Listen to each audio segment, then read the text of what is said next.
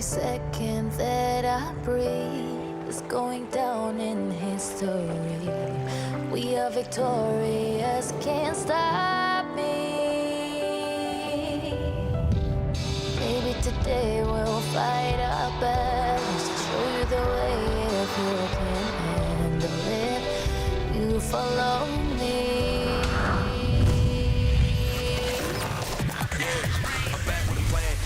Pinnacle, I be the man. Back to the battle, the last man standing. Who would've thought that I had what it takes? With the whole city on my shoulder, going crazy. Back to the pump, and the keep and the G. Victory plan for the ride with the team. Stay good sport and smoke the E. Aim for the high school, really gotta go.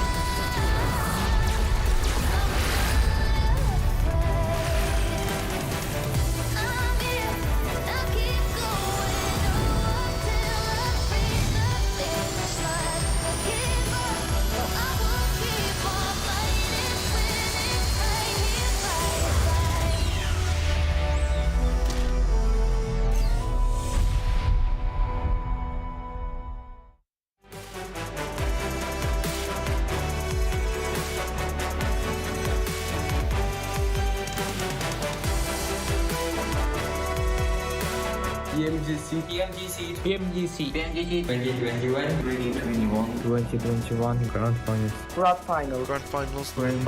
To glory.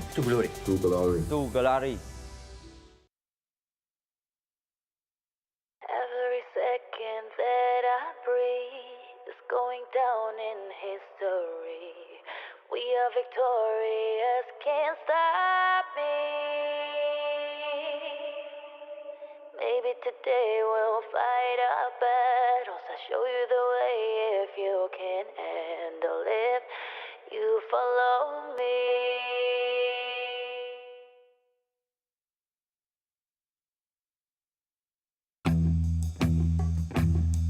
Yeah.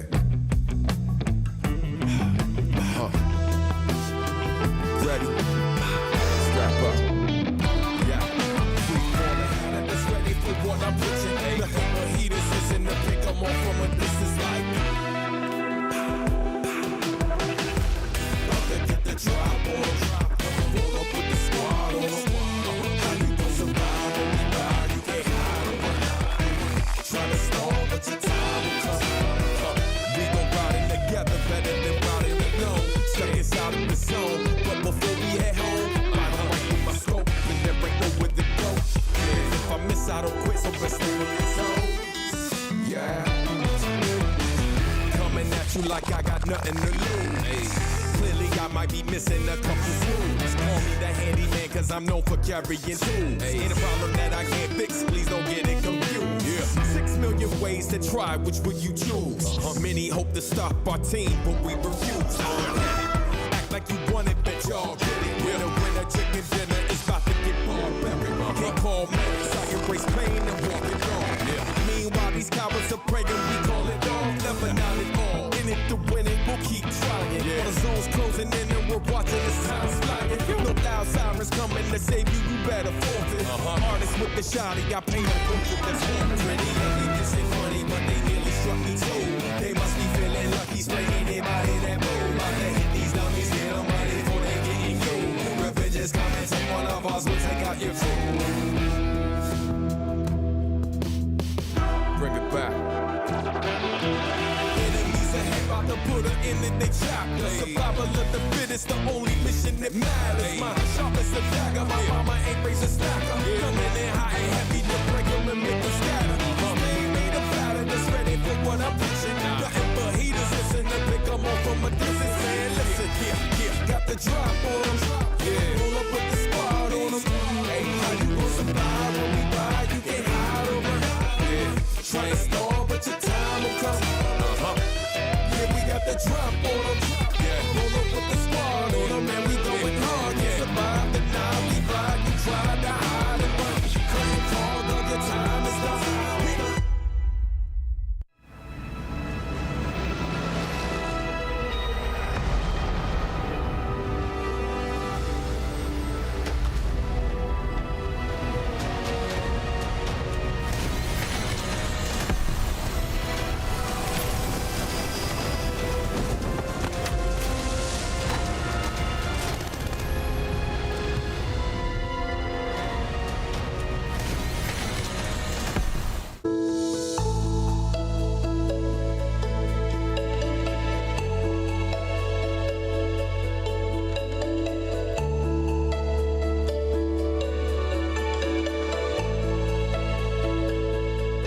Homes are now where we work, learn, and, play? Oops. Homes are where we build spaces So loud.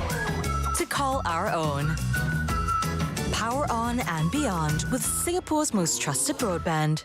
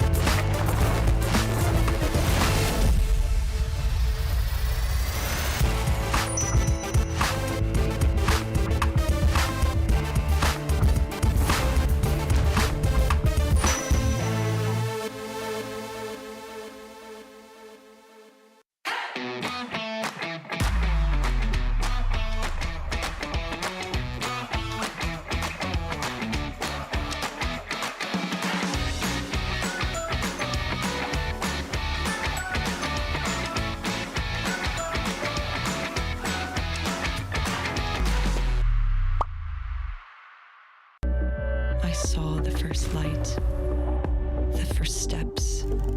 Now I see much more. I capture Earth in all its beauty. I see action. I see drama. And I see it in the finest detail. Moments of inspiration and the first steps. I am the 1+9.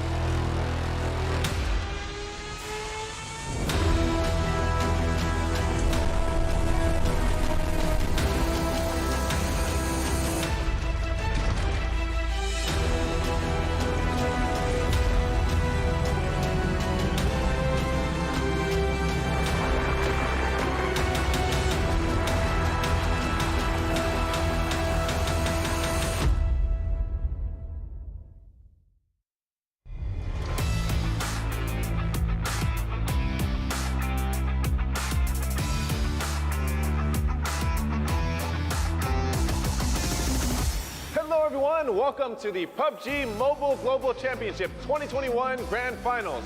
I'm your host, Miles Moretti. We are gathered here today to witness 16 of the world's best PUBG Mobile teams duke it out to be crowned PMGC champions on the most prestigious stage in mobile esports. And let's not forget what they're competing for. Our champions will claim the lion's share from the $6 million prize pool.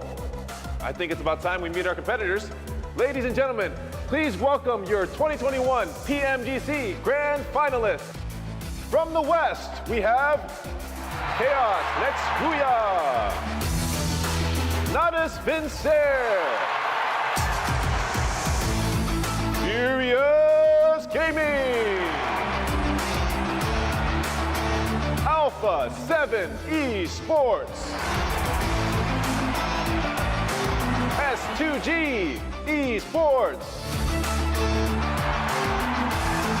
and Fenerbahçe Esports.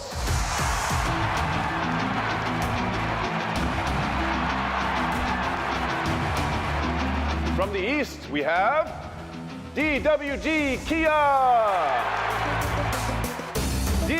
Xavier, Stalwart Esports, NV,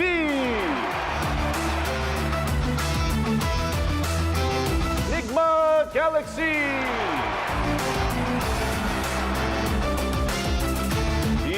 Infinity, 628, Team Secret, and last but not least, we have 4 Rivals Alliance.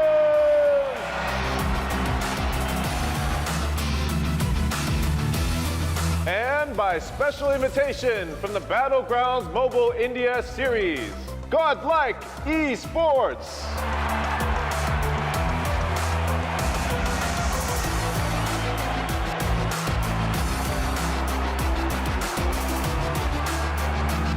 Many thanks to our hosts, Tencent Games, Krafton, and Lightspeed and Quantum Studios, our tournament organizer, VSPN, and global sponsors, YouTube Gaming and OnePlus, the makers of the OnePlus 9 and 9 Pro, which are tailor-made for gamers with their flagship performance, immersive 120Hz display, and hyper-touch technology, giving you the edge you need in-game. Thanks as well to our local sponsors, Fairmont Singapore, Singtel, and Singapore Tourism Board, and the Singapore Games Association for their amazing support. Each and every one of them has played a pivotal role in making this momentous occasion possible. We watched as the teams clawed their way to the top in the East and West League finals, but now their true challenge begins. Over the next 3 days, we will witness what the world's best PUBG mobile players are capable of as they finally come head-to-head to find out who will be the next to glory. Ladies and gentlemen, the wait is over. The PUBG Mobile Global Championship Grand Finals begins right now.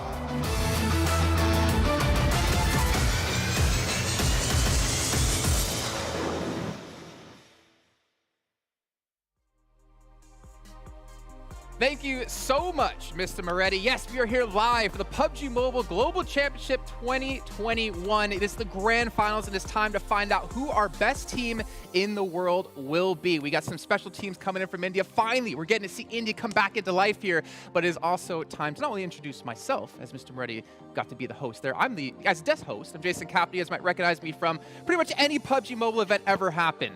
Not to toot my own horn. We also have the handsome gentleman to my left. Your guys is right. We got Max, man, and we got Seven Worlds Gaming. Max, man, it's been a while since I've seen you in person. Seven, it's been even longer since I've seen you. How you been since, what, a year ago? Definitely a year. I mean, I've been doing great. I'm really looking forward to seeing what the West teams are going to be able to do in this event, because we've been having a lot of rivalries between East and West. Well, guess what? Now we're going to find the answers. How about you, Max? How you been? East. I'm sorry, bro. I do respect the appreciation given to West, but nice is East.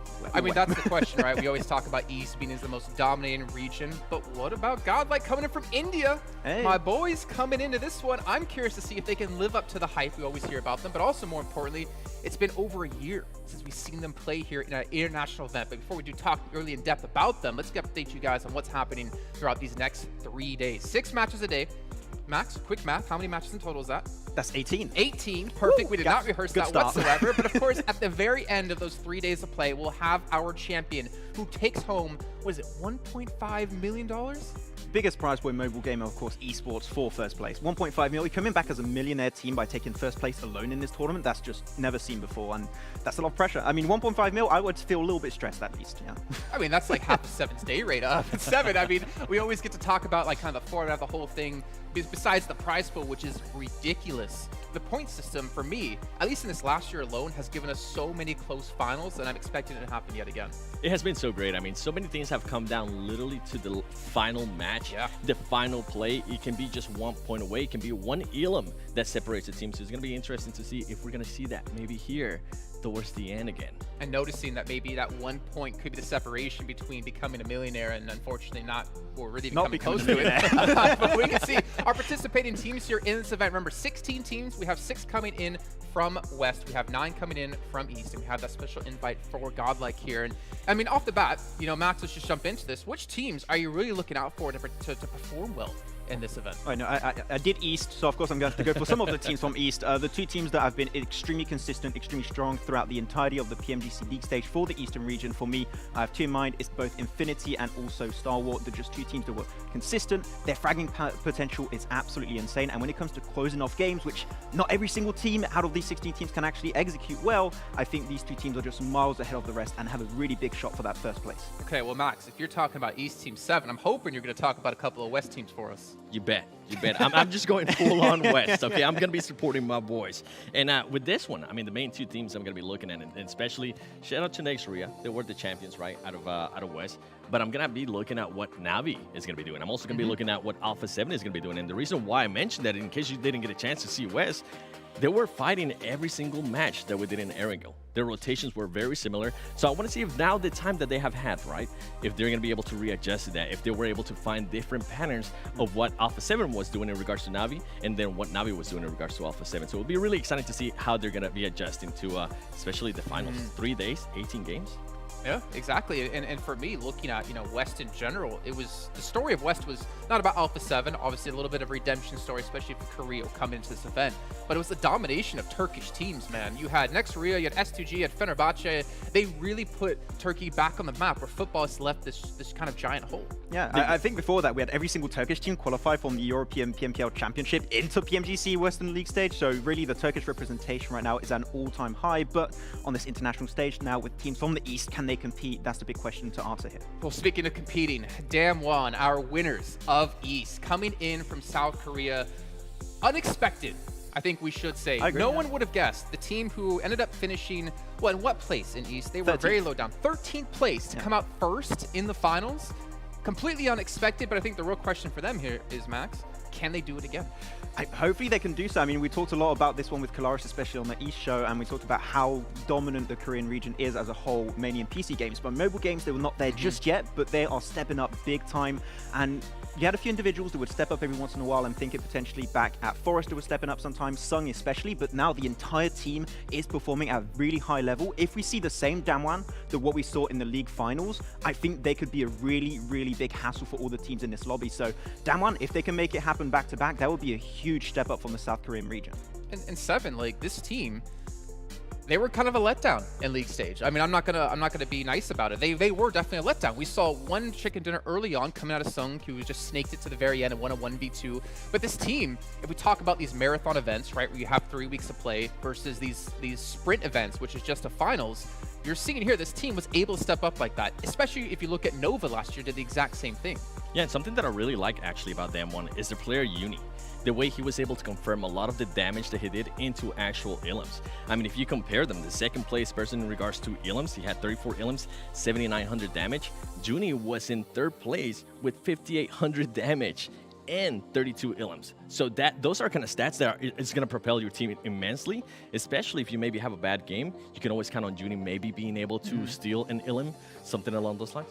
And the question for me is obviously with it being such a sprinting event, right? 3 days to play, 18 matches in total. Yeah. It's about if those teams can have those good matches when they need them. If you're a team that's really inconsistent, you have high highs and low lows, this is an event that can technically work in your favor if you can maintain those high highs, but obviously work against you if you have those low lows. And there's a lot of teams technically with that same kind of pressure. You look at the likes of Infinity as well. Like, I mean, that team was so consistent in league play, and then they go into the finals and they didn't perform up to scratch. But speaking of Infinity, one man who always performs up to scratch, Newsy. We talked about him so many times, Max. Yeah, Professor Tarzan hyped up the guy before the PMPL League stage, saying that he had the potential of being the MVP, got really close, most of the time fighting it out with some players on Stalwart, especially Action and Top, but Newsy was always on top of his game. But I don't want to give credit to only Newsy, really, because we talked a lot about him, but when you're looking at the entire team, Mela, Logan, Tony in particular, able to clutch out these moments. This is not a team that has only a star player. They have a star player with players behind him that will allow him to just perform so well consistently. I think that right now Infinity is just, as Kalash would say, a full championship caliber team right now, and I think that they might have the chance of being a world championship caliber team here. What about Timber 7? We had him coming in as well, the MVP from S2G. I heard you say a championship caliber team. That's what S2G is for me as well. They were that team that was able to flip that switch. They were able to be patient when they needed to be patient, but if they saw a weakness in the team, they were able to just full on attack and make sure they collected those points. So in regards to Timber, I mean, he was able to get great stats, 30 ilms. He was able to be the best player out of that team. With Alpha 7 here that we have on the screen, a player that I'm going to be calling out right off the bat is actually going to be Carrillo, because we didn't really get a chance to see much of him until the very end during the West. So I would like to see if Alpha Sim is going to be relying a lot on Revo, if he's going to be relying a lot on Mafioso. Luckily for them as well, Senatexa was able to have pop-up moments and clutch moments as well. So it's going to be very interesting to see how Alpha Sim is going to be doing, especially Carrillo. All right, well, let's take a look actually at a really cool comparison. I love the idea of this, comparing the league points here between West and between East, or sorry, the finals, I should say.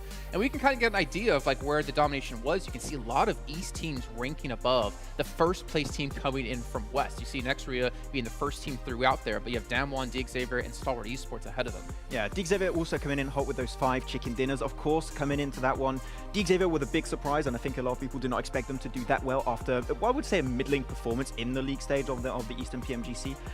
It was a little bit of a tough time at the start, but they brought themselves back up in a really good fashion, though DXavier, now my big question mark is if they have a harder time to confirm those wins, which I believe might become an issue for them here, can they still be on the top 3 podium here to try and potentially contest with those top prize pools if they cannot convert those wins? I have a big question mark for DXavier, how they can perform here, so we'll have to see how that's going to potentially pan out in these first few games.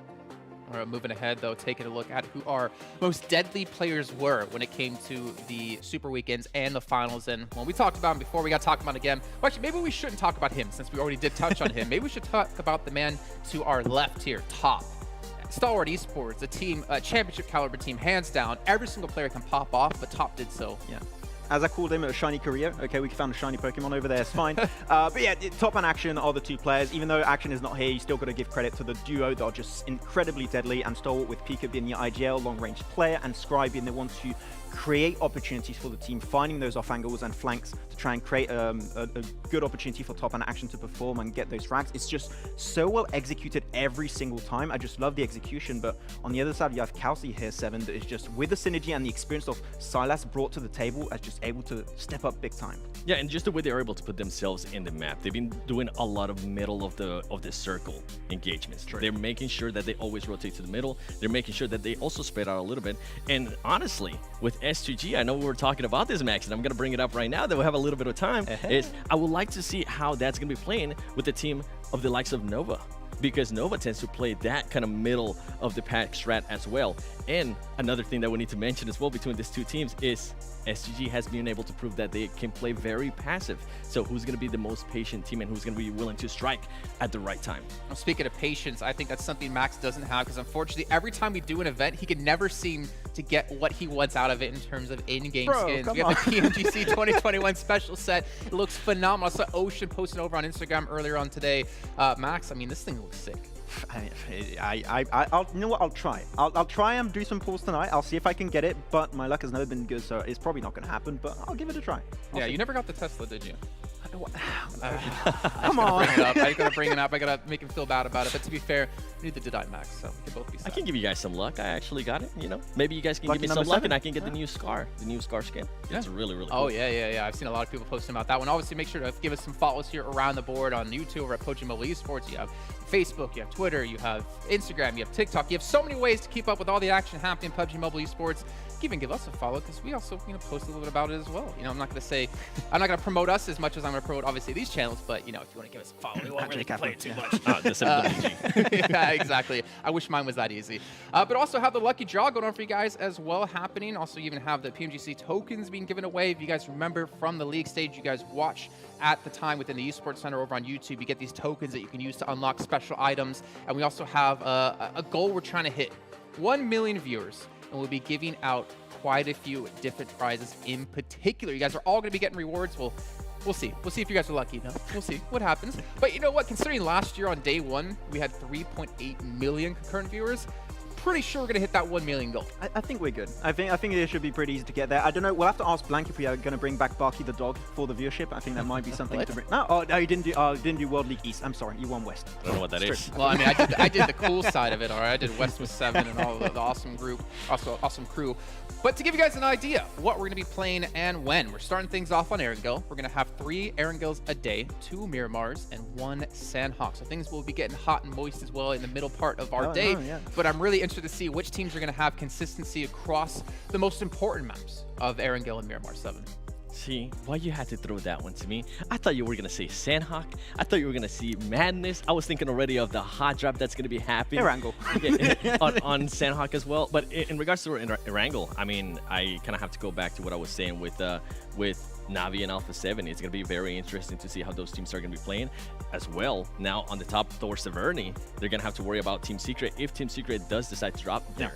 Something that happened a lot to Alpha 7, especially during the West Finals, was that Alpha 7 kept getting caught off guard. They weren't really expecting for a team to still be there. Alpha 7 has been rotating very late as well, so it's going to be interesting to see how they're going to be able to adjust to that. And then we have Nova that lands in Gatka, right? If they decide to, we usually tend to see them play mostly middle circle, but let's say we end up getting some kind of crate circle, right? Yeah. And we know the Nova accuracy, we know what Paraboy is able to do, right? If those teams decide to rotate left, or if they maybe get caught in a rotation, it can be very hurtful for them. We only have 18 games. If you have one bad game, that's it's going to be compromising. Yeah, and out of the 18 games, you only have 3 Sanhok coming in play. My one question I have, Jason, right now is Nigma Galaxy. All right, Rauf going to be healing out in the blue? Exactly. Pretty much guaranteed. It's what's going to happen. Taxes and Rauf healing out in blue and get Nigma Galaxy a lot of places. But a big portion of their points came out from those heal-offs, happening on Sanhok. Yeah. So you only have 3 now. I want to see how much they've potentially evolved on those Erangels, on those Miramars in particular. They did get a win, a very big win actually, in Miramar in the league finals of East. I want to see a little bit more consistency in those maps, and if so, we could see the Arabic region with Nigma Galaxy step up big time here. Yeah, and speaking of big-time wins, big-time plays, big shout-out to OnePlus, our sponsor here at PMGC. With the OnePlus 9 Pro, you get 90 FPS Ultra smooth gaming. And when you use a OnePlus, you never have to settle. So keep that in mind, as well as a big shout-out to Fairmont Singapore for catering PMGC for the highest degree of pampering and 5-star award-winning hotel service. I wish we were there because that would be great. I know 7, myself, Max, we'd be sitting there in a chair getting our nails did. Pamper us. Getting what, a pedicure it's called. Getting I've never had one of those. I get a tan most likely as well when it's snowing here in Berlin, which is where we're currently doing the show from. But guys, I mean, we're almost actually about to kick off our first match here, and I'm getting really excited, really pumped up for a couple of teams in particular, and I want to start to focus a little bit more on them. I want to start things off talking about GodLike. Yeah, team from India coming in from BGIS. They have not played in an international competitive event like this since 2019, if I'm not mistaken. Like, that's how long it's been. The drought has been a very long time for teams from this region. They have so much pressure on their shoulders, but the upside for them is in 2019, they played in the PMCO global finals for the fall split. Yeah. They're used to this kind of pressure. They're used to playing at this kind of caliber. They have 3 players returning from that, with Clutch Gut coming in from Team Seoul, who did play as well in there. This team has the weight of an entire country on their shoulders, and we know how passionate the Indian fans are. We know how strong India is in general when it comes to PUBG Mobile as a region. But the problem is they haven't had a lot of time to prepare for this event. Yeah, that's the thing. Odds are stacking somewhat against them because they didn't have time to prepare that much. They also had to travel. So the last time, it got a little bit complicated on their side, and of course the drought you just mentioned there, Jason, that makes it a little bit hard for them to try and potentially get that experience. But they did in the past. Back in 2019, they had some really good results. They're coming back in the scene. I said it, a top 5. If they make it a top 5 here, I would be genuinely impressed because this is going to be a really rough tournament for them. So we'll see if they can make it. I'm not even going to be impressed if they get top 5. So I'm going to be like, yeah, just another day at the job for them. And speaking of GodLike, go ahead, Sam. With GodLike, I was actually going to mention Clutch God. You mentioned him. He used to play with Team Seoul. That team didn't really do so well. We expected a big hype for Clutch God, and it just didn't happen. It seemed maybe the pressure of being on the big major event kind of crumbled him a little bit. Here, now he has a lot more experience. He's been able to play with this team for now more than 2 years. So it's going to be very interesting to see if finally, right, we had so much expectation out of Clutch God. If finally we're going to be able to see it. And then how is he going to be working together with Jonathan? Because we know Jonathan, at least for me, he's one of the best players out of India. So I'm going to be excited to see if they're going to be fragging out, how they're going to be able to work together as well as a duo. Yeah, well, that is why, for me, as we just talked about, why, in my particular opinion, GodLike is a team to watch here over the course of the event, especially in this first match. I want to see how they start things off, how they get things going. And on the note of Clutch God, I mean, he's in the same boat as Frozen from Next Ruya. At least he was back then, right? There's so much hype around this player as an individual. Clutch God, unfortunately, didn't live up to the hype then. But speaking of hype, Max, which team are you looking out for to watch? I mean, I already talked about Stalwart. You know, this is a team that I think could be going for that first place, getting that 1.5 mil. They just have everything ironed out to perfection. So Stalwart is going to be the one that I'm going to be supporting until the very end, and hopefully they can make it go really far. I would like to see minimum a podium finish. Okay, so GodLike for me, Stalwart for you. Seven, who do you got? Do Brazil. Come on. Come on. You know I had to go with Alpha 7 for all the stuff that I've been mentioning in regards to Navi, how they're going to be adjusting. And this is a team that can definitely carry momentum. And if they can start hot, I would love to see how they're going to be able to carry that momentum. I mean, they dominated. I mean, I think dominate is an understatement when it came to PMPL Brazil, right? They were the most formidable force coming out of that region. And in particular, you have Senatexa, you know, he actually played back in 2019. He's here yet again on the big stage. Carrillo's back from last year, who's looking to redeem himself and obviously help take Alpha 7 to the next level. If you guys watch Between the Battlegrounds, well, if you haven't, you need to go watch it. But you get to hear about Carrillo and talking about the problems they've had within the team and him trying to help step back up for themselves. But speaking of stepping up here, we're going to step up the hotness game on the show. We're going to bring our commentators in for the first time of the day for the first 3 matches. Necro, Mustache, Dave, take it away, boys. Hey, thank you, Jason, Maxman, and Seven. Beautiful work. What an amazing day here. We got 18 games, Necro. Are you pumped up? Oh, dude, is that even a question? Definitely pumped up, man. I mean, the first game of the Grand Finals. Dave, we have been waiting for this moment for a long time, without a doubt. Ladies and gentlemen, good morning, good afternoon, good evening. PUBG Mobile Global Championship Grand Finals. We got the best teams and players in the world right now. Nova Esports Paraguay, GodLike Esports Jonathan, Alpha 7, Carrillo, Stalwart Esports Action. 9 teams from the East, 6 teams from the West, 1 team from India. Best of 18. It all starts now. Necro, let's get into the game. Oh man, it all definitely starts now, and playing flat path as well, starting all the way from down south. This is going to be an interesting one, Dave. I can already tell the hotness in the military base. I can already tell it, man. Stalwart Esports, we of course know they like to drop in Nova of Toy. Now, if you talk about a lot of drop clashes coming inside the map of Erangel, I mean, the only drop clashes that I'm really going to be witnessing over here, it has to be like Navi and Alpha 7. Because they're playing flat path as well, I do want to see what kind of improvisations these teams are going to be showing. Oh, we are talking about it. Talking about the plane path, man, all the way down here towards the south. Yeah, I agree with you. It will kind of force these teams to some uncomfortable positions that they might not be used to with their tried and true drop spots. One in particular, you talked about Navi. Look at this, kind of spread out there on that west side. They are going to have to possibly get to early engagement, but circle number 1. Yeah, circle number 1. It can't be any better, all things considered, with this plane pack. Oh, dude, a complete southern circle. That means teams like Stalwart Esports, they're going to be favored here big time, including Infinity and Navi as well. Now, if you talk about improvisations, Navi, I mean, if you've never seen them drop over there, Dave, like, what are your thoughts on that? I'm sure they got some practice. You know, they are a world-class team, right? And I do like this position that Navi are going to be holding down because of the zone. Now, if the zone would have shifted up there towards the north, where they would have to quickly loot and then rotate on out of that current spot on that west side of the military base island, I would be a little concerned.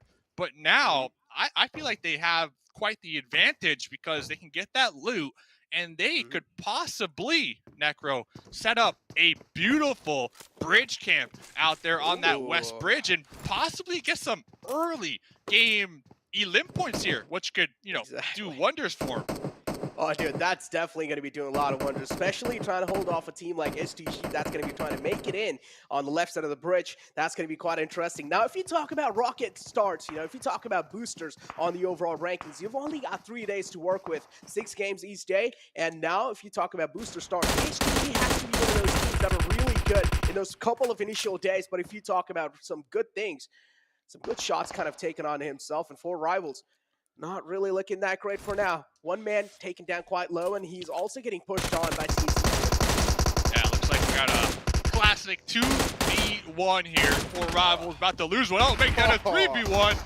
Oh, I shot pulling up with that UMP. Looking to get, I believe this is the first elim of the tournament. So there we go. The match has officially started here, Necro. The first blood, man. The first blood. Not going to be happy after that one for rivals. They're definitely going to be having a little bit of sad aura on their team, but it's fine. They still have 3 players to work with them. We've seen in the past as well. Sometimes the trio can make a lot of things happen, Dave. Yeah, and right there, the PMGC token, like Jason mentioned, we're going to hit 1 million viewers, and everybody going to be getting them nice, juicy rewards. Now, getting back to the game, we got Fenerbahçe. At least one of my favorite players, the Dukin Machine. We can see him out there in that buggy with that nice rotate. Action, though. Action. Going for some shots with the M4. Connecting. And keep in mind, connecting on a moving motorcycle. Action has to be one of my favorite players also from Stalwart. One of the strongest players, in my opinion. We saw them from their respective region able to get a ton of elim points and put in a ton of damage. I really like Action and Top. That duo right there is definitely a duo to keep your eye on this tournament. But gotta say, Fenerbahçe definitely got nerves of steel to pull off something like that, just to sneak past through Stalwart Esports noses like that. Oh, that's a bold move, and that's going to be paying off quite well in the future as well. And now if you talk about Stalwart Esports, man, I've got a huge history behind this team. Coming inside, you know, first time I saw them in the PMP Season 3, actually, no, scratch that. I saw them in the wild card, in the PMC wild card playing. I was like, all right, this team has a lot of caliber. Then later on moved in the PMP Season 3, they absolutely dominated that as well. And then even in the SA Championship, dominated that as well. And back in the day, they were known as like the Astro Academy, right? And then later on, coming inside in the future, they got signed by Stalwart Esports, and now we're here, Dave. Now they're here. They are, they're literally one of the best teams out there. The best lobby in the world, too, right now. The top of the competition. I love how you said it. Now they're here. They legit started from the beginning. And another kind of interesting kind of note about Stalwart in particular, just looking at the East League, they were, if not one of the most consistent teams when it comes to Erangel. Now, I'm bringing that up because we only got 18 games. Okay, hear me out. We only got 18 games. Erangel makes up 50% of those games. What are your thoughts, man? Stalwart Esports, where do you see them performing here? With that in mind, with that knowledge that I just laid on you. Now, look. Not just Stalwart Esports, there are a couple of teams that are really good. I would say pretty consistent on each and every single map. So we cannot rule out Stalwart Esports just like that. Yeah, I do understand they have one of the most like consistent rate, coming inside the grand finals as well. So I would say Stalwart Esports, they're definitely going to be one of those teams. Like at least we're seeing like top 3, man, inside the Erangel, without a doubt. Without a doubt. I'm a true, I'm one of them dudes that I like to look at the numbers. I like to crunch them, and I like to base my opinions on these numbers. So that's why when I was looking at Erangel, and with that in mind of it being 50% of the map pool, I also had to kind of turn my eyes to the West League to look who's the most consistent over there. And there was one team that popped up as far as consistency on every single map. Erangel, Miramar, and Sanhok. Guess who that team is from the West League? Do you have a guess? Alpha 7? Alpha 7? Alpha 7, yes. Alpha 7 were, if not the most consistent team from the West League here. And I gotta say, 7 from the desk picked them not only because they have a 7 in their name, but 7 knows for a fact that this team is definitely going to be giving it their all here in this lobby, along with all the other squads, of course. But if I had to pick, this is where I was going with this. If I had to pick a team as well, it's going to be up there at the top. The Mustache Dave pick has to be Alpha 7. And hey, we also got to talk about the team from India, man. GodLike. Now, Let's set some light on this. I'm pretty sure the analyst test did a really good job on pretty much, just taking out the history for how long it has been. They haven't really been in this kind of a competition. So, I mean, I do understand it's going to be like a huge change in the pace as well for GodLike. So what do you think so, man? Like, is the adaptive nature going to kick in right now? Or is it going to be like maybe tomorrow?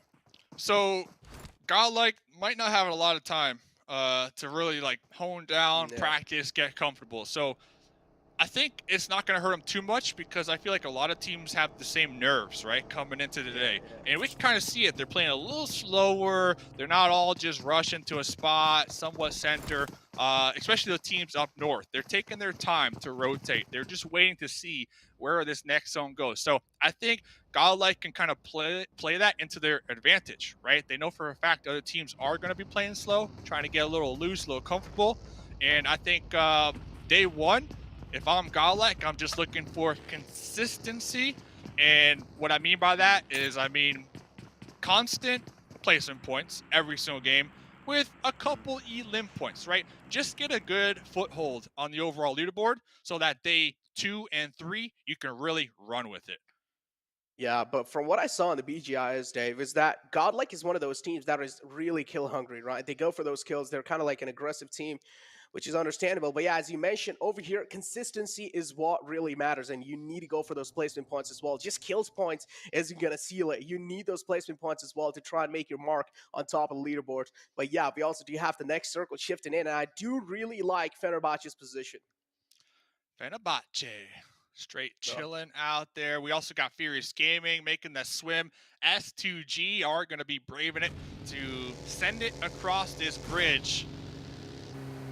Nice strat. Remember earlier on, I was kind of calling for Na'Vi to possibly be able to gatekeep this bridge, but instead of gatekeeping this bridge, it looks as if Na'Vi kind of sent it down to the south of the island. So they're going to be playing this one a lot safer, trying to avoid those early skirmishes. Very interesting play, but we might have a potential fight over here on this bridge after all, because now Nova are going to be trying to drive on through here. Oh man, they're going to be having a clear pathway for sure, because H2G as well is trying to play for their survival. We do see Solid Speed kind of closing his distance, but again, shouldn't really be that big of a threat for Nova. For now, things are going to be looking quite calm. But as I mentioned, Fenerbahçe's position definitely dead center. Kind of in the, they're like right in the center of the zone as well. And GodLike now going for that late rotation in the southern circles. Now, if you talk about West Side, Dave, we do know Na'Vi is one of those teams that do like to go for those late rotation in these military-based circles, and it never pans out for them. No, so we'll definitely keep tabs on them here in game number 1. I'm looking at GodLike too. I mean, we caught a glimpse of GodLike. It looks like they were trying to be a little aggressive, but that was up against A7, so we'll have to get back to that one. Looks as if both teams kind of backed off from each other for the time being. And that's kind of the story that we are seeing for a lot of these teams here early game, is that they would see each other and then try to back off. They don't want that smoke. But talking about wanting that smoke, the boat taint, the failed boat taint out there on that west side of the coast. So Na'Vi, they didn't bridge camp, but they are doing a good job at trying to pick up whatever type of elim points they can out there on that coastline. Oh, dude, Na'Vi definitely just beaming him out the water, man. Unfortunate, the boat just blew up, and 628 not going to be happy after that. Losing 2 players already inside the game. Definitely going to be having those sad faces. But yeah, Na'Vi, I do like the huge improvement that Na'Vi has shown. They're already on the military island. They're kind of looking good. Tixie all the way on the south side. A huge separation, but still, they have a lot of time to work it out. But DXAVIOR making bold rotation out in the open, taking little shots from Nova. Nova as well, making sure that DXAVIOR not going to be stopping by anywhere near. Looks like Nova Esports is going to be picking up a nice little compound here. 3-1 split. They got 3 squad mates out there on that west side, and then Border still kind of straggling in the back line over there. They were taking some shots at DXAVIOR as they did casually pass by on that high ground. For the time being, though, it's all about getting these early game positions, especially with this military-based zone. And you were looking at Fenerbahçe. They were somewhat dead center. Next circle is going to shift here very shortly. Let's see, will it play into their favor? Stalwart Esports too. I like that spot all the way up there at that radio tower, the highest vantage point here. Will it pay off? We'll find out right now. Oh, it does. It does. S2G and Fenerbahçe right in the center of the zone. Fenerbahçe having the majority of the center, but again, the split is good, but if even one of the players gets bought out, and even if he gets taken out, that's going to be quite a huge task for Fenerbahçe to go back to that player and get the rest back up. So I feel like at this point in time, they should be a little gathered up. Maybe a 2-2 split can work out pretty well. One out here trying to defend here on the cliff lines. Team Secret looking like they're going to pull up. So far, it's a 2-2 split, but the other two squad mates in the back lines trying to group up. Eye shots, though. Mini in hand, applying that pressure. Here we go. First fight, first 4v4 of the game. Oh, here we go. A kill already found. Jumper being taken out. Instantly gets confirmed as well. Fredo has a little bit of disadvantage with that low crowning. He gets taken out as well. And now shots. Oh, he's taking some shots from the left side. He needs to watch out because Juni has a huge advantage. Also with that high crowning, shots doesn't really have a good positioning. Just has that wiggle to work with and gets blown to smithereens. And just like that now, he's been taken out of the game. And that's going to be it for Team Secret. Wow. Eliminated, Dave. The first team to get eliminated in the first game. Wow. Yep. My Damwon too. One of the teams definitely showing up here from their region, cashing out, looking to continue trucking along with that momentum. And we were looking at GodLike a couple moments ago as they were crashing out there in the distance. Looks like Alpha 7 might have caught a whiff of a squad back here. They're going to be setting their flag right now on the beaches in the terrain. They are looking to just stay back here and get these elim points. Looks like they'll be camping this one out. Oh, they have to. Because, I mean, A7 clearly knows that they have the prime positioning inside this fight. They can just try and hold up GodLike. But that's a beautiful knockout found in the A7 involved. 4 rivals just making that rotation. They were like, all right, this is our right moment to go in. And they just sneak past through Alpha 7. Alpha 7 with that not being found kind of bought enough time for GodLike to make that push happen. And here we do have Clutch God as well falling down in that push. Wow, Carillo, what a great anchor position. They were in the back lines, pretty much playing oversight of their 3 squad mates that were pushed ahead. And it looks like it paid off. But let's see, though. Jonathan went for that wide rotate. Now he's going to be inside the smokes, looking to toss this grenade, looking to get a couple confirmed. Kaboom! Goes Jonathan right there with the double. Oh, that's filthy. That's disgusting. Both the teams have 3 players knocked out, but unfortunately, GodLike, they're only left with 1 man standing. Same thing goes with Alpha 7.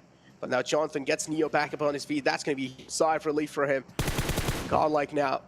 Jonathan especially looking to confirm the kill and trying to take out the final man as well. That's going to be his main goal. But guess what? The reply comes in through from the side of Carillo. Carillo as well is one of those players. He's one of the best out there. You can't just challenge him like that. Yeah, Carillo is in the back line, though. So best case scenario for Carillo, try to avoid the sight lines and just survive at this point. They do not want to get taken out right here, right now, because a 14th position in Game 1 would net them 0 points. And that is not how Alpha 7 want to start this. But huge props to Jonathan right there. That double grenade definitely turned the tides for GodLike. Oh, that did. That was a disgusting night, without a doubt. H2G. 7 just kind of driving off the compound, didn't realize it's already being occupied by Fenerbahçe. So not interested in taking it. Fenerbahçe doing a good job. Rebellion as well, trying to secure the vehicle, just making sure the tires aren't being popped off, but gets shot from the back. And here comes the push from next Ruya. There's a huge charge in, and Fenerbahçe seems like they're crumbling down slowly and steadily. 2 players already being knocked out. Next Ruya have 2 players knocked out as well on their side. You want to see how this fight's going to be panning out. And now it's all down to Duke and Machine. It's up to the Duke and Machine, the Duke and Master with the grenade, trying to get that to that little window. Overshot it just a little bit. Does look like their teammate was able to pop into their compound, looking to get that revive. And here comes Noxbomb with the support here. Looks like the revives were successful on the next Ruya. Let's see, though. Noxbomb has a lot on their plate. They need to clutch this one out. Oh, they need to clutch this one out, but third party from Stalwart Esports. It's Pika who takes out Noxbomb. Duke and Machine again. Rebellion. These 2 players are alive. Duke and Machine, we do know what this man is capable of. He can pull off some insane clutches, but again, he's kind of like that man who likes to stay as squad as possible, but that beautiful nade is going to be taken out. Rebellion is also getting burnt down with that Molotov.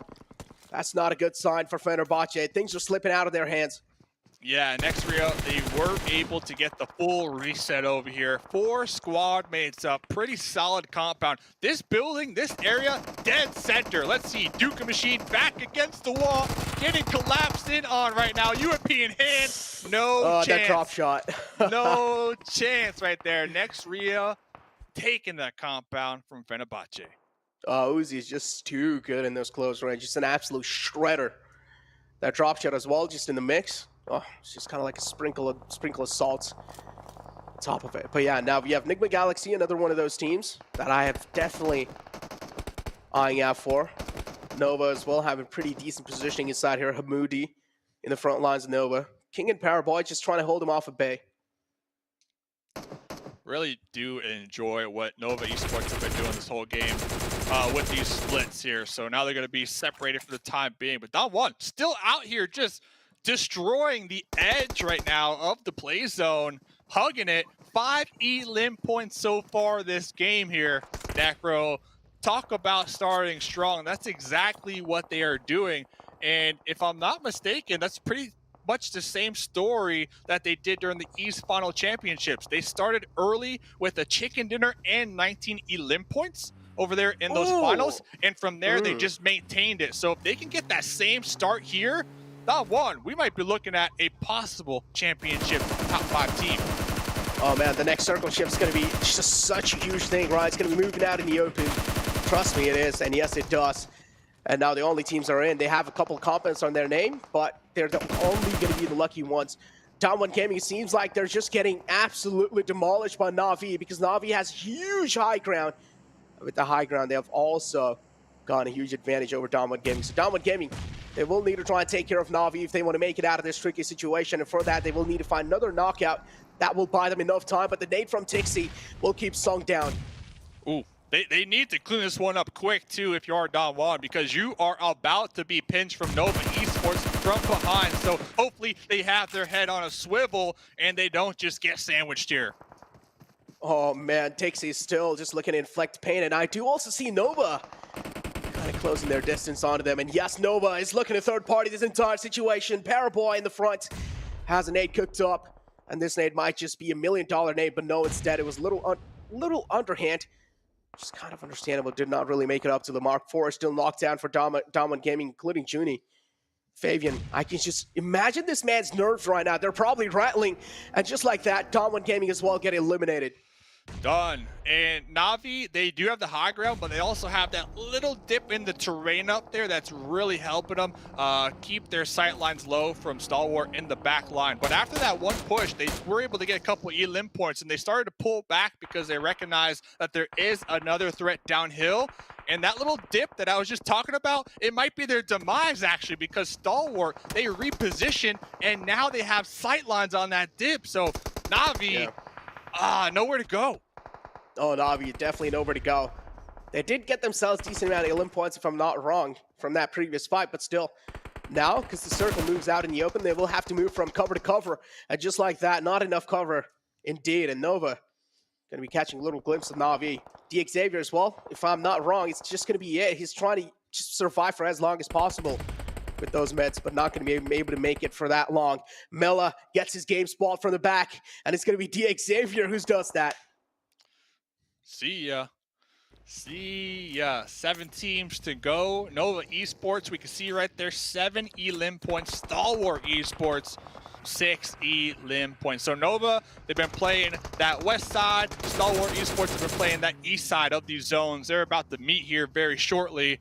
I do see Top, I do see King kind of up close and personal with each other. But right now, the main focus has to be this next circle. Where will it go? Who will be favored? I'm looking at next Ruya. They got a compound. Will it be favored? If so, they're going to have a huge advantage. Oh, man, but still the circle out in the open like that. And now favoring next Ruya as well. Kind of favoring, not really. They're kind of like on the edge of the zone, but still they have the only compound inside the zone as well. So next Ruya, they are going to be having huge side relief after that zone shift. But Noah, do you realize there's a team in the front? Need to watch out because it's Stalwart Esports as well. It's not just any other team. One of the best teams out there. Noah as well. We can't really underestimate them for sure. So this is going to be definitely a clash of titans. Chillin'. down there in the bottom right-hand corner. Chilling. Talk about snaking it to make it. Talk about looking for them placement points here. Oh, I hope this pays off for him. But one of the main just fights... taking a nap. Just taking a nap. Yeah, dude. One of the main fights. We got two main fights, actually. You got Nova Esports, Stalwart up there towards the north. And now S2G crashing next Ruya's compound. Oh, dude. They do realize the prime compound. And S2G is one of those teams that will not back out without a fight. Oh, I thought this nade might just do it. Yes, it does. Confirms the elim. That's going to be a huge thing for them next Ruya. Still having the prime positioning inside this fight, and S2G having all the disadvantage in the world. This nade might be good. Oh, did not really make it to the mark. What a call, though, from next Ruya to be able to decide to take this compound towards that mid-game. They snatched it away from Fenerbahçe, now in this next zone, but they will have to defend it from two sides now because here comes Furious pulling up. Oh, dude, Furious Gaming as well. It seems like they want a little bit of piece of compound. So they as well are just going to be charging in. Next Ruya trying their best to defend this from two teams. S2G and Furious Gaming now. Next Ruya, they are one of those teams that are pretty good as well, so we cannot underestimate them for sure. But S2G realizing the same fact, and now they're also trying to push in a little bit more. This means next Ruya are getting sandwiched, Dave. S2G, they play this one so slow, so methodical. They recognize the push from the opposite end from Furious, and that was the time that they decided to make the collapse. And now it looks as if they might come on top because Yakita really low in the health department, below 50% HP, looking to pop one of these heals. But look at this, S2G, they're actually going to use this time to get a revive. So they're going to have 3 up here late game. That's huge. Oh, he also lobbed in the native side of the shack. That means Yakita will have to move out, and he does. Confirming the elimination as well. Next Ruya now eliminated out the game. Only top 3 teams left, Dave. Oh my god, I can already feel my adrenaline rush over here. Look who's still alive from Nigma Galaxy, by the way. Look who's still alive, getting those placement points. Third place, 10 points confirmed. So that is huge considering they have no elim points. But Stalwart, 11. Circle shift, listen, 11 elim points, okay? And now the circle shift, so they have that north to kind of play with and move around. Meanwhile, S2G, they're going to be locked behind these walls, so it's going to be a challenge for them to push out. And not only that, look at Stalwart. They're 2-2 split. They got 2 on the high ground, 2 in this dip, up close and personal. Looks like they'll be pulling back action here. They recognize their advantage, but 3 teams to go, Necro. Yeah, I do like what Stalwart Esports is trying to do with your action. Of course, the man who likes to play on the front foot, and the rest 3 players are going to be on the back on the high ground. That means they're going to be having so much visual info to work with, as Stalwart Esports are just simply going to dominate it the way they're playing. If they don't make any rookie mistakes, without a doubt, Stalwart Esports will dominate this final zone. But S2G as well, they have 3 players alive. I like how you put an action in the front line, kind of that Terminator, that one that seals the deal, has their teammates above them playing oversight, making sure that they stay alive. And now it looks like they're going to be sending top down here, so they're going to be working in tandem. Timber was connected on, Silas behind the tree. Oh, it all comes down to this for game number 1. Oh, it all does come down to this. Every single player sweating inside the lobby. And so does Stalwart Esports and S2G, but S2G a little bit more pressure added on their side as 2 players already taken out the game, and now Hamoudi as well. Seems like he's finally woken up from that nap. And well, guess what? Who takes it? Who backs the first game? It's going to be Stalwart Esports. Let's go! Game number 1, Stalwart coming on top, not only with that winner chicken dinner, but a ton of elim points. Hamoudi though, hey, shout out to Hamoudi. Second place, I'll take that all day long as a solo snake, trying to avoid those sidelines, trying to play nice and sneaky. That is 12 placement points in 1 game. That's solid. Huge. That's huge, dude. That's huge. If they're able to just play like that, play consistent, even able to get those consistent placement points, I mean, for a start of game, that's absolutely not bad. And if we talk about late rotations again, I mean, GodLike making the same kind of mistake, in these kind of southern zones, you always got to be those teams that are pretty quick to rotate. If you're not able to do so, you're just going to be held back, and that's what exactly happened. Alpha 7 was just hammering the pain into them. Yo, what? Shout out to everybody watching right now, by the way. PUBG Mobile Global Championship Grand Finals. You tuned into the right stream. We got 7 15 more games to go. Stalwart coming out on top right there. At this Zoom, they are going to be getting a massive point lead. Not only the point lead in #1 game, but also a confidence booster. We don't talk about this a lot, but that stress, right? Just imagine the stress levels on all these teams. For them to be able to come into this lobby, the most stacked lobby of the year, and come out on top, that is phenomenal. Ladies and gentlemen, that was game #1. Let's hear what the desk got to say about this first game. Over to you.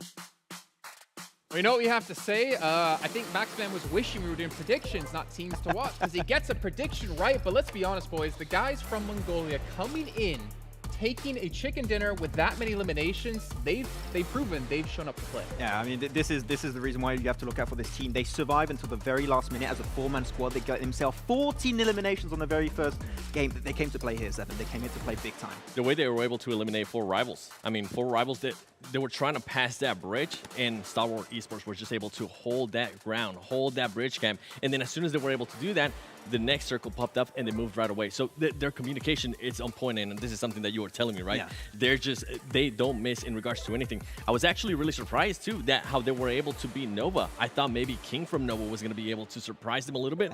That backfired. King said, you know what, let me just double think that. No, I'm going to go back, and he didn't even try to challenge it. Ultimately, he ended up hurting Nova. See, I think for me, the most impressive fact about Stalwart is the fact that this is a team coming from Mongolia, right? We had Zeus Esports last year come in 3rd place. But you have this team who has really no international experience go into the global championship in the league stage and surprise us. But then to go into the finals and do something like this in match 1, they're saying to every team out there, like, you want that $1.5 million? You got to come for us. You got to come through us if you want to get it. And we can see here 29 points in match 1. That is a phenomenal start. Yeah, we were talking a lot about this also, right? You had some teams that did maybe poorly into the league stage, did really good into the finals. Yeah. This is part of the few teams that got themselves to 3rd place in the league and also in the league finals for the Eastern region. And that consistency is definitely paying off. I had the chat with Senator, the coach of the team, and he said, we're going for that 1st place. And Dodoy, of course, they're going to go for that 1st place with that first performance here. And 7, I think one thing you have to keep in mind of is the amount of teams we did see S2G and Navi come in from West, able to perform when they need to here. There's a lot of questions around West if they compete with East, and we already see 2 teams able to do so. Yeah, I mean, with S2G, I was even mentioning, that's one team that definitely has championship caliber for me, the way they're able to play, the way they're able to be patient, and the way they were able to kind of control that circle there too. Same with Ruya. I felt like Ruya positioned themselves really well. Ultimately, it just ended up backfiring for them. But the fight against the Fenerbahçe, that was a great fight. I think Nox was able to rotate late, right, Max? I know you want to talk about this one. I want to jump on that one. When you're looking at Fenerbahçe, they had such a good position. I think it was around phase 4, phase 5. They had a huge 4-man split, and they had a position advantage to get into that compound instantly. They took too long, and they left Nox in a scouting position that you do not need a scout anymore when you have a strong position like that, and they just got breached upon by the side of Ruya. It was so easy to execute. Fenerbahçe, a little bit of a change towards the end there. That could have been their win on that first game. Yeah, also important to see that Order was the MVP, and we talk about, you know, teams now in PUBG Mobile 2021 going into 2022. It is so important to have a team of all-stars, and we always talk about Paraboy, but we've seen Order step up, we've seen King step up, we've seen even QC be thrown into the team in the midst of league stage into the finals, able to step up, and it's a great sign for Nova, who are the defending champions. Definitely. I mean, another one that I know we saw Nova there, but S2G. We always talk about with them. Go back to West teams. Great, but let's talk about S2G. I want to stick to my West teams, right? I know you guys are going to be pulling for those East teams. I'm going to be sticking to the West teams. And you know what? Let's even skip that. Let's go to GodLike. I feel like we had to talk about that. Alpha 7, they were trying to bridge camp GodLike, and it absolutely backfired thanks to Jonathan. We were mentioning he is just such a great player, and he's able to clutch up when he's needed to clutch up, and he was able to do that perfectly there. Sadly, it didn't end up working out ultimately because they ended up losing before Alpha 7 went out. But overall, it's at least some elims and some points that are going to count towards them. The important part, though, for me in that is that GodLike are showing they're not afraid of any team, right? They're going to go up against Alpha 7. They're going to fight against pretty much one of the best teams from the West, and be able to do a decent job. And Jonathan showing he still has an all-star power. Yeah, they were just ready to go for the full push onto Alpha 7. That was very impressive. Jonathan able to get a somewhat clutch towards the end. He was able to get Neo back on his 2 feet, which is a really good play. But I think that, of course, this is a team that, because they don't have that international experience for a long time, the more games they're going to have, the more experience they're going to get, and they're going to change and adapt extremely quickly. So this first game, they're going to adapt, they're going to tweak things, and they're going to come back into the next Erangel even stronger. Okay. Well, what about maybe some teams that maybe let you down, not in a super negative sense, but like for instance, Damwon, they were our finals champion of East. They didn't perform too well there at the very end, but they still had a decent showing. But it's not the team that we kind of would have expected after the results from finals.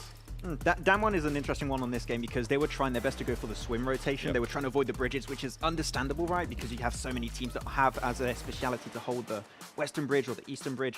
Here they just tried to go for full stack, swim over, and unfortunately doing so, you just lack information. They went right into Na'Vi, right into Nova, and it just went downhill from there on out. In regards to teams that actually didn't perform that well, I want to talk about Team Secret. They ended up losing to Damwon. I felt like their rotation, their push towards Damwon, it was just something that I didn't expect out of the team. It looked sloppy, the way they were able to rotate. Even one of the players, he decided to push in with a buggy. The buggy pretty much ended up going over the hill as well, and it put him in a position where he wasn't able to fight. You could see him trying to jump back in the buggy, maybe being able to shift from the passenger seat, but nothing worked out there for Team Secret. Yeah, but it is just match one, and Team Secret luckily do have 2 players who have played in every single final so far yet with Ice Shots and Mad Toy dating back to 2019. But we'll talk about that a little bit more later on. We're going to actually do a little quick recap here. I'm not sure exactly what team it's going to be, but one thing I am sure of is you two are going to kill it talking about it.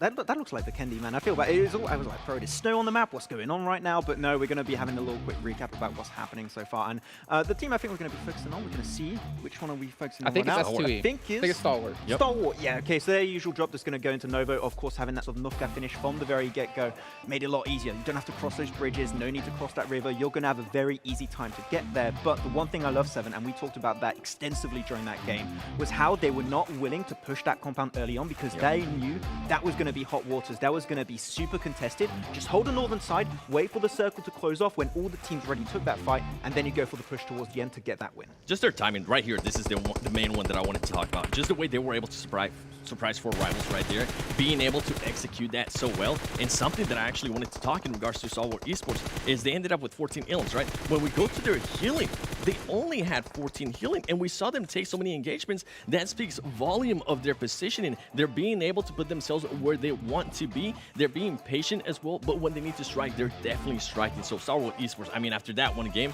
boy, I'm pretty sure a lot of people that are currently watching are going to have them as favorites. So I think for me, Max, looking at this, right, obviously they dropped in the perfect position for the way the zones did shift. Yeah. I think what's important to notice is that, yes, they had zone, but they were able to get so many eliminations. We see so many teams be able to have zone, but they just play it super passive. But we know Stalwart is not a passive team. But that's the thing I love so much is that they knew exactly that that compound was held on by next Ruya. That was super valuable at the time. They knew especially there was a lot of teams that were trying to survive in the midi area that were going to push out. You know that you're going to get third party through and through every time going for that push show. Just go for the high ground up north, get rid of Nova, which they did perfectly. The execution on that was top tier. And then just, you have the last circle. Sure, there was a little bit of circle lock on that very last circle, but they could have breached it anyways, even if the circle went away from them. So they played their position so well. This is why I love watching Stalwart play so much, because if they have an opportunity to win a game, 99% of the time, they are going to be able to convert that into a big win with big elimination points, which here they got 14.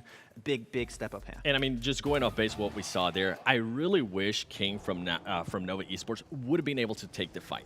That would have distracted them. I feel like the rotation, when they lost that high ground, it put them in a horrible spot, as we were able to see there earlier. So maybe with Nova, I would like to see a little bit more aggressiveness out of them when it comes to that kind of stage. If you see them, because King was going to be able to surprise them. They had no idea that he was there. I know they were probably being a little bit worried, but when you get are you really going to be willing to give up that high ground and then backfire like this? I think Nova Esports is going to be able to learn a lot from that fight. I think the play for King potentially was just get involved. If you can get a little bit of damage, potentially a knock or two, then have the rest of your team come in. But because they had the information on where King was standing and where the rest, of course, of Nova supposedly were remaining, they just went into the circle, held onto the more northern western side, and just gate-kept the rest of Nova and won that fight super easily without putting almost any effort. So Stalwart just took that easy win at the very end. It was great execution. Yeah, you're going to be rotating pretty much to their eyesight, so might as well just take that fight.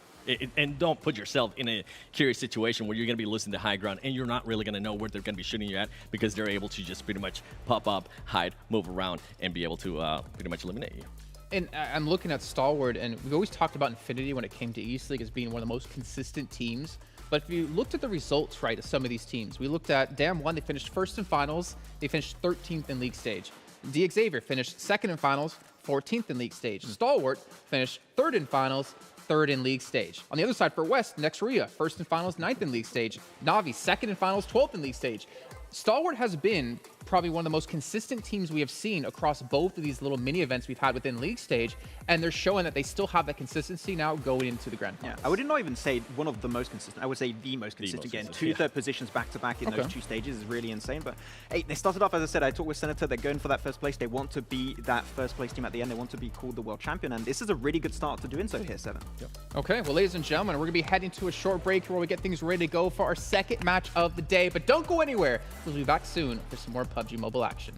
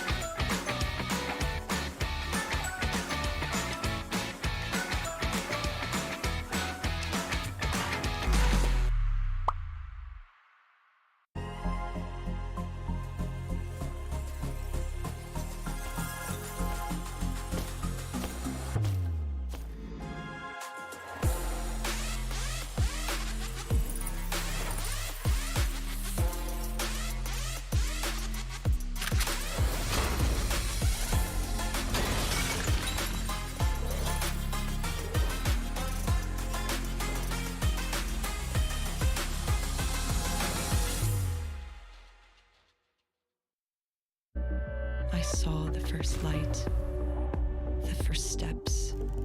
Now I see much more. I capture Earth in all its beauty. I see action. I see drama. And I see it in the finest detail. Moments of inspiration. And the first steps. I am the 1+9.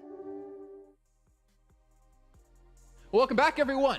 PMGC 2021 is the grand finals. We're here in Berlin. We have players from all around the world competing to be the best team in the world and to also win $1.5 million. Just imagine going home, $1.5 million. Well, not in your pocket, technically. You have to split it between your teammates, but that's a lot of money. That's a lot that you can use to invest into yourself, invest into the brand of your team, maybe throw some over to your favorite analysts and hosts. Who knows?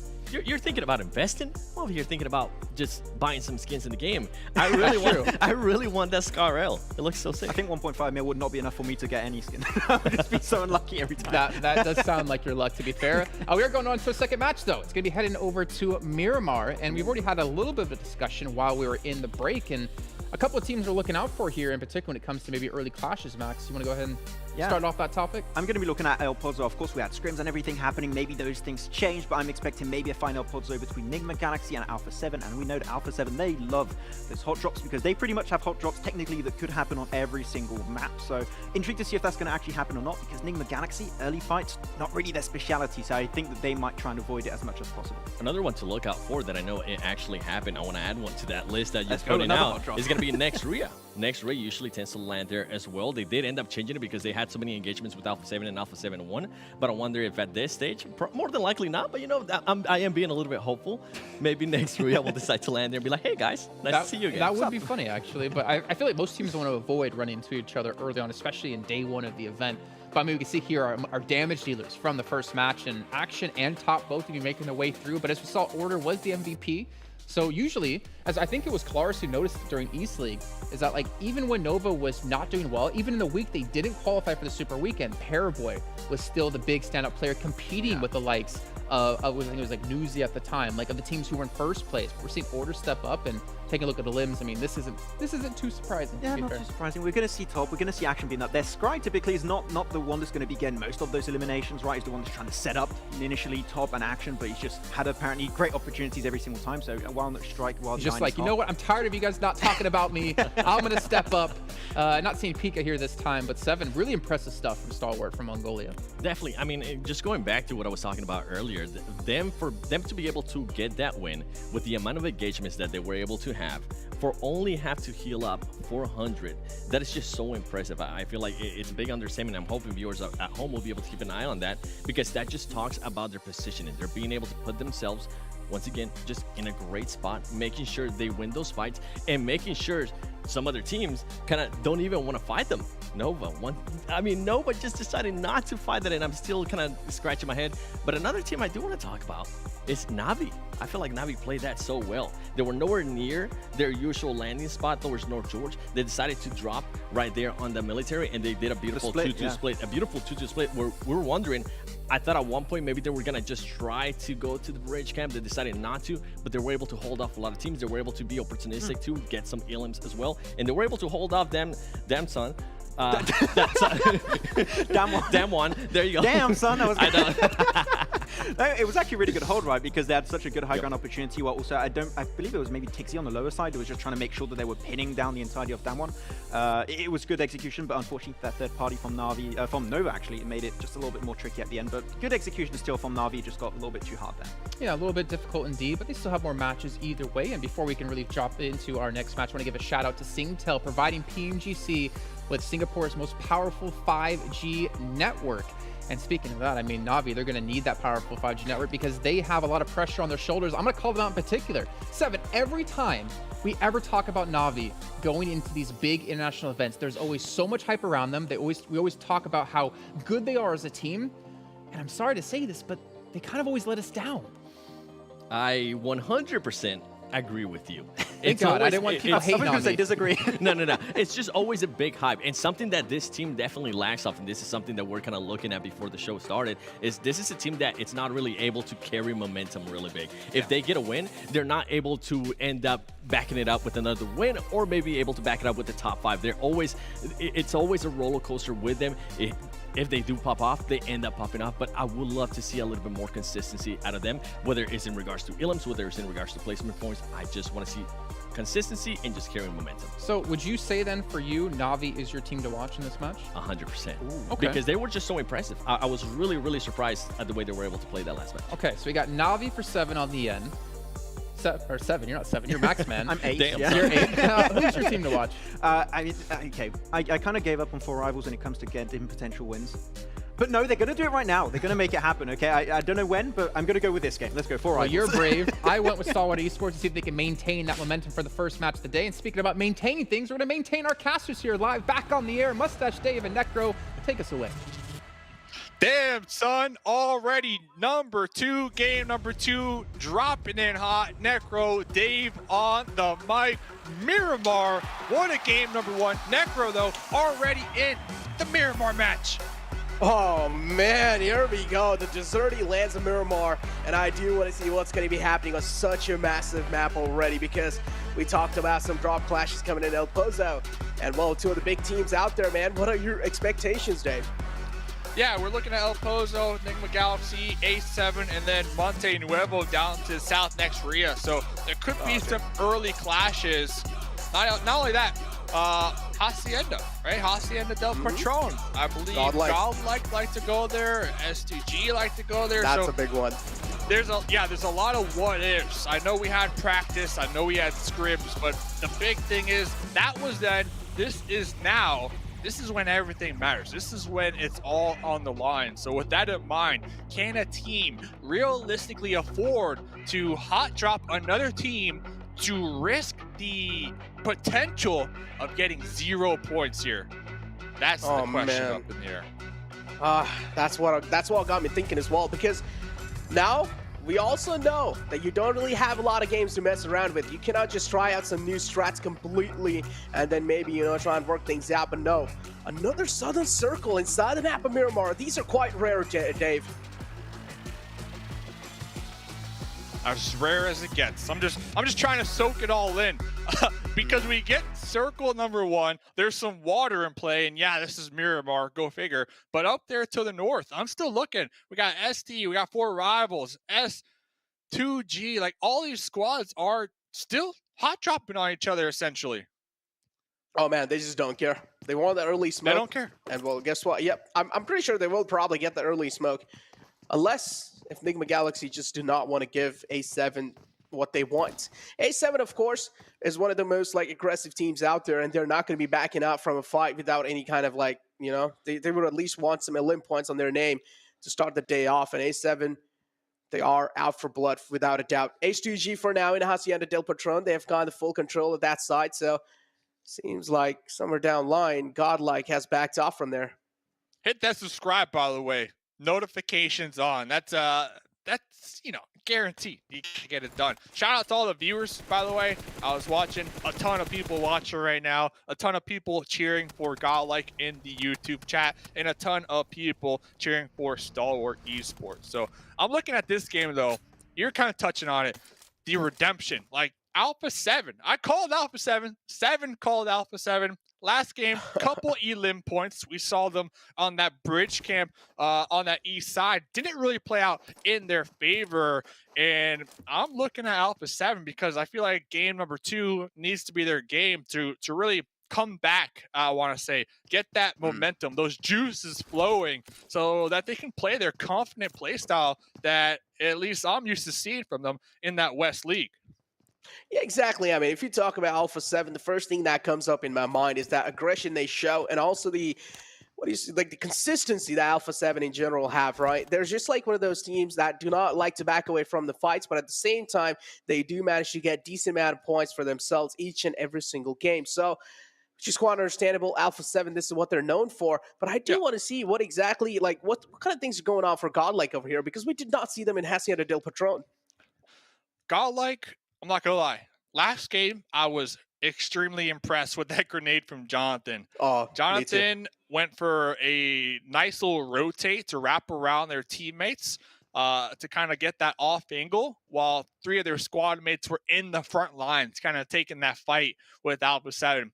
They did an okay job, but then you had Carrillo in the back lines playing Overwatch, and Carrillo was really able to put a stop to that push over that little ledge. And so all that pressure was on Jonathan. And with all that being said, Jonathan did come out on top, in my opinion, in that very challenging situation. So GodLike, man, GodLike have a ton of people cheering for him.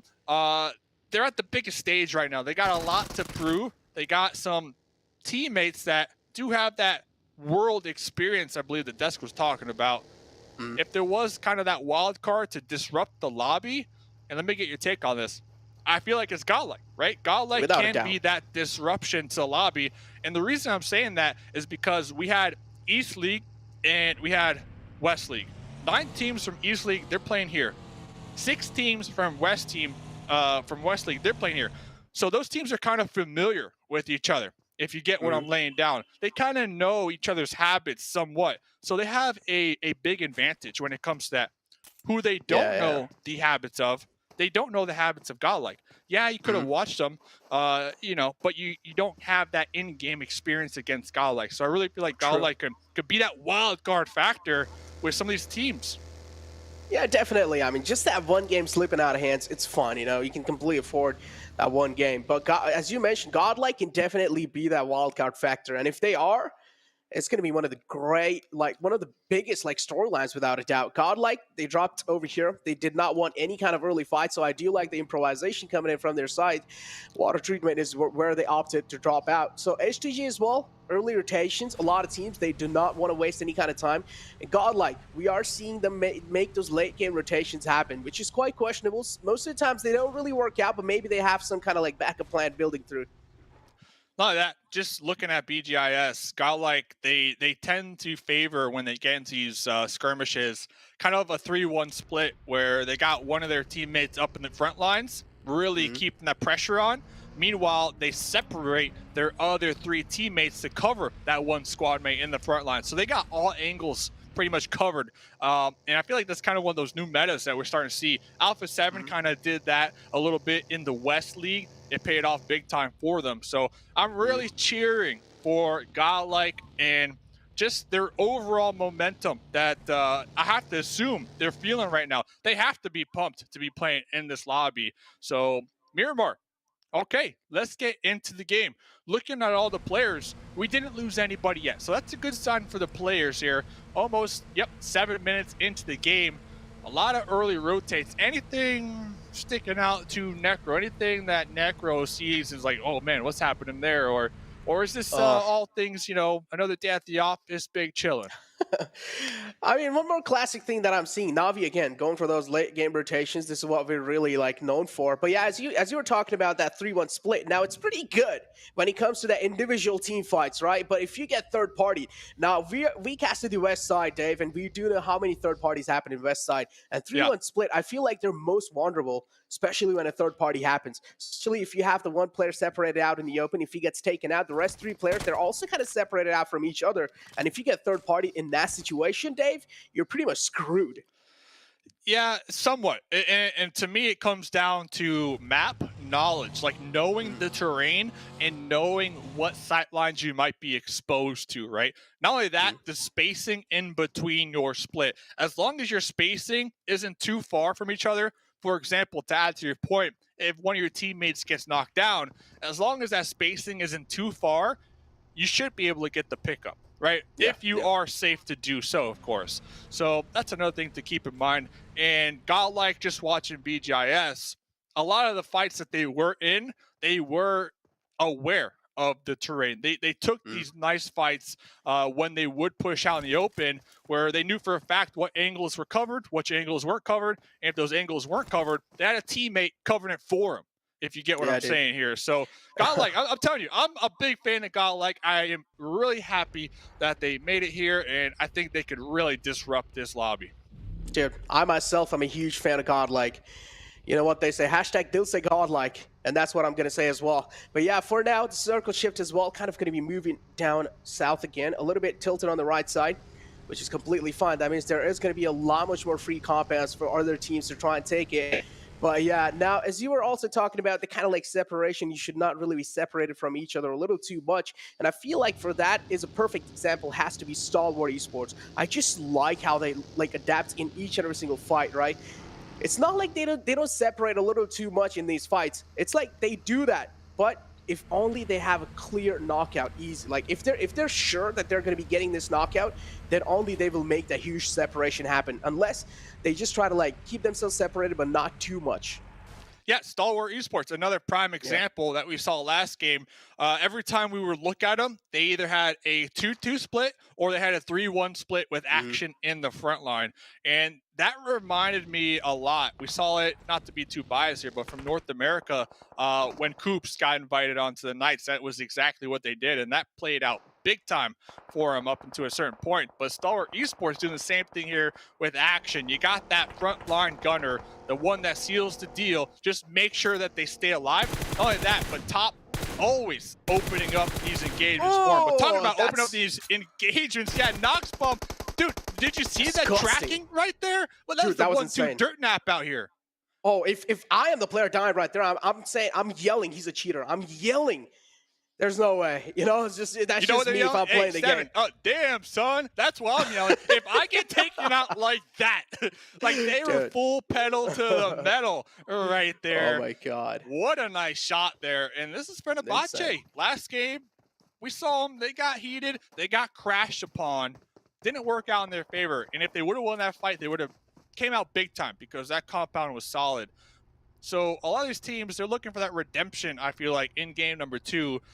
All these teams are top-notch. They all have the skill. They made it here. They're here for a reason. But, of course, you don't want to get 0 points in a game. So I'm really looking for these bottom teams to perform here in this match to really get it going. Oh, dude. Next Ruya, one of those teams, they won the West League, dude. Completely surprising all of us. And I do want to see now what next Ruya they are going to be doing in the grand finals as well. We've been talking quite a lot about all these other teams. Next Ruya, one of those teams, I feel like we need to talk about them a little bit more, having players like frozen underneath your sleeves. And if I'm going to hold on to my words for now, again, GodLike being held at the bay. And this is what I really do not like. Those late rotations do not work out most of the times. And GodLike, again, being held off at bay. And this time, it's Stalwart Esports doing the same thing. But guess what? It's going to be a little third party from the side of Na'Vi. And, of course, it's a West team doing the third party. Yeah, they're definitely going to lose one in this process. GodLike out there, but they're kind of catching a break because now Na'Vi going to be applying that pressure to Stalwart. So it is what it is, as these teams going to be up here in the north trying to outrun the blue zone, now closing in on them. Stole the kill, but the other 3 teammates of GodLike, they were able to successfully get on out of harm's way. They're still in their vehicles. They're ready to react to this next circle shift. Oh, but no, as I said, that Neo. GodLike. This rotation, man, it isn't paying out in their favor right now. Dude, late rotations, I'm telling you, it's really hard to get those down.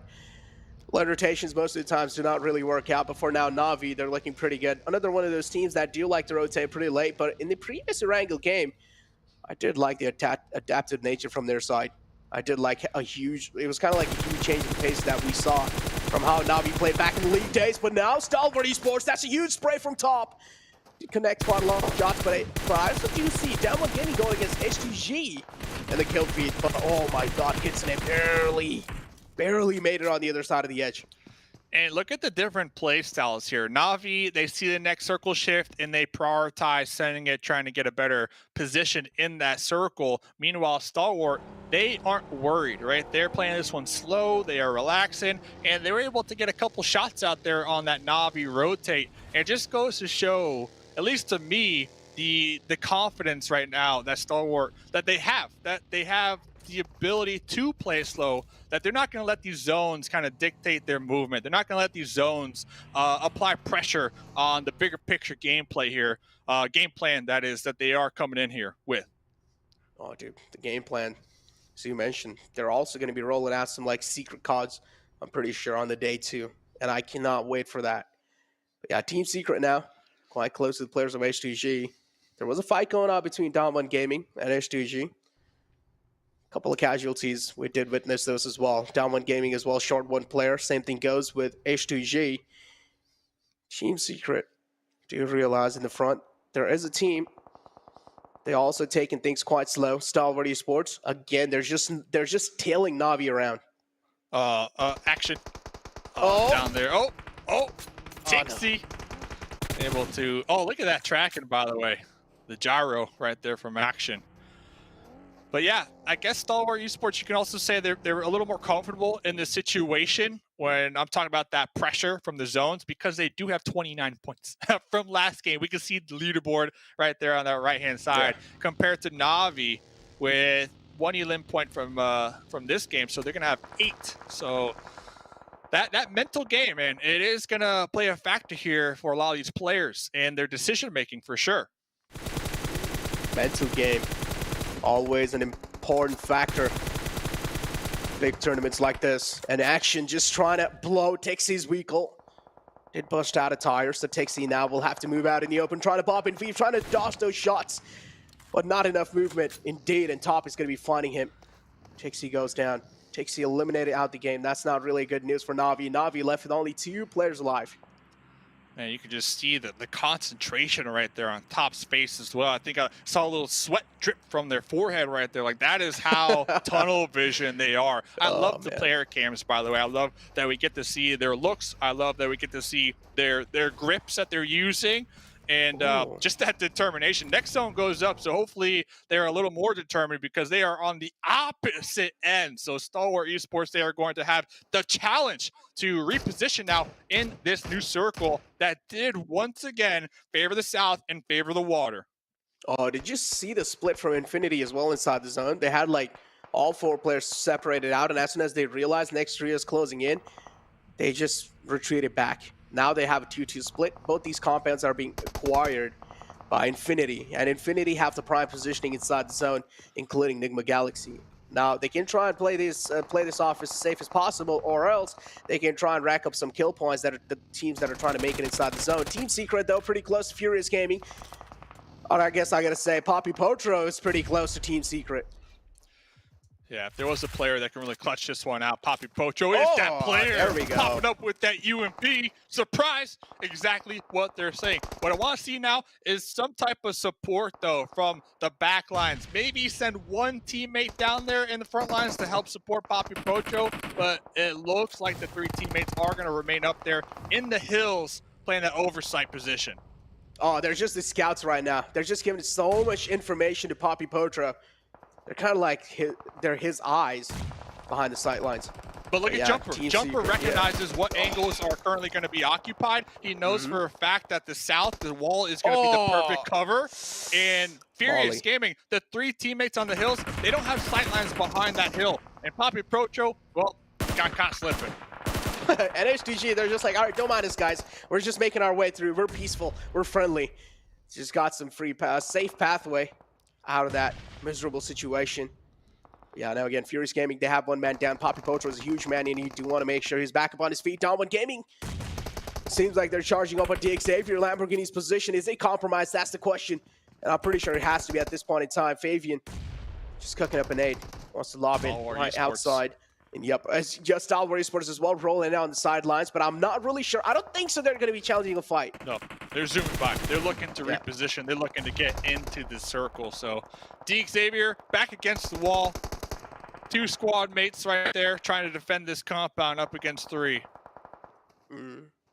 Duck in the back, knocked out. Not a good news. Not a good news at all. They do have the ability to play this one a little slow, but not too slow, because look at the circle shift. This fight is not in the next zone.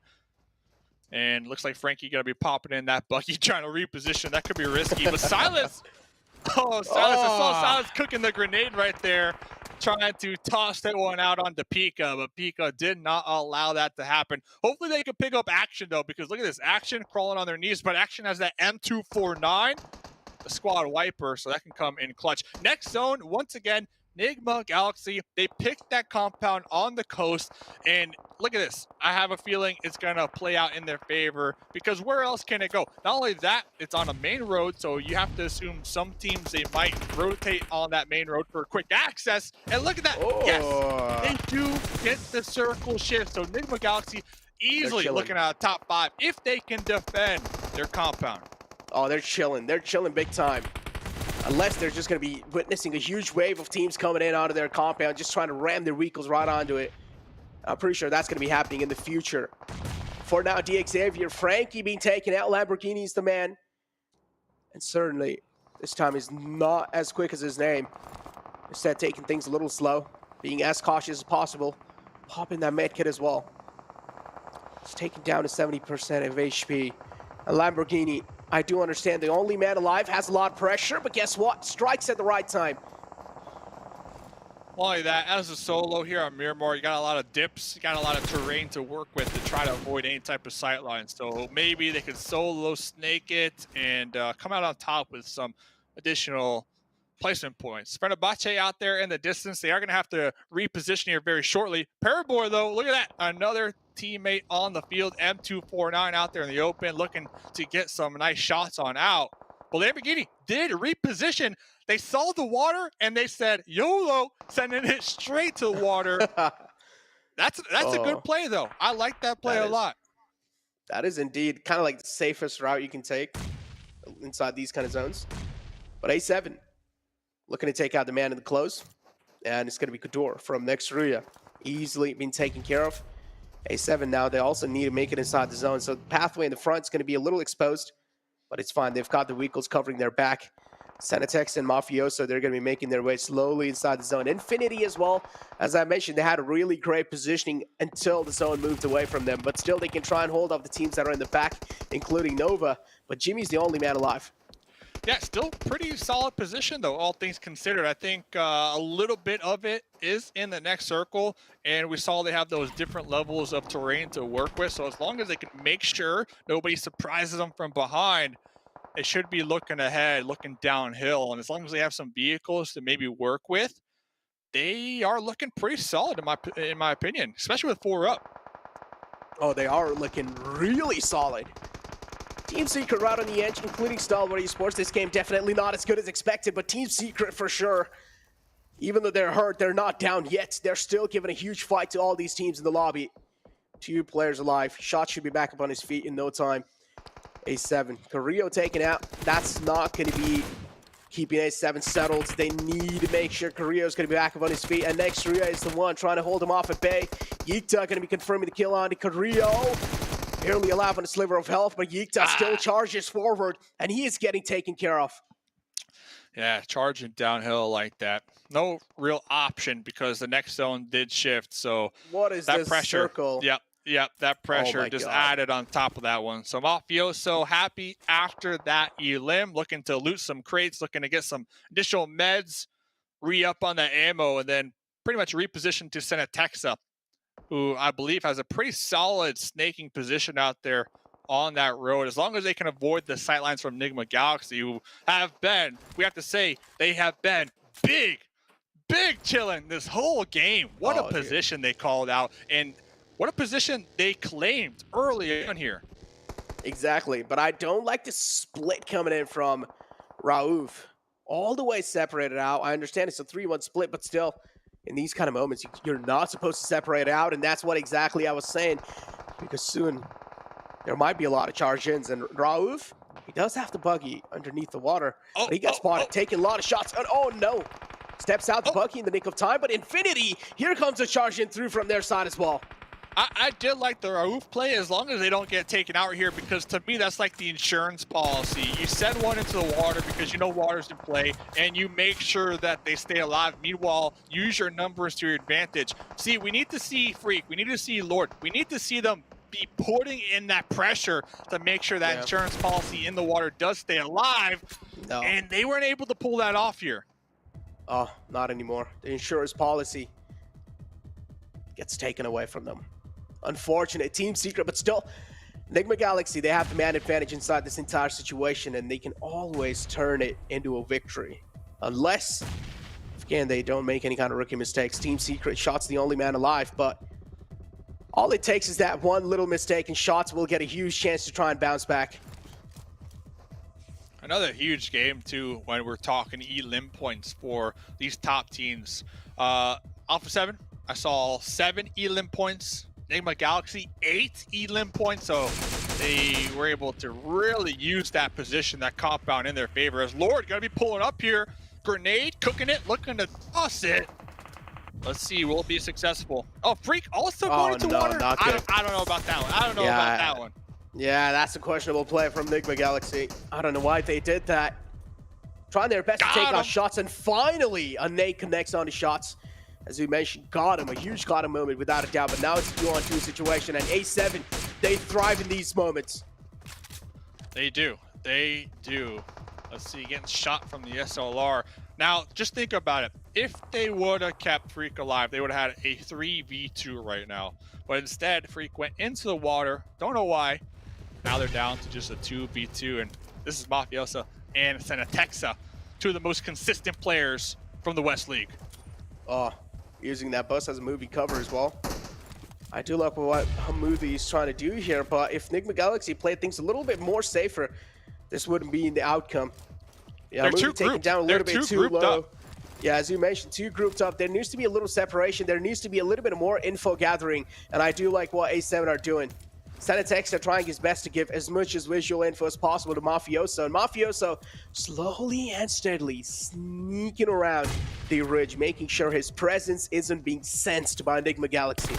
Exactly. Senatexa has that hard cover. Senatexa trying to keep these sight lines to make sure Nigma Galaxy stay pinned down. Meanwhile, Mafioso quietly sneaking up within grenade range. Nigma Galaxy are on top of each other. There goes one. Now it's up to Lord to clutch this one out. Oh, was able to take out Mafioso, but Senatexa full sending it right now. Oh, the reply's there without a doubt. And as you mentioned, Senatexa full sending it down the line. He does have the UMP to favor him in those close range combat. Senatexa is not going to fall back, but the problem is Lord doesn't have HP favoring him, and he is trying his best to heal back up, but Senatexa is just a little too aggressive in these moments, and he will seal the deal on the final man of Nigma Galaxy. At A7, get that chicken dinner. Wow. Let's go. Hey, did I just see you try to drop shot Senatexa? Nah, nah, not like this. Alpha 7. Winner, chicken dinner in game number 2. And I gotta say, that split at the end, Senatexa covering the position from the high ground, Mafioso trying to get within grenade range, find that little dip. That was the game-winning play here. So huge congrats to them, but also congrats to Nigma Galaxy. Ton of kills, ton of placement points as well, Necro. Dude, insane game, insane game. 10 elims from the side of A7, in Nigma Galaxy as well. Some rookie mistakes being made, honestly. When they had that one man being taken out from that split, as you mentioned, the insurance, when it got taken away from them, I feel like they should have at least tried to like stay to group up a little bit, but they should have also had a little bit of sensible split between them. Well, it is what it is. That was only game number 2, Miramar. Ladies and gentlemen, don't go anywhere. Let's hear what the analysts have to say about that game. Well, you better not go anywhere, because we have a lot to say about that last match. Thank you very much, Necro and Mustache Dave, for covering that one.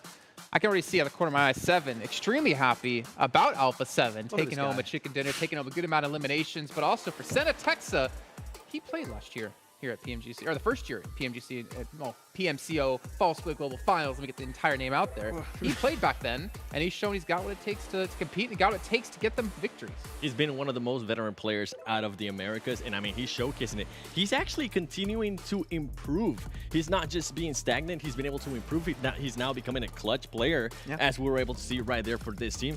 And I mean, this is huge for Alpha 7, because if I'm not mistaken, in the next one, we're going to be going to Sanhok, and there's going to be a lot of spicy stuff that we're going to be talking about in a bit. But for Alpha 7, I mean, I do hope they're able to carry that momentum. This is a team that's usually really well at carrying that momentum. If they're able to maintain that, it's going to be huge for them. Yeah, I think especially you have some players that are very hesitant to go to that first-person mode towards the end there, but going into that FVP moment in that 1v1 was just clutch. In that smoke moment, you're going to have that information first, and you're instantly going to be able to get in that spray mode. Good execution from Senatexa, feeling confident towards the end to secure the win. That's what we want to see in those finishing moments. Yeah, and also give a shout out to Nigma Galaxy, right? This team, we really kind of criticized a lot when it came to the league stage. They just really didn't seem to pick up a lot of eliminations. They mostly got their points early on was just placement points, but they get a lot of limbs here. They get second place as well. We'll take a look at the points they get here in just a few seconds, but this was a strong start for them as well here in match 2. Yeah, I had a big question mark coming into this. Sure, they're Sanhok, they show what they can do, but you only have 3 Sanhok games, so I want to see if they can bring some consistency to the table on Miramar and also Erangel. They got 2 second places here. They're able to get 21 total points on this game, but once again, Alpha 7 able to get 10 eliminations, and it was not given right, 7. They were consistently fighting onto the western side, creating opportunities, getting that high ground, and then pushing hard at the end was Mafioso trying to go for that flank. It was an interesting idea. Mafioso did go down, but man, they were fighting tooth and nail for that game. It kind of worked out great that they were able to just switch one player from each other, right? Yeah. One got knocked, the other player got knocked too, so that helped out Alpha 7 in a huge way. And I love that Senatexa didn't just take the time to wait and see what happened. He just decided to push on the buggy and make sure he was able to get that chicken there. So that was really an impressive play out of Senatexa, and I mean, that shows why he is that veteran player out of Alpha 7. Another team I really want to talk about is Team Secret. I feel like the difference from what we saw in the first game to this game, it was night and day. I love the pushes they were able to do. Yeah. They seem more coordinated. They seem more working together, and it was just lovely to see. And they were able to finish off some of those fights without getting any of their players eliminated. Yeah, in particular, I think Team Secret was super opportunistic in this game because this circle continuously going towards that ocean, like very rarely happens, by the way, on these map of Miramar. They were super opportunistic because you had all these teams. You had Stalwart, SIXTWOEIGHT, Fenerbahçe, Nigma Galaxy, you had also Nova that were all coming down in their position, and they picked up almost every single elimination on teams that were trying to make that rotation happen. So good on Team Secret, willing to take the fight when it comes their way. Well, we can see here our overall rankings from our first 2 matches being played so far. And Stalwart Esports still maintaining that #1 position only by 3 points. But that's also a really good idea, or at least shows us a good thing about Nigma Galaxy. Haven't won a match, but they're still 2nd place. They're still ahead of Alpha 7, who didn't have a good first match. They're able to put up a consistent performance so far, and that's a great sign for this team. We talked a lot, especially in the Eastern League, about how the Arabic region has been able to continuously improve, and potentially the region they improved the most, I would say, throughout the past year, and doing some big gestures because it's how impressive it's actually been for this team. And they've proven it here. If they can perform on the PMGC international stage, I think that they're really going to put the Arabic region on the map, and they've really done so in big fashion so far. Speaking of big fashion, Seven, don't worry, you'll talk in a second here. You guys can see the CD key for the PMGC token. It's getting ever so close to being finished off for this very first day. We can get yourself 1,200 tokens if you redeem it at PUBGMobile.com/redeem. But also, we're already up to 800,000 viewers here. We got 200,000 to go, so tell your friends, tell your family, tell your significant others, maybe tell your pets as well if they do have a phone, hopefully for them a OnePlus. Tune in, because we're going to be giving away a lot of prizes for everyone else out there at home. Seven, though, let's talk about it. Let's continue the conversation. With this one, I mean, the team I actually want to talk about is going to be a little bit different with what we're talking about them in regards to Erangel. I'm going to be talking about GodLike. I noticed this is now the 2nd match that they decide to play the blue zone, and it's making it so they're not able to have any mistakes. If they have a mistake, they're going to be losing a player, whether it is by the damage of the zone that they're receiving, but they're not being actually allowed to create any rotations. I don't know if maybe they need to start moving in towards the circle a little bit faster, but so far, they got super lucky on that Erangel, right? With Jonathan being able to clutch up and being able to get those elims, but here in this last game in Miramar, it totally backfired too. Yeah, I think you just need a little bit more time. We said it right. You need just a little bit more experience. I think this first day is going to be a little bit of test for them. Try and see if they're going to test the waters, see if they can potentially go for a playstyle that works. Blue, not working out so far for them so far, so we'll see if they can try and potentially adapt a little bit more in the next games to come. I mean, there's still a lot of matches left to go. We still have 16 over the next 3 days, but you are running out of them, right? If you want to be the team coming in first place, win the $1.5 million, you can't really afford to have too many bad matches, but you're allowed to have the 1 or 2. And before we do even continue to continue throughout the show, we have another recap coming up here in just a few seconds. Not sure again what team it's going to be quite just yet, but you know what? I'm probably going to assume it's going to be Alpha 7 since they won the whole thing there. They have to be. I would be surprised if we actually not going to be talking about them. And another player I wanted to talk about with Alpha 7, Ruya, we were actually able to see him there.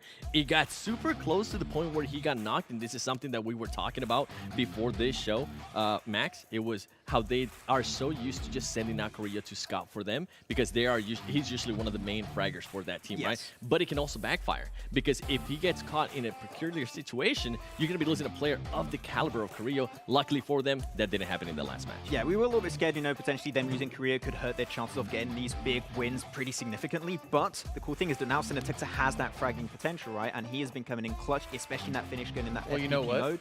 So don't need carry, you can have the rest of the team carry. They might look small there on that mini-map, but they're big players in game here, as we are taking a look at Mafioso, as we were talking about before as well. Some early fights happening for Alpha 7. And again, for this team, I mean, I think there's a lot of pressure on their shoulders, being the best team for this entire year from Brazil. We talk about Stalwart Esports being the team from Mongolia, but this team also has that same kind of pressure on their shoulders, and can they live up to it?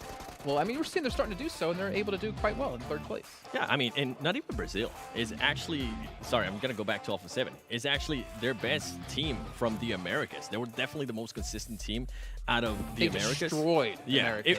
It wasn't even close. So that's what a lot of people are looking towards this team, to seeing how they're going to be performing towards the East. Because in Americas, as I do cover that area, everybody just looks at the East teams like they're just godly.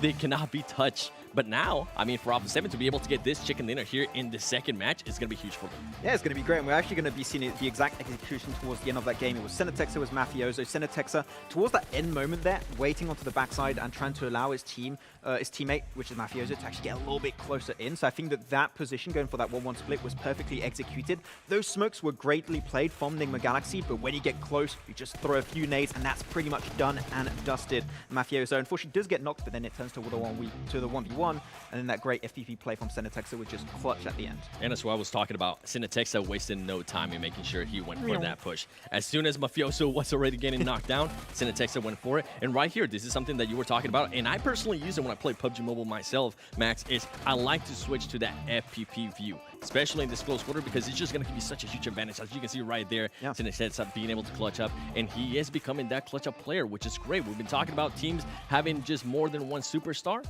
Alpha 7 is looking like they have a deep roster. I did also like how Mafioso was kind of off towards the side there, right? On the other side of the road. The information he gains, even while being knocked, is so good for Senatexa to be able to capitalize off that position, take home the victory, and get them one step closer to that $1.5 million. Now, I'm not going to be too harsh here. Oh, no. 4 rivals you had as a team to watch, right? How did they do? I mean, it was Alpha 7. I mean, they're too good. Come on. Yeah, and unfortunately, that's the main issue that we have as 4 rivals. They get close to a potential good position, and then I have the impression they stress in some way, shape, or form, and they just unfortunately have a complete blunder. Happen once again here versus Alpha 7, and they are a team that needs to have structure. You give them structure, they could potentially get wins, but it's just not happening yet. I mean, we've seen good things out of them, to be fair, but they were always that team that couldn't close out matches, and when you want to be the top of the table, right, you have to be able to close out matches. You can't be really good at placements. You can't be just really good at eliminations. You have to have that great marriage. You got to get down that one knee, pop the ring on, pop the question, and be able to pull that off if you want to be able to win $1.5 million. But a team who wants to win $1.5 million is actually going to be Stalwart Esports. To start off the day strong, and luckily for us, we do have an interview coming up with them in just a second. Hello from Singapore, the PUBG Mobile Global Championship, of course, the grand finals. With me now from Stalwart Esports. Hello, Action, right here. Nice to see you. Hello, hello. And we've got, of course, coach and translator and manager here. Good to see you.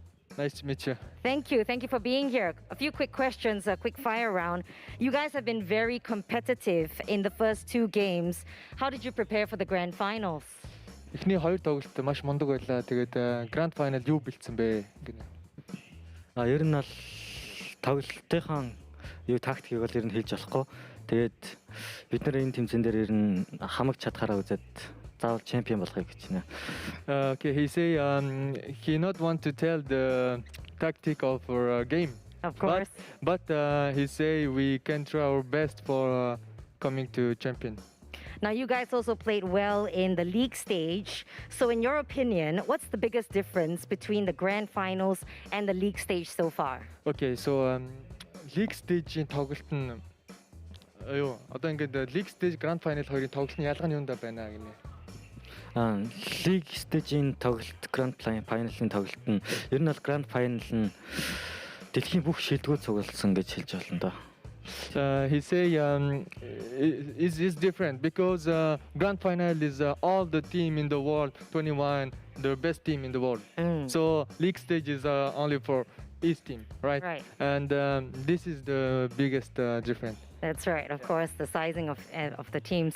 Now, when it comes to the championship, who do you think is your biggest competitor? I'd love to know as well. Okay. Энэ тэмцээний хамгийн том өрсөлдөгч нь юу вэ гинэ? Хамгийн том өрсөлдөгч гэвэл бид нар өөрсдөө л юм уу да. Өөрсдөө даваад энэ тэмцээнд аваргалаад гэртээ бахархалтайгаар арихыг хүсэж байна ер нь. He say all team is the best, all team is good, but the real adversary for us is ourselves. Because yeah, in the game we can have so many errors, but this is for ourselves. Yeah. Because you can have so many errors, and if we don't have some error, it's good, and we can take the trophy of PMGC and go home. That's right. Hey, all the best, and thank you for being here. Thank you very much. Let's say a big hello and goodbye from Singapore. Thank you. Hello, and hopefully not goodbye for too long here. Great to hear from them, actually, talking to Action and who their biggest opponent was themselves. That's deep. That is deep. I know. So, and you brought this up when we were watching the interview, Max, because you did reach out to them, and they told you it was a different team, right, originally? Yeah, they said it was Alpha 7 because of their main drop on bootcamp. We could talk about that for absolute ages. The DPS fights and everything is insane. Like, you definitely want to look out for that Sanhok game. But yeah, Alpha 7 is also their big competitor from the western side. But and maybe. Could happen. Maybe after they see Alpha 7 play, they're like, they're not that big of a deal. Eh? Nah, they're going to drop each other. All right, ladies and gentlemen, we'll see if they're going to drop each other in just a few moments. We're going to head to a short break here and get things ready for our third match of the day.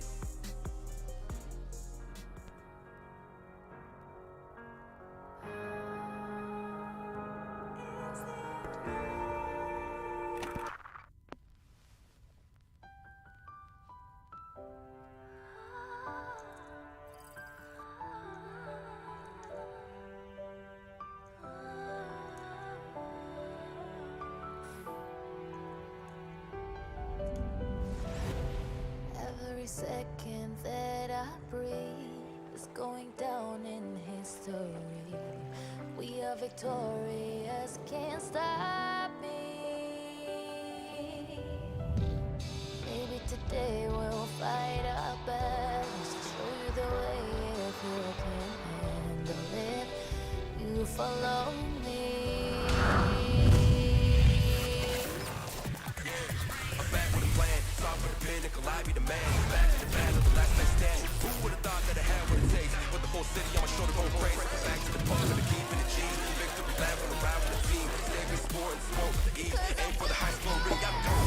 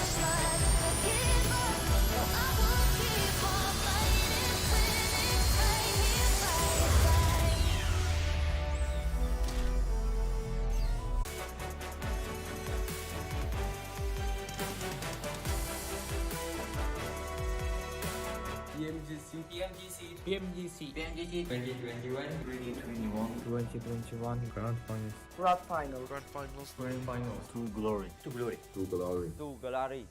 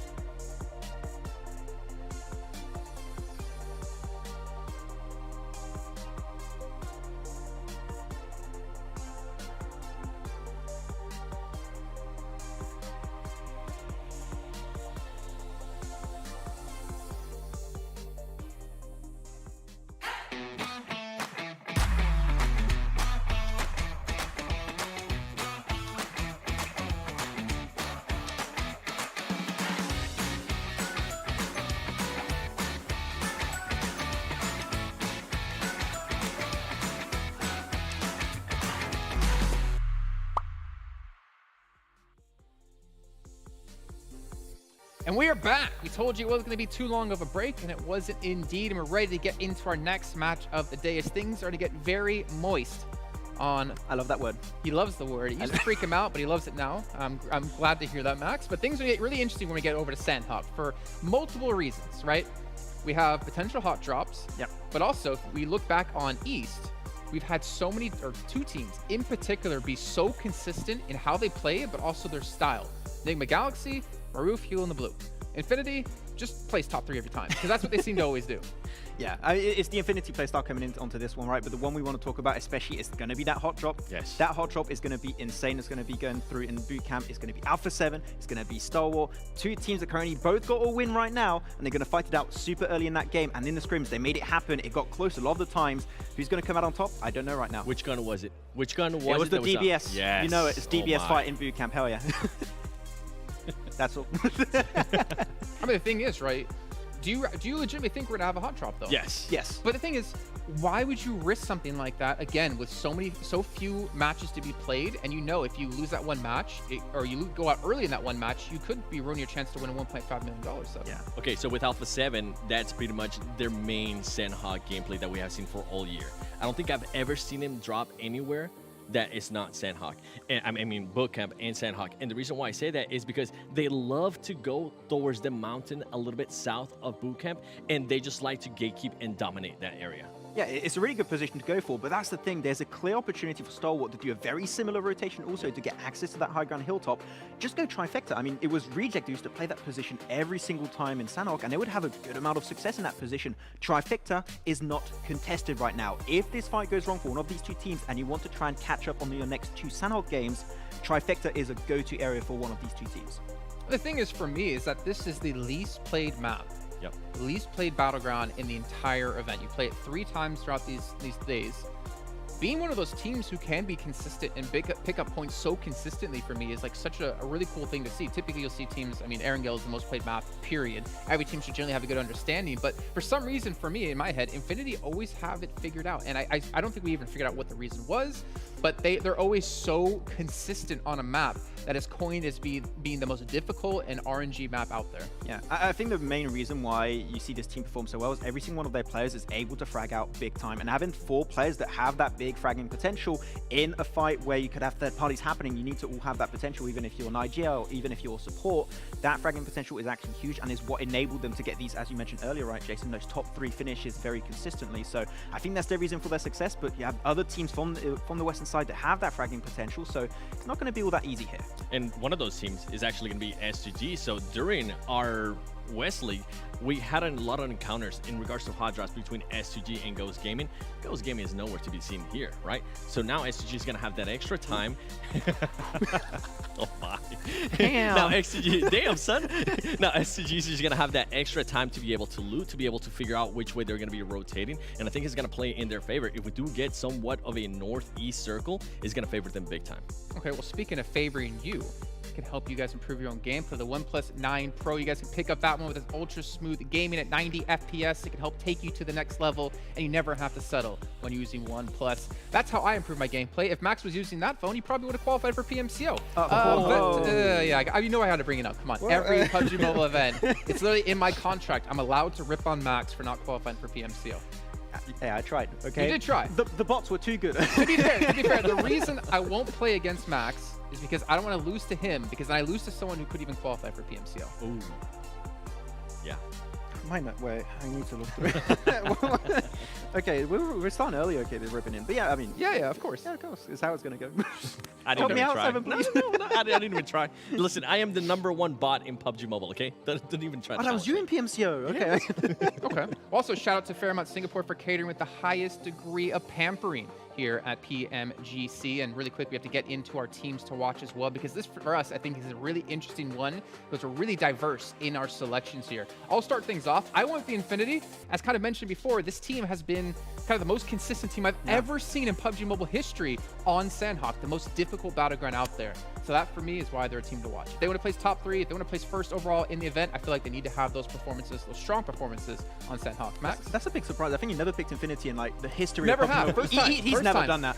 No, I'm going to go with Nigma Galaxy because team to watch, not team to win. So I think that they can go well. If Ralph is in the blue, you know he's going to get second place. So it's going to be Nigma Galaxy. That's important, right? Yeah, exactly. If you can be so consistent, even just healing off They got the 2 blue second to get places. points, that's big. Yeah. Who do you got, 7? It's going to be a big surprise. It's actually going to be Alpha 6. I'm just kidding. It's going to be Alpha 7. I mean, I have to go with them because if they do end up winning that engagement, right, they're more than likely going to end up losing some players. I would love to see how they're going to adjust to that. Are they going to continue to be aggressive if they do lose some players? Or are they just going to continue to play the way they usually play Sanhok?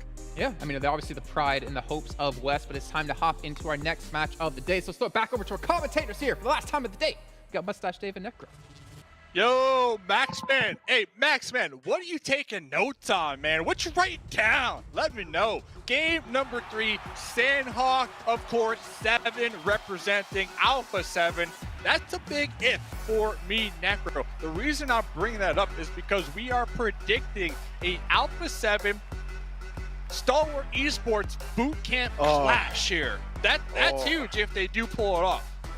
Oh no, that's what I call the clash of the Alpha Tines, dude. And this is what I'm really going to be eyeing out for. Another drop clash that is anticipated coming inside. Without a doubt, has to be GodLike and Nova. Now, both of them like to drop in Pine Ants. Are they going to be doing the same this time? That's the question. Oh man, there's a lot of what ifs. We're going to find out right here. But talk about finding out. We got some early game action for Rivals right here. They are squaring up. Looks like they got a duo just right in the thick of it. This is near Runes, up there on that west side of this circle ship. Oh man, here we go. Another circle kind of like just tilted down south. It's just this south day today, Dave. I don't know what's going on. All these circles just kind of tilted down south. TakeC able to make it alive on a sliver of health. Gotta thank his gods for sure for that. Thank his like stars. Without a doubt. TakeC still alive in the game somehow. And now over here, Dom1 Gaming and 4 Rivals. These two teams clashing against each other. Fabian back there trying to group up with their teammates. Could really play spoiler for the duo of 4 Rivals, in my opinion, if Dam1 could just make sure to play this one slow and keep the focus on them and really spring up with that surprise factor. Dam1, the most consistent team on Sanhok when we're looking at the East League. So this is their map. They know it front and back. Let's see what will happen. 4 Rivals looking to play spoiler to that. Ooh, 4 Rivals. That's a beautiful split for sure. If the man who's kind of distanced himself from the rest of the pack, who also has a little bit of high ground, if he's able to find that initial knock on the Dom1 Gaming, that can change quite a lot of things. But guess what? Who finds the initial knock? It's Dom1 Gaming knocking on the doors of 4 Rivals. And there's a huge split for 4 Rivals as well. That's quite a questionable. Walt's outside the window, and he gets caught this time, and Junie's the man who will take care of him. Yeah, and we saw it play out exactly how we expected. Fabian from behind was able to group up with their teammates, apply that additional pressure from the alternate angle. But look at this, Clutch God, UMP in hand, trying to square up with the Duke Master, the Duke and Machine with the Vector. Looks like Clutch God going for a nice little rotate, trying to catch an off angle here onto the Duke and Machine, who has just stayed in the corner of the compound. Looks like Clutch God might be opting to safely retract back to their teammates here, because we saw last game GodLike a little rough on the rotation. So we saw him lost 2 on that rotate. I have to assume they're not trying to do the same thing here. Yeah, Clutch God indeed taking things a little safe. And so you mentioned Duke and Machine inside the house. Duke and Machine is always one of those teams. He's kind of like the silent assassin. He just likes to play as quiet as possible in these kind of moments and just wait for the opponent to make any kind of mistake. And when they do, he just strikes in. Like, talking about mistakes, that's not a lot of games, because the reason I say that's not a lot of games, because after 16 games, there's going to be one team walking away with $1.5 million US. So every single point counts. And look at this little substitution action here. Oh, dude, that's gonna be huge, right? They're trying to change things out, trying some new things out over here. Substitution as well, just to see how things are going to be changing out for that team. But yeah, GodLike, it seems like, again, a casualty on their side. Not a good sign. Definitely going to be a sign of worry for GodLike, and I do want to see how they're going to be bouncing back from this, because the position they have right now is definitely not that great. Yeah, it looks like they're trying. Ooh, okay, that's exactly what was needed. A nice little knock there across the channel, because Jonathan is on the opposite end of this bridge looking to make a play. So looks like Neo and crew, the duo, trying to keep the eyes on them, right? Applying that pressure from that east side of the bridge. But look at this, Jonathan looking to make a solo play with the wide rotate. There we Jonathan, look! Talk about the snakes of Sanhok. Talk about the snakes on Sanhok. And ladies and gentlemen, we hit 1 million viewers. So shout out to you viewers out there putting in the work here, making this event a amazing moment. But back into the game. Jonathan, what happened? Jonathan, no, not what you want to see. Indeed, not what you want to see, Jonathan. Wanted to make some insane play happen, but just did not expect a snake in the grass. And well, this is where Fenerbahçe decided to bounce back inside this fight. And GodLike now left to, again, only 2 players to work with. Z-God going to be making the call to back off. So GodLike, if I'm them right now, I want to keep the points flowing. I want to keep things going. Pull off this fight. Avoid all fights possible here this game. They're in a position that they can actually pull back. They could use the southern part of this zone to their advantage because nobody's back there, and they could swim. They could go to cave, maybe get some loot, maybe relax, catch their breath in cave. Docks are also open. Of course, they don't know that, but with some proper scouting, they might be able to spot that one out. So if I'm GodLike, try to avoid the fights here. Keep your duo alive. And if there was a map, Necro, and I think Jason touched on this a little bit, talking about RNG, I'm the opposite. I don't think Sanhok is that RNG, right? Hear me out. Necro, hear me out. I'll hear you. The reason I'm bringing this up, I don't think Sanhok is that RNG because I've seen multiple times players able to hit those heals. If you know how to heal on Sanhok and you get all the meds, top 5, 3rd place, easy. Even 2nd place, 1000% doable. So I put it out there. I might get a lot of heat from that. I don't know. Feel free to add to it, or feel free to be like, you're crazy, Dave. Hey, it's in your court. It's in your court. But I'm bringing that up because GodLike, they can implement that strategy. They can hunt down all the meds. They can avoid all the fights and just heal or placement points here this game. I do understand, but I'm going to add on to it a little bit, because we did see Nova taking a couple of shots back, Paraboy, probably back down to the cover. Now, yeah, touching up on the point that you made, you think Sanhok isn't really that RNG. Honestly, I'm with Jason over here. I really do think Sanhok does bring quite a lot of RNG. And the reason why I'm saying that, now, if you keep the healing aspect aside of the map, I feel like even in the gunfights, Sanhok's all about healing. Sanhok's all about dude. You just ripped my point apart right there. The only reason I'm saying that is because you can heal on Sanhok. But it's like most of the things are going to be going with the gunplay, right? Most of the things are going to be going how you're going to be rotating inside the zone. And just like what happened with Jonathan, you're going to be seeing a lot of snakes in Sanhok.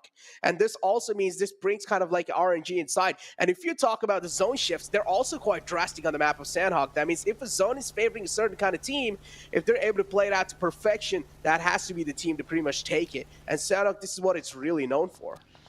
Hey, I hard disagree still. No RNG if you know how to hit them heals, man. No RNG. Oh, okay. Nice little replay right there from last game. Just in case you forgot.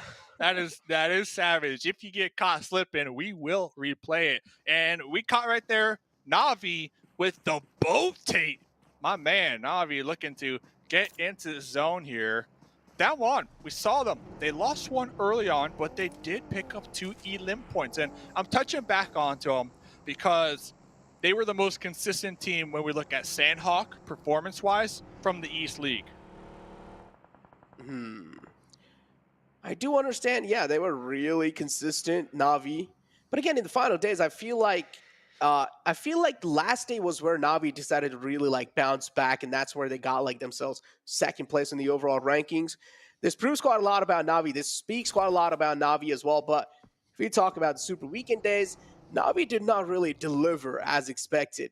But in the finals, they definitely did quite well. As I mentioned, they got 2nd place. But hold on.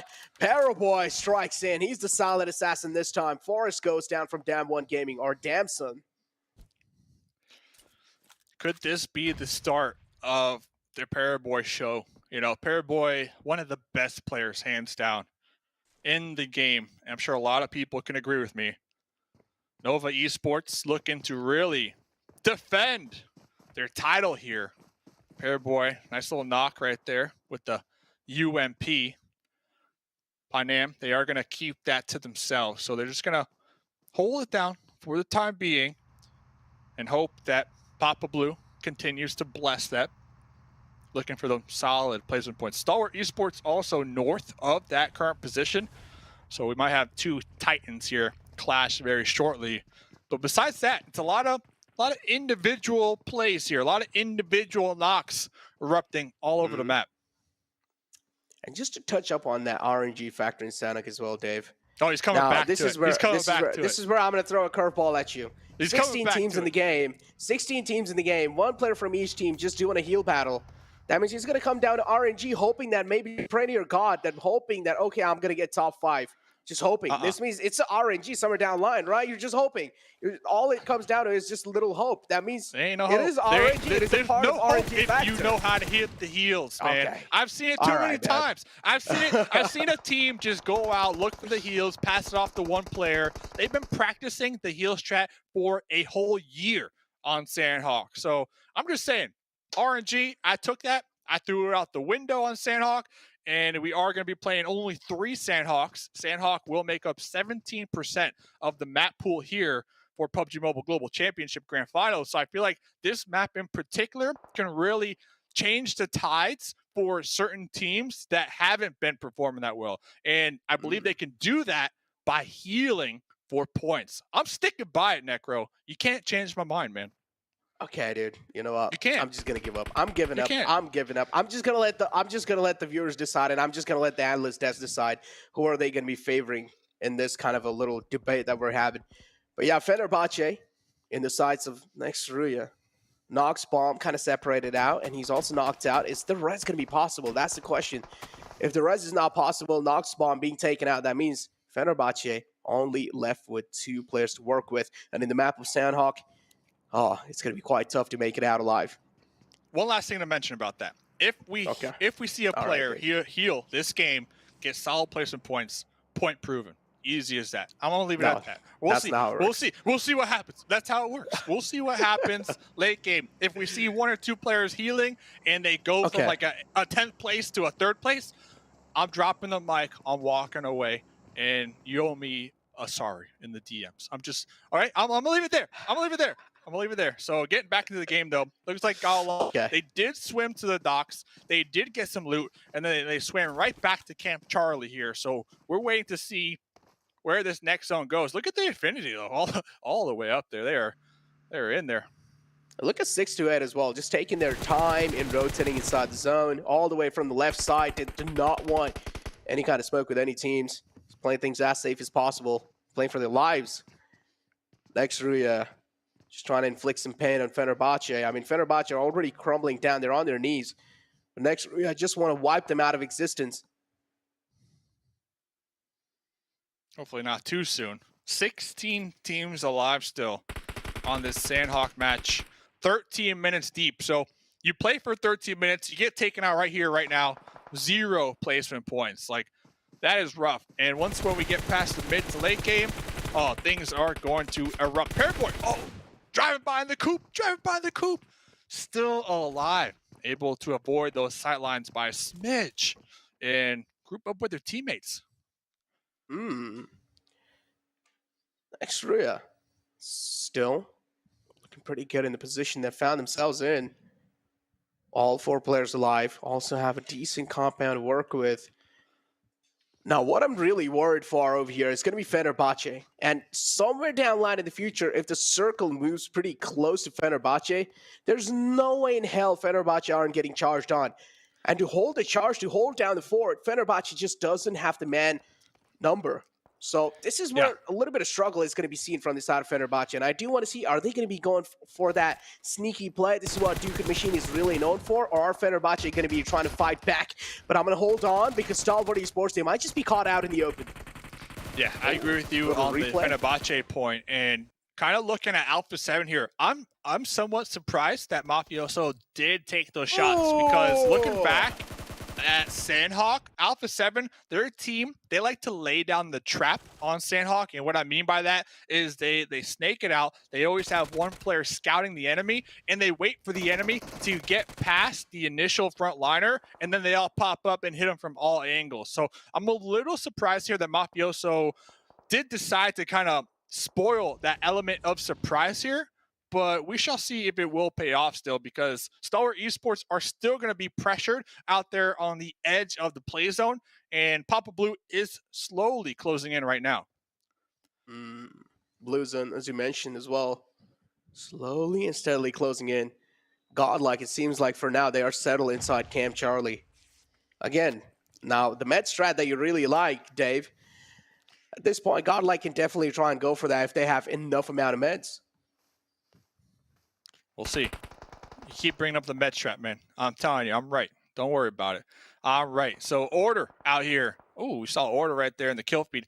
So Stalwart Esports, Pika could really play spoiler, because looks like Action going to be crawling up, and it looks like Action is going to be taking the attention of Mafioso, the one up there on the boulder. Just waiting to hit these shots. Oh, you know Action wants to take it. Oh, of course he does. You know his name is Action. He's the man of action. And he wants all the action. But look, the next zone pop.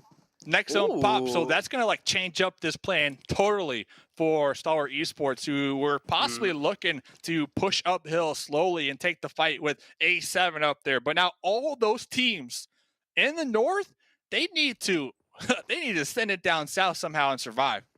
Talk about Godlike, though. They're going to be having a huge threat lingering on their head. Because now Fenerbahçe, they as well, it seems like they're having a little bit of casualties on their name themselves, kind of stuck on the bridge. But I'm going to hold on to that one because Furious Gaming, this might just be a huge breakdown. And yes, it is. Finding one. Poppy Potro looking to find the other one. And I just like the trigger discipline from the side of Furious Gaming to let them settle inside the vehicle.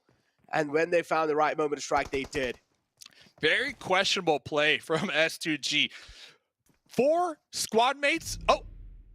Four squad mates in a Ronnie. I know the next zone was somewhat shifted far from them here, but 4 squad mates in a Ronnie, they definitely open up themselves to getting exploded on the complete E-limb. But Poppy Potro right there, I believe getting 2 confirmed, so that was beautiful. Oh man, fights happening all across the board, including another fight panning out between Infinity and Na'Vi. Another huge fight. Kitsune, the only man left alive in that fight, but for now, we need to cover this one. 628. Man being found. The other man's just inside the house, trying to play things a little safe, trying to play for his life. He's scared to his death. Nigma Galaxy, they have a huge high ground on top of the players of 628, Dave. Oh, that you talked about Godlike. They continue to be favored in these zones. That is exactly what they need. The thing is, we still have 15 teams alive, so they are not out of the thick of it as of right now. Still 0 points if they get taken out right now. But Nigma Galaxy, hot off the press from last game, they almost got that winner chicken dinner. Regardless, you got second place with a ton of kills. Let's see if they can continue on with that momentum, because right now they're trying to keep out 628. Ooh, and they are able to do so successfully. 628. Man being found. Knocked out. Unfortunate outing for 628. Again, I do want to see what the final man is doing for 628. I'm pretty sure he might just be going for the heal battle. Makes a lot of sense. Yeah, he's all the way down south. It's Yu Yang. He's taking a sweet little time to rotate inside the zone. I'm pretty sure he's going to be meting himself back up. But Nova Paraboy being found. A huge man being taken out. And that's a legendary kill. Yeah, it looks like Paraboy kind of decided to stay in the back lines and make sure that their teammates can securely reposition. We saw Order and Jimmy both in vehicles trying to get into this new circle. I believe Jimmy hugging that coastline, might even be snaking it right now, trying to avoid those sidelines from next Ruya. We shall see if they can continue to survive here. 12 teams to go. Yeah. Jimmy, I like that spot as long as they're not going to be spotted. As you mentioned, Jimmy's spot definitely pretty good. But again, as long as he's not being spotted. And also at the same time, he will need to leave the spot anytime soon, because the wall of death is moving right behind him. And he needs to make sure that he's making his mark inside the zone as quick as possible, because next Ruya will 100% would want to try and hold him off at bay. So Jimmy, he needs to make his mark inside the zone. Things are getting so intense this late in the game of Sanhok. Infinity as well kind of locked out the zone. They're also taking a lot of damage from the Wall of Death. A lot of pressure on all these teams, man. Looks like Jimmy's just going to watch that one limb point kind of slip through their fingers out there in the distance, but surviving is definitely better than that one limb point. So the Infinity out here, down here towards the south, trying to make their way on into the play zone. But first, they're going to be popping up, backstabbing Xavier. At the end of the day, though, you got next Ruya kind of gatekeeping this whole side of the zone. I don't see any of these teams currently in the blue coming out on top with next Ruya still alive, pumping out those numbers, currently with 8 limb points to their name. Oh my God. Just look at the circle shift as well, Dave. Out in the open, kind of close to Fenerbahçe and Nigma Galaxy. They've already made their mark inside, but Fenerbahçe, they have a huge pressure on their shoulders because we do see next Ruya closing their distance from the back. Next Ruya will get this bridge control easily, but bridge control also means you're going to be exposed from quite a lot of angles. Nigma Galaxy, a.k.a. the Zone Magnets here. The Zone Magnets, they know how to pick these spots. And down one, taken out right there. Nigma Galaxy, they got a second place last game. They still got 4 up this game. Let's see if they can clutch out that winner chicken dinner that they were so close to acquiring last match. Dave, but Jimmy can be the game changer for Nigma. If he's even able to take 2 players out for Nigma, this can change the entire tide. Look at how safe and look at how silent and how quiet Jimmy's being with the position he has for himself. He has a lot of info, and I'm pretty sure he's trying his best to hold the nerve for this gun. The zone as well, the Wall of Death kind of engulfing him. He needs to make his mark inside the zone. So much pressure on this solo man. Got him! Oh, the Duke Machine knew for a fact they were going to get taken out. Jimmy, though, yeah, to your point, could play spoiler, but remember, Jimmy's by themselves. So Jimmy will not have any help if they do decide to expose their position. That's why I believe Jimmy's going to be trying to heal up right now. Currently 5 teams to go. Nigma Galaxy with 4. Next Ruya with 4. Everybody else down to a solo. Oh, man, Jimmy needs to move inside the zone, and I'm pretty sure he's going to be exposed doing so. And yep, as I mentioned, Freak spots a little glimpse, and that's going to be enough. Jimmy being taken care of, no while at the game. Top 4 teams alive, Dave. And this is where it gets a little bit more intense. Next Ruya taking little shots onto themselves. It's a 4-on-4 situation in here. Yeah, 4 teams to go. Next Ruya, they are going to be tossing out some smokes to try to bridge that gap, get behind that hard cover of the boulder. Within grenade range, you're trying to connect these grenades onto Lord, who is doing the same exact thing. But look at over there on that off angle. Looks like Frozen trying to reposition. Freak is on their knees in a smoke. They're looking for that pickup. But this is going to be a solid 4v4 right here. And Moody, I love this spot. Talk about the intel that they're able to gather right there behind that boulder.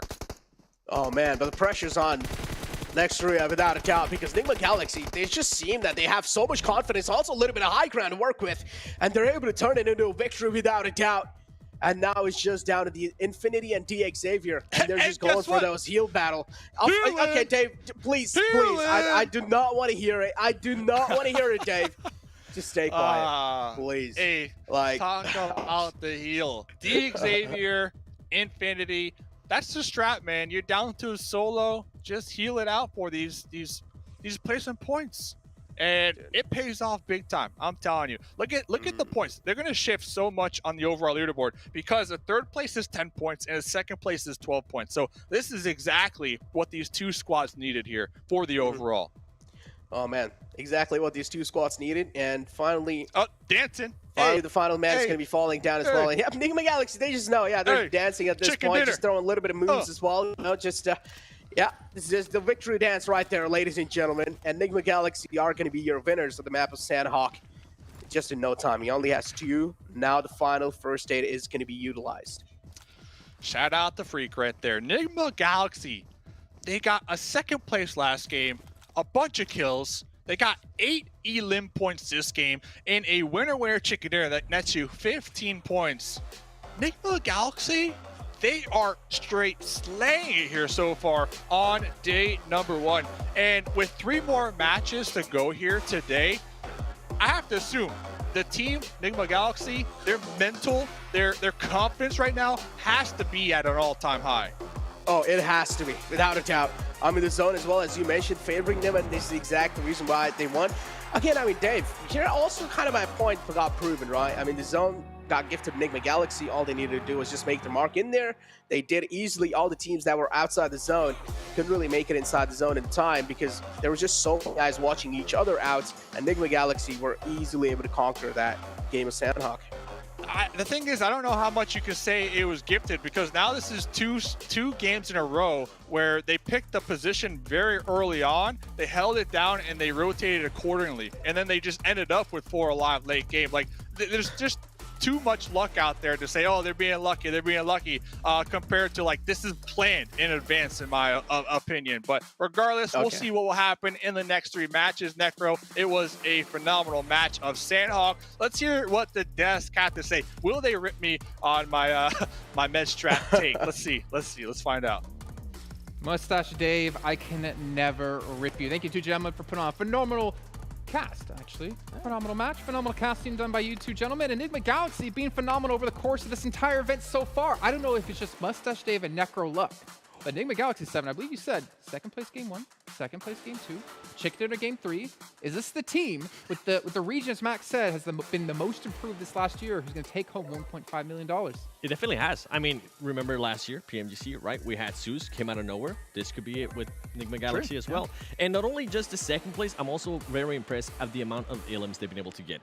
On the first match, they were only able to get just 1 ilim, but then on the second match, they were able to improve so much and being able to get 9 ilims. And in this last one, 8 ilims as well. I think that improvement is huge. Yeah, I think that was the main issue I had actually with Nigma Galaxy in the past, is they would not be fragging out, getting those eliminations consistently. But here they actually, I think they saw that circle at the end, like, wait, it actually came our way. Like, we're not used to this. We're actually in the circle in Sanhok. What's going on right now? Yeah. And they just fragged out. They made sure that Next Ruya were not able to push in that game. But also Next Ruya had a great game, but not able to make it happen. It was because like that 11 elims. Yeah, I think it was, but that push was so hard, and Next Ruya just unfortunately got completely shut down by that push from Nigma. So Nigma played it so well at the end. Yeah, and I think they kind of showed us some depth in their play, right? Every time on Sanhok, I feel like they always played heal off. They always like, Aruf, take all of our first aids, go out in the blue, we'll see you later, we'll see you next match.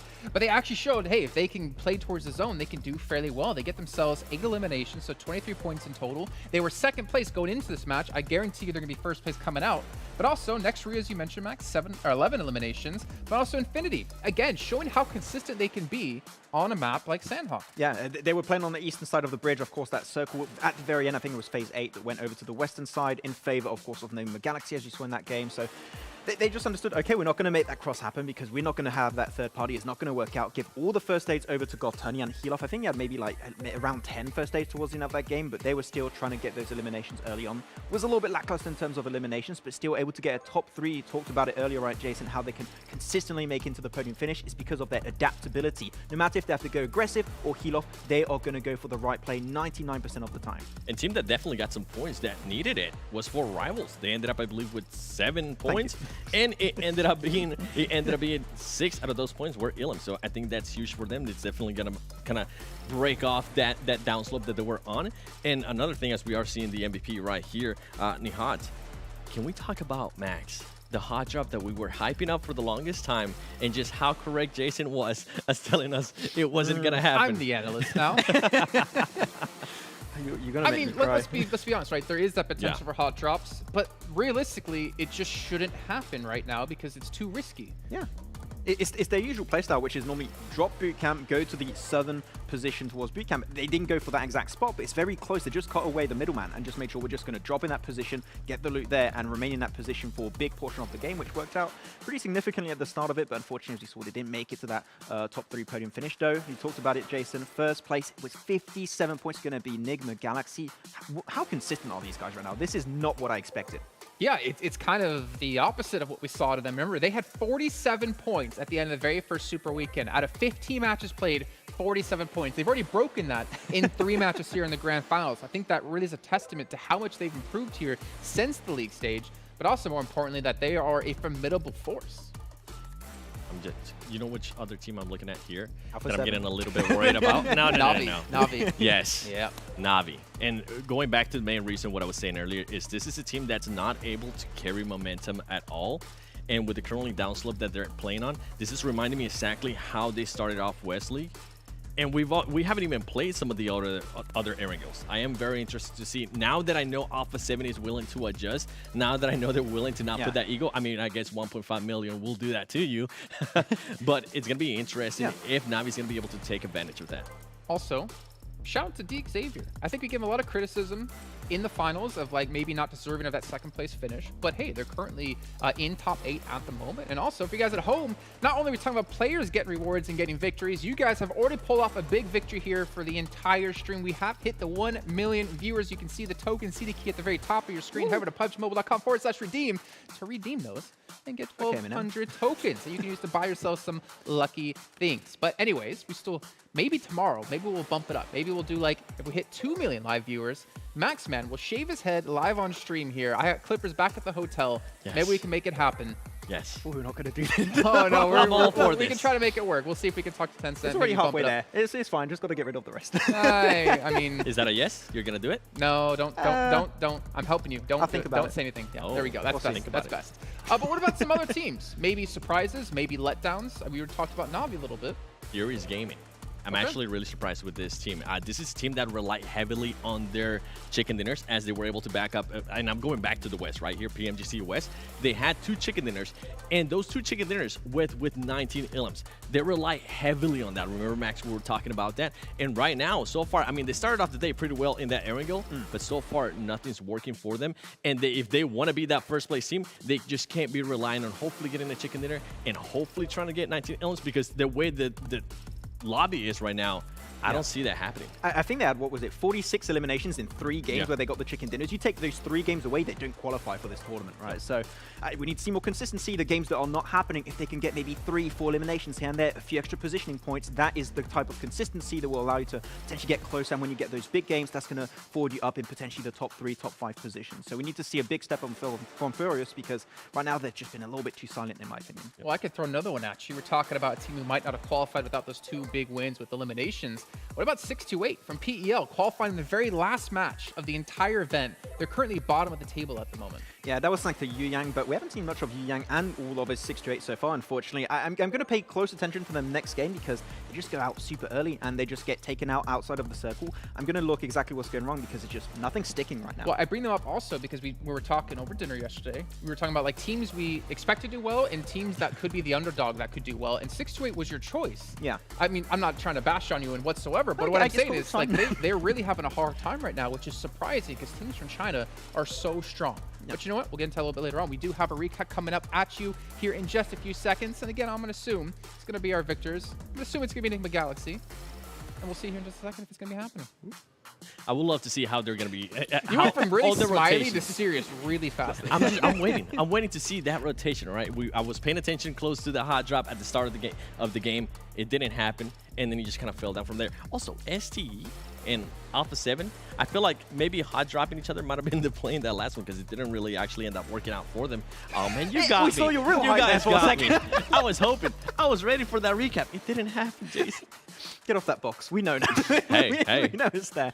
No, we're going to be looking towards the late game circles, and this is actually circles. It's pretty tricky to play, I would say, because here's just a full commit. Or we go to the eastern side, or you go to the western side, and depending on where the circle goes, you have a very big chance of confirming that win. And you're looking at this, you're thinking that there's no way it's going to go to the western side, right? The odds are it's going to go towards Tori, it's going to go towards you wanted to see cave. The cave position, which I love those cave finishes. Didn't quite happen this time, and this is the moment Nigma Galaxy were like, wait, are we 4 men alive in circle at this stage of the game? That just doesn't happen. And they just had all the teams come their way and just pick it up one by one as they were going to the market in the morning. But they played it so well right there. They decided to stay outside the circle. They decided to just wait and see how some of the other teams were playing. I mean, they waited perfectly for next Ruya. I was actually surprised. Next Ruya had 4 players themselves.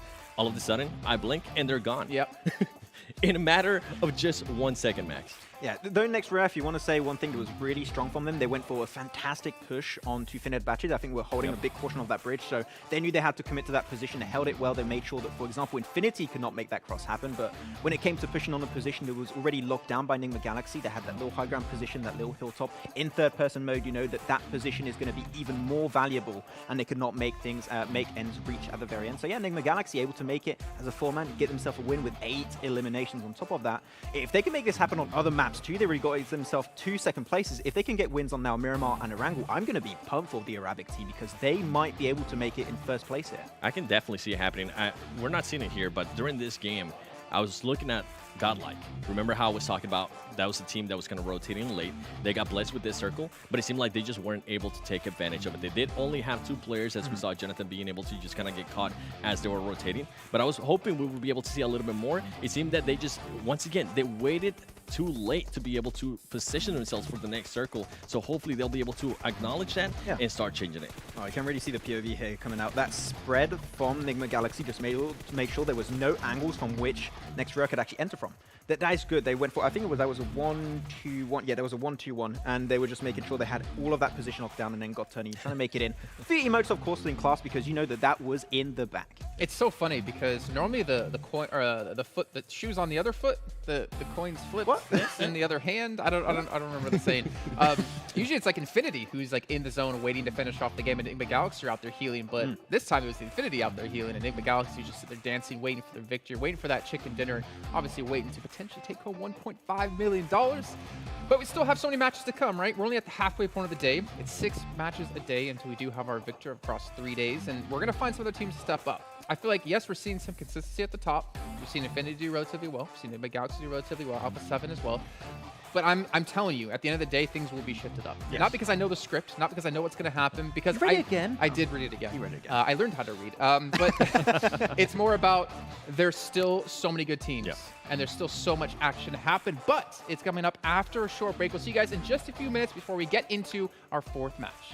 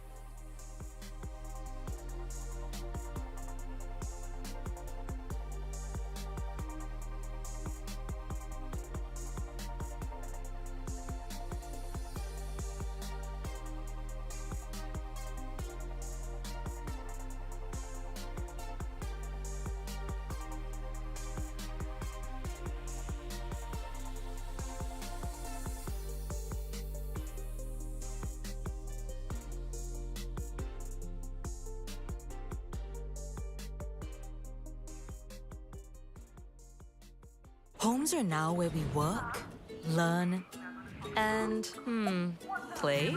Oops. Homes are where we build spaces to call our own. Power on and beyond with Singapore's most trusted broadband. I saw the first light, the first steps. Now I see much more. I capture Earth in all its beauty. I see action. I see drama. And I see it in the finest detail. moments of inspiration, and the first steps. I am the 1+9. Welcome back, everyone, here for some more PUBG Mobile action. We are halfway done with our day, but not halfway done with the event. So don't worry, you didn't miss out on too much. And if you did, it doesn't matter. You can hit the rewind button. You can go back and watch it yourselves and recap what happened throughout the day before we get into our second day of play, which is still coming up. When, Max? Tomorrow. Okay, I wasn't sure if you were listening. I'm glad. I was a little bit nervous, and I think I saw a look in your eyes like, oh God, what did you just ask me? Like 1 + 1, 2, tomorrow. Yeah.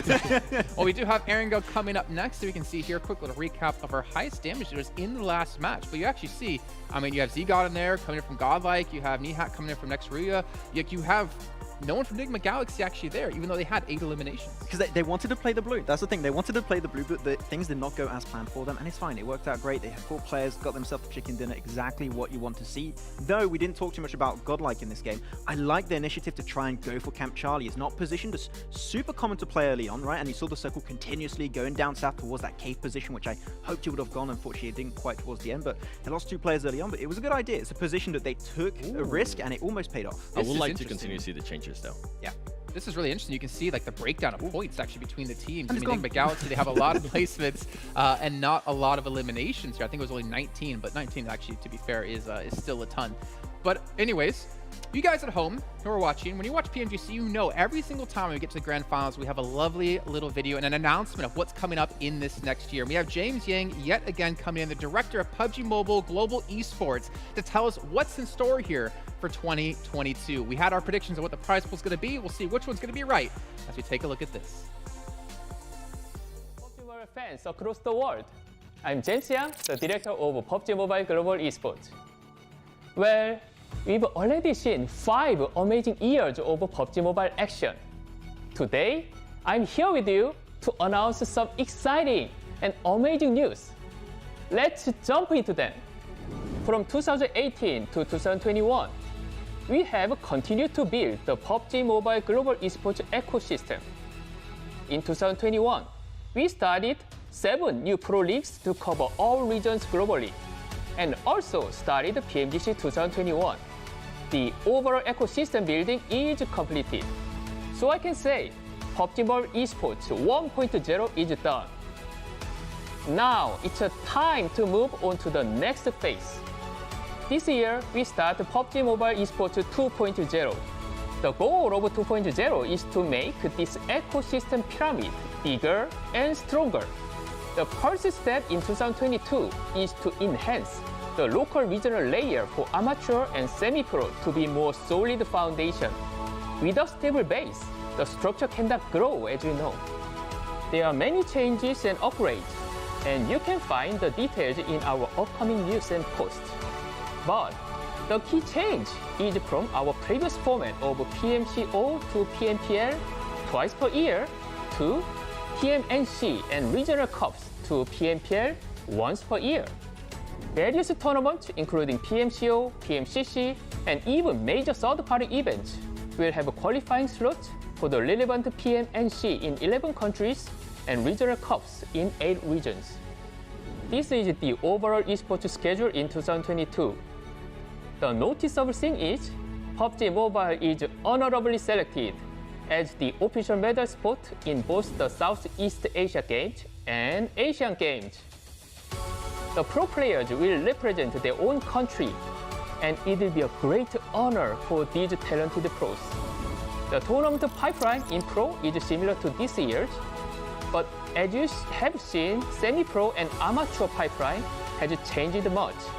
In short, if you want to grab a chance to play in a pro league, you don't need to wait for PMCO.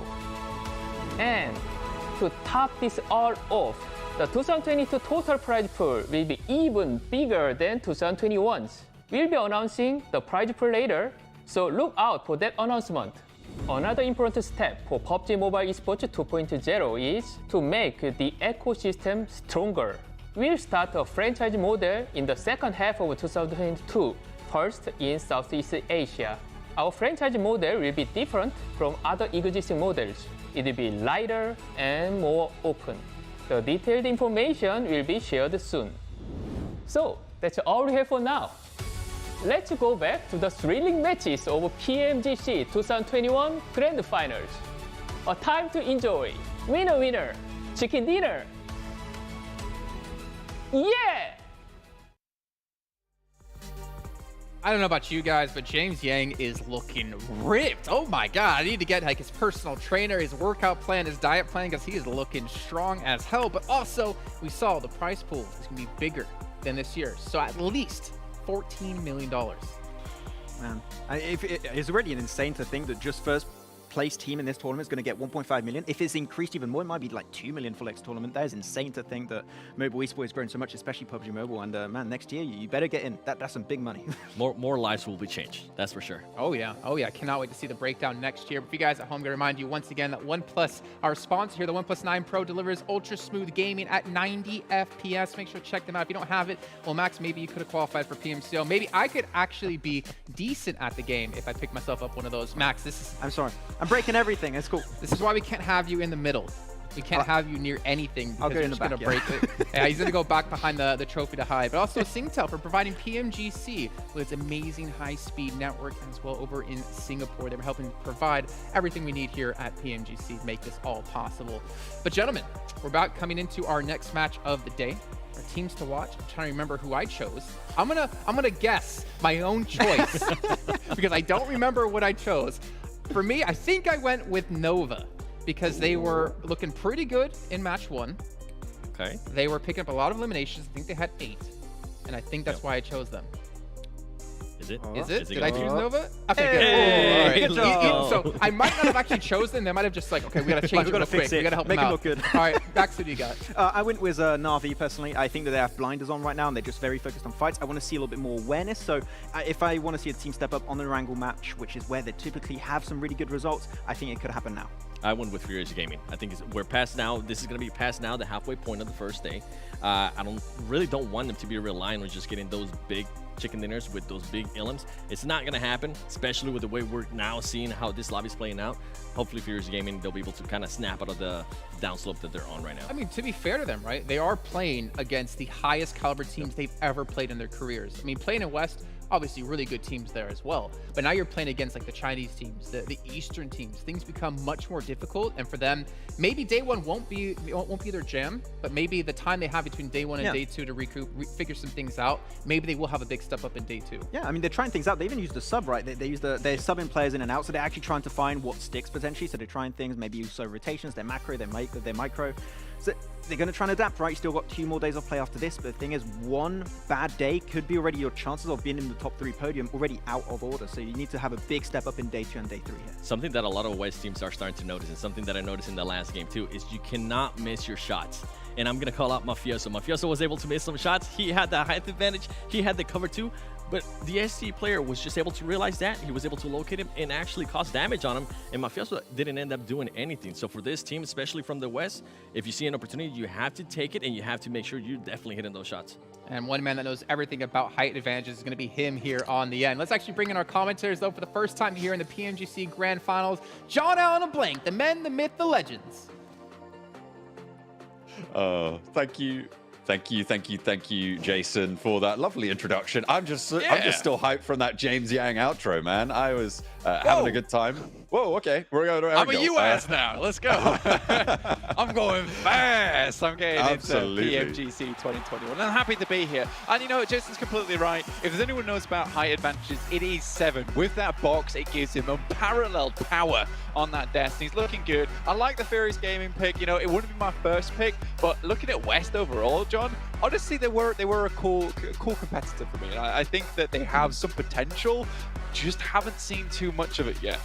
So maybe here in Erangel, it's time. Maybe with the blessing of 7. Who knows? Absolutely. You know what I want to see? I want to see a desk, Jason, Blair, and 7. That's what I want to see. I think that would be great fun. What, just the green giant and 2 hobbits? I don't think... Oh, dear.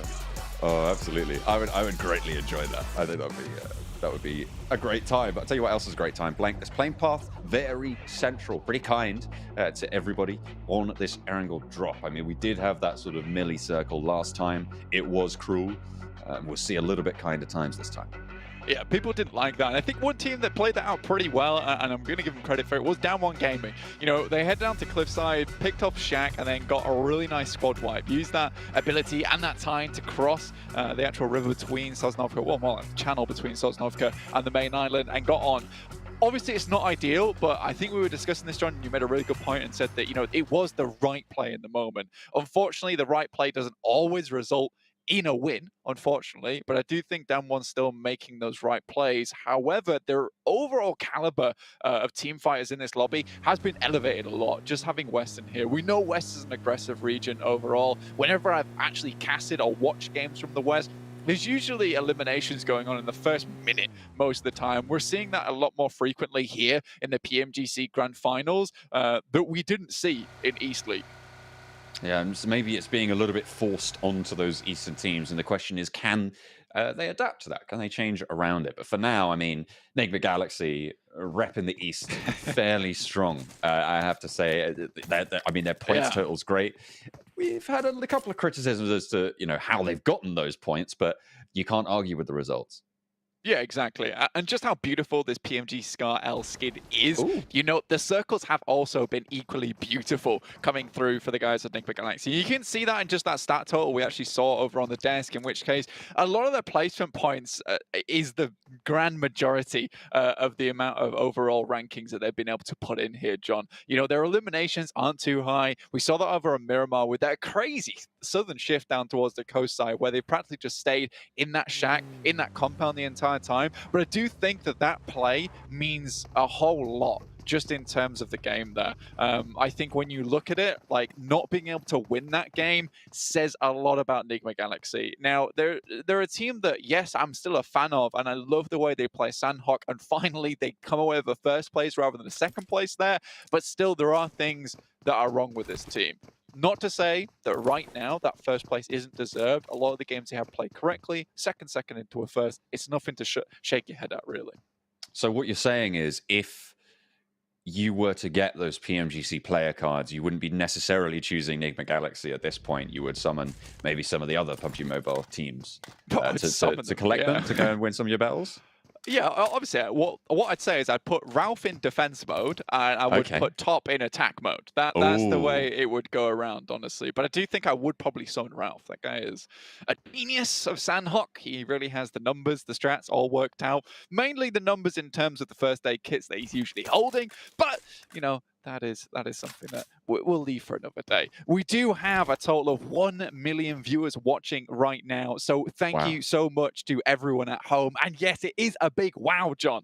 Wow to you guys. Honestly, go redeem your tokens. You deserve them. Get yourself some great rewards. And maybe there'll be some more rewards throughout the entirety of this tournament. But you'll have to watch out for that, because we're still watching out for that grand prize pool being announced for 2022, which we're all excited for. But there is that 1.5 million on the line right now for the PMGC Grand Finals. God, do you know what? All the prize pool I need is James's little dances at the end of those segments. I absolutely love. I live for that. It's so good. We do, and like Jason said, he looks like he's been working out. You know, he's been in the gym. Yeah. You know, his moves were fluid this time around. He looked good, and yeah, that dance really was the cherry on the top of the cake there. We love to see it. Nova, Jimmy drops down. We'll just be sitting over by Gatka side. They have this 2-2 split going on. It's fairly okay. There's not really a lot of players around their location. I think the most congested spot is actually probably Pachinki at the moment with Damwon Gaming and Nigma Galaxy. Nigma Galaxy currently sat very solidly within Pachinki, yet Damwon Gaming is off to their northern side, potentially trying to find a place to find home. They have gone very central. This is more akin to what we saw in their league finals, where they were able to put up some mad numbers. Mad numbers on the mind at the moment. A good gap for Nigma Galaxy as we hop on board there in Pachinki. Moving a little bit northwest, and look at that Lord giving it to him. Glasses up the nose. That's how you know he's serious. I know, right? He's logged in. He's locked on. Doesn't have his glasses in game, though. Doesn't need them with the phone that close to his face, you know. That's fine. We don't need that. He's not going to go for that eye damage. He doesn't need the glasses getting in the way. And realistically, he just needs them to see far, far away. And right now, victory is close to his future. As we can see right now, with the points currently on screen, 57, first place. Second place sat at 39. Good stuff from Nigma Galaxy. Again, cannot fault them. But his next Ruya is really kind of like that wild card for me, because they came out firing on all cylinders in that finals for West. But their league play, it wasn't really all that astonishing, to be honest with you. But they do look like a good team to me. I'm still rooting for them. I think they found them some very good positions with the map and the circles so far. And I think they've fell prey to quite a few of these third parties, unfortunately. A regular pattern. I'm gonna loop back a little bit to what we saw in East League is the rotation from the Infinity, from this military base drop that they've gone for at the moment. Generally, it was guarded out by Reject over on that bridge. It started out a little bit 628 guarded, and then Reject sort of took over that. And now, Reject not in the lobby, S2G are in the way, but they might not be guarding it in the same sort of fortitude as we saw from Reject. So it might make the Infinity's games a little bit easier here on Erangel. Still, S2G, very, very spiky opponents. They're an extremely hot-headed team, honestly, and not in a bad way either. I think when they come into a fight, they definitely fight with passion, and I think that's the main thing that we can take away from S2G, is that some of their team fighting ability is extremely strong. Just taking a look at some of the West that I was able to pick up on, and for me, I think S2G is a team that can get towards the top of the lobby. Fortunately, they're lagging behind a little bit. And in a 3-day stint, you really want to start off strong, which is why it's so dangerous letting Nigma Galaxy get towards the top here, when this team really does rely on those steady and consistent points, especially from Sanhok. They do it well on Erangel and now also on Miramar. And that's terrifying for me. And I think Nigma Galaxy getting a good head start like this is something they can keep up with. I don't think Nigma Galaxy is the most flashy team in the world, but they certainly put up points when they need to. Absolutely. I mean, they're on 50 set. That's almost a 20-point average, right? Coming from 3 games. A phenomenal start to proceedings. But that is subject to future variance as well, right? It's likely that they're going to see some 1, 2, 3-point games over the course of this 18-game set. And we'll have to see when that starts to come through, because the later that happens, the less likely that it is to happen, right? As soon as you lock in those big points totals, it gets less likely that you're going to drop off on that variance. And I do think that, you know, last little point on Nigma Galaxy here, if you are a fan of the Arabian region, right, like Nigma Galaxy is doing something that we have never seen from an Arabic team before, and that is really topping the tables over in these teams where we're playing with the best of the best. Usually, we do have an Arabian team that gets in and does decently well, but it's more towards the bottoms of those rankings, whereas Nigma Galaxy right now, they are putting a statement on, and realistically, they're a fantastic Arabic team, and it's good to see this kind of change come about when we just haven't seen that so far in a long, long time. Taking a look right now, though, at the map, heads up towards the northern side with this circle. Going to cause a fair few problems, especially with so many teams down towards the south side of the island. On the other hand, Alpha 7 make their little run away from that top side of the map towards Severny. Team Secret, they will have to weather the storm. That is the big problem for them right now. They're in a very, very much contested area within that tree line. A lot of teams would be heading through this way, so if they get caught off guard, because the tree line will keep them hidden, but they'll also keep other teams that move into their area hidden as well. So they're going to really have to be aware of their surroundings. They should be aware of the teams approaching, though, because it's likely that the teams from the south are going to sort of swing in from the sides in those vehicle rotations and try and find a spot that way. Should give that little bit of info. It depends on the split that Team Secret take, right, as to what sort of information they can gather. Nigma Galaxy, though, they found a little bit of trouble against the 4 rivals, and Ralph does go down. Fenerbahçe actually taking that flush, and they get away with it. It's a full point, and it's clean. I think for Nigma Galaxy, you know, this is one of their weaker points, is that sticking around in a place far too long. Usually it works out for them because we have seen circles that have gone in their favor, but they stuck towards Pachinki for a very, very long time there, John. By the time they move up, there's already teams all around them. You had Fenerbahçe moving into that fight, as well as 4 rivals on top of Rozok Hill. They have great sightlines all over the place, so getting a quick knock in and allowing that to be picked up by someone else. Yes, it doesn't give 4 rivals a point, but it gives them a general indication of the players in their surrounding area, and this is fine for them. That's why you play Rozok Hill. That information gathering is amazing. Xavier moving up a little bit closer to that river, to that bridge, and maybe looking to cross a little bit later. Stalwart. They came out swinging with a really strong chicken dinner, and they are still sat in that third place position, so still very much in contention for that top spot. See how much further they can go. I think playing from Novo really requires Stalwart to play this edge play style, right? And I think for Stalwart, they have some very good movements towards the middle and the end of the game, right, John? Where they're able to get around the map is beautiful. S2G chiming in here towards Nigma Galaxy, taking a few shots. Hamodi drops to the floor. And a puff of smoke. He will have to crawl back to the rest of his team to get back picked up again. But I don't think S2G is going to continue this too much, especially with Nigma Galaxy now firmly within the warm embrace of concrete. They have already lost a player. Well, it depends how many bullets you shoot at it, I suppose. You've got to send that kinetic energy somewhere. Has to disperse somehow, but S2G, you've got to make it a little bit hotter as they crash straight into the ground floor of the garage. Timber lighting a fire underneath them, starting to spark it. But not really going too much further than the staircase. Doesn't want to step too far out of line. Another bouncer. Doesn't quite find a Modi there. Doesn't actually take the full knock, and just the sliver of HP keeps Nigma Galaxy at 3 standing. Silas on the off angle, and there's a nade from Timber, sends the second one out, and that will do the job. Timber down the stairs, takes care of Freak as well. He's on to 2 now.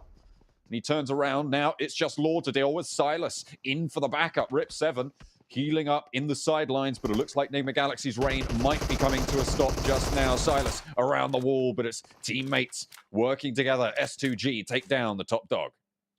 Really, really well played to S2G there. You know, we were talking about them earlier, just this passionate team full of fire, and that's what we like to see from her. They could certainly take these compound finishes. You know, back when we saw a fair few of these players on Cloud's Digital Athletics, you know, their compound play was unrivaled a lot of times, and I think it was those off angles that looked so good, specifically from Silas, and he makes it look easy there. And regardless of what happened in that fight, Silas would have been able to pick up the pieces. So very good setup coming through from S2G, and that'll halt Nigma Galaxy. Now, this is a really big opening now for Stalwart. You see them on your screen. They're moving across Yaz West Bridge, so they're beginning over towards the top side of this circle. But with so much river in this, so much awkward landmass to play around with, you know, Stalwart's victory, or at least their path towards it, to try and jump above Nigma Galaxy, might be a little bit tougher than they might have hoped for. 2 players from 628 crashing into 2 from Na'Vi, not all regrouped just yet. Potential to find that regroup, but it's Tixi and Matic in the compound. Sunan get knocked there and will get flushed. That's another elimination, and backup arrives for Na'Vi as Matic does get traded. 628 looking to get this backup in as well as this fight devolves into an all-out bloodthirst. Yu Yang around the side challenges Tixi and wins that one. Daoshi up on the top as well, looking to potentially push down. Get the backup against this Na'Vi squad. The nade from Meku pops in through and under the stairs. Daoshi is going to go straight on up and get out of dodge for there. It was very dangerous from Daoshi there. I mean, just careening past that grenade. Could have gone off at any moment. GodLike starting to look towards this fight as well. They hear the fighting. They hear the gunshots. They're ready to pick up a few points on the back of this one. Sat down in 14th place with only 9 points total. Beautiful nade comes through from Yu Yang. Will start this fight off anew for them. Meku now, I think, last standing for Na'Vi. All 4 of them are alive, but with only 1 gun in action, it's going to be tricky to hold this off with GodLike in the wings as well. It's all to play for. 628, equally unlucky, but they still have 2 guns in the fight. As Meku reposition, wants to get some backup, but looks for the spite instead and falls on down Na'Vi. Really, really struggling to stay alive here, but there's the flush, and it's good. Kitsune now last standing for Na'Vi. Daoshi, final member, and GodLike, this is go time for them. This is a perfect third party coming through from these experienced players from India. Yu Yang up top side, very low here. Daoshi, similarly in an awkward position, just has to play on the top. Kitsune, though, finds one, looks for another, close the door on him. And it will get broken, will get bursted. Clutch God able to get that knock. Jonathan Rezable here as well. 628 still on their island on the stairs, looking for the reses, and they will be able to put 2 of them back standing tall here against the crash from GodLike. All 4 of them are alive, but Looking for those reses. Still the nade up top, and it's good for one. Does a lot of damage. Forces the jump over the side for Daoshi, and there's a fadeaway, and it's a team nade. Miscommunication. Daoshi finds a second as well, and against GodLike, they're standing up. One more might just be able to do it. Daoshi with a drop shot, but it can't quite close down the push from GodLike, and the Indian players are going to be able to wipe out with a beautiful third party. What should have been easy, though, John, turns into one knock and one elimination for GodLike, which is not what they were prepared for, what they wanted at all. Stalwart, on the other hand, they're moving over the top side of the map. Fortunately, Revo managed to find at least one knock there. I believe they might have got a flush through as well. Yes, they did. So now Stalwart only down to 3 players. On our stream, it is Furious Gaming versus Fenerbahçe. Fenerbahçe, oh, he steps right into the firing line of Tiger Zin. Furious Gaming, they're able to find that knock pretty easily here. In comes a potential third party for EXCLUSIVE, or are they just going to try and get ahead of the game and move in towards Rozhok? Rabbiz swiftly shifts into reverse there, gets back in the lake. Team Secret moving in from the north side. Now Duck out in the water. Gonna have to sit on that one. But Fenerbahçe now under pressure from Team Secret, and I think this is where they crumble. Moving away from that fight, you know, with Rozhok just being so heavily contested by so many teams, there's not really an opportunity to leave a compound at this point in time, John. Unfortunate. Difficult ground ahead for so many of these teams. Down one with a pretty central Rozhok position, but they're surrounded on all fronts. They're going to have to fight out of that area if the circle doesn't shift towards them. Have to wait and see on that one.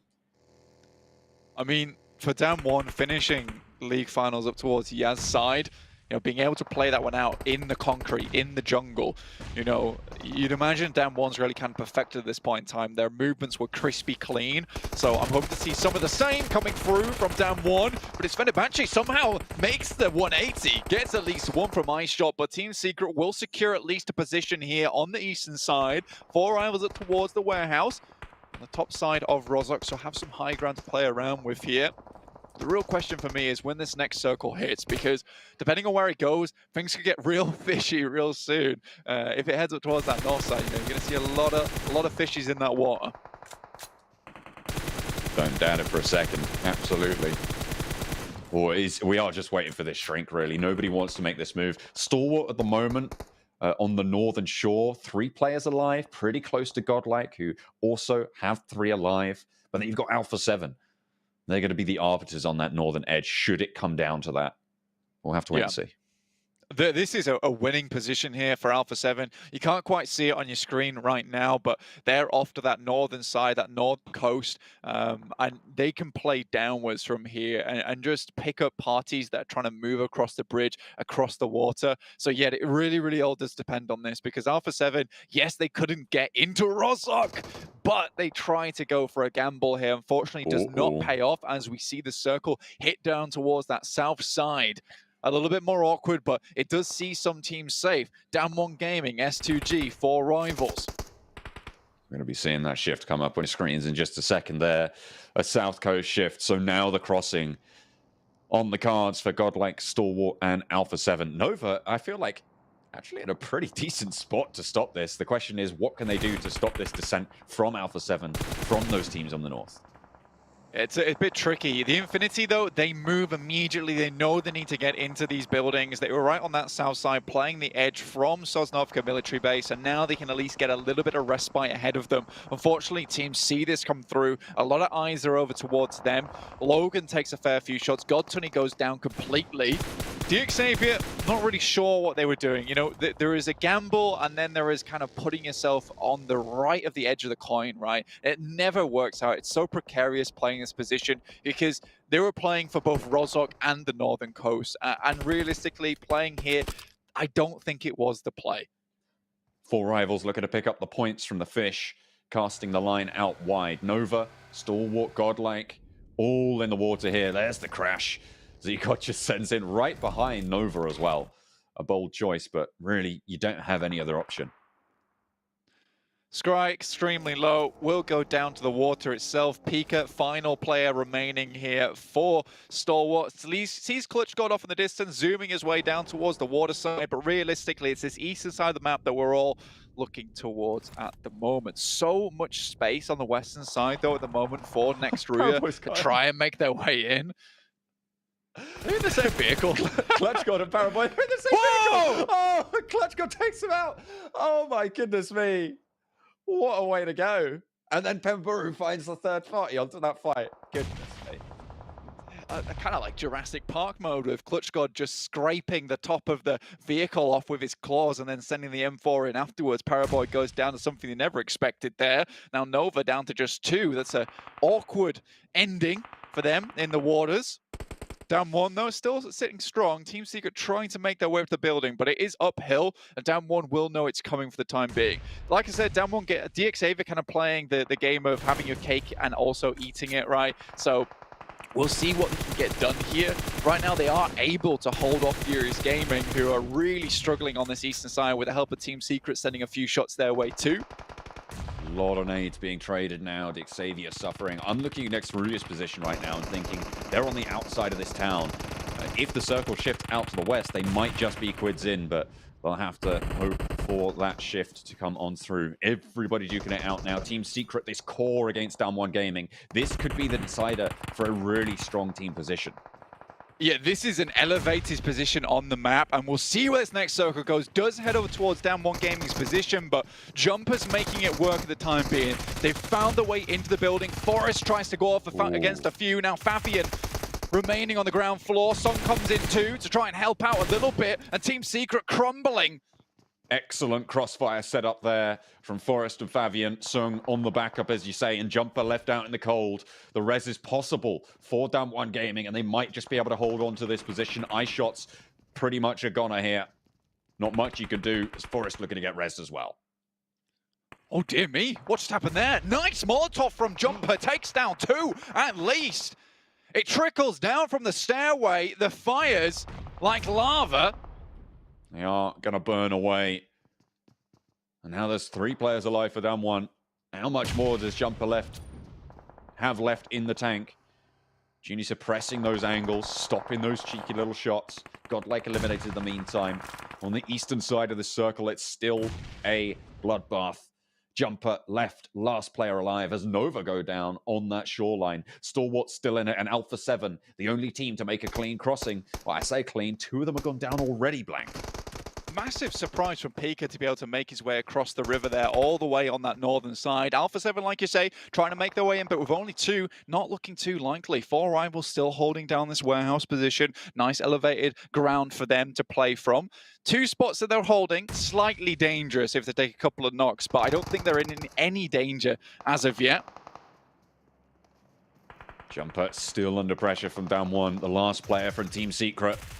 And the top dogs from the East League, he lines them up for the shooting gallery, only gets 1, and it's not good enough. The res can come through, Sung able to see to that. Down 1 keep on trucking with 3. Still really well played to Down 1 there. They know they're right on the eastern edge of this circle, so clearing out any insurgents in that area is extremely important to them. Now they can play from that eastern side very safely, dear me. He played ball with the top of the ridge there, wasn't great. Yeah, I feel like in a fight with a brick wall, it's very difficult to win in general. Yeah, true. Carrillo, last player for Alpha 7, though, as his teammate gets swept up.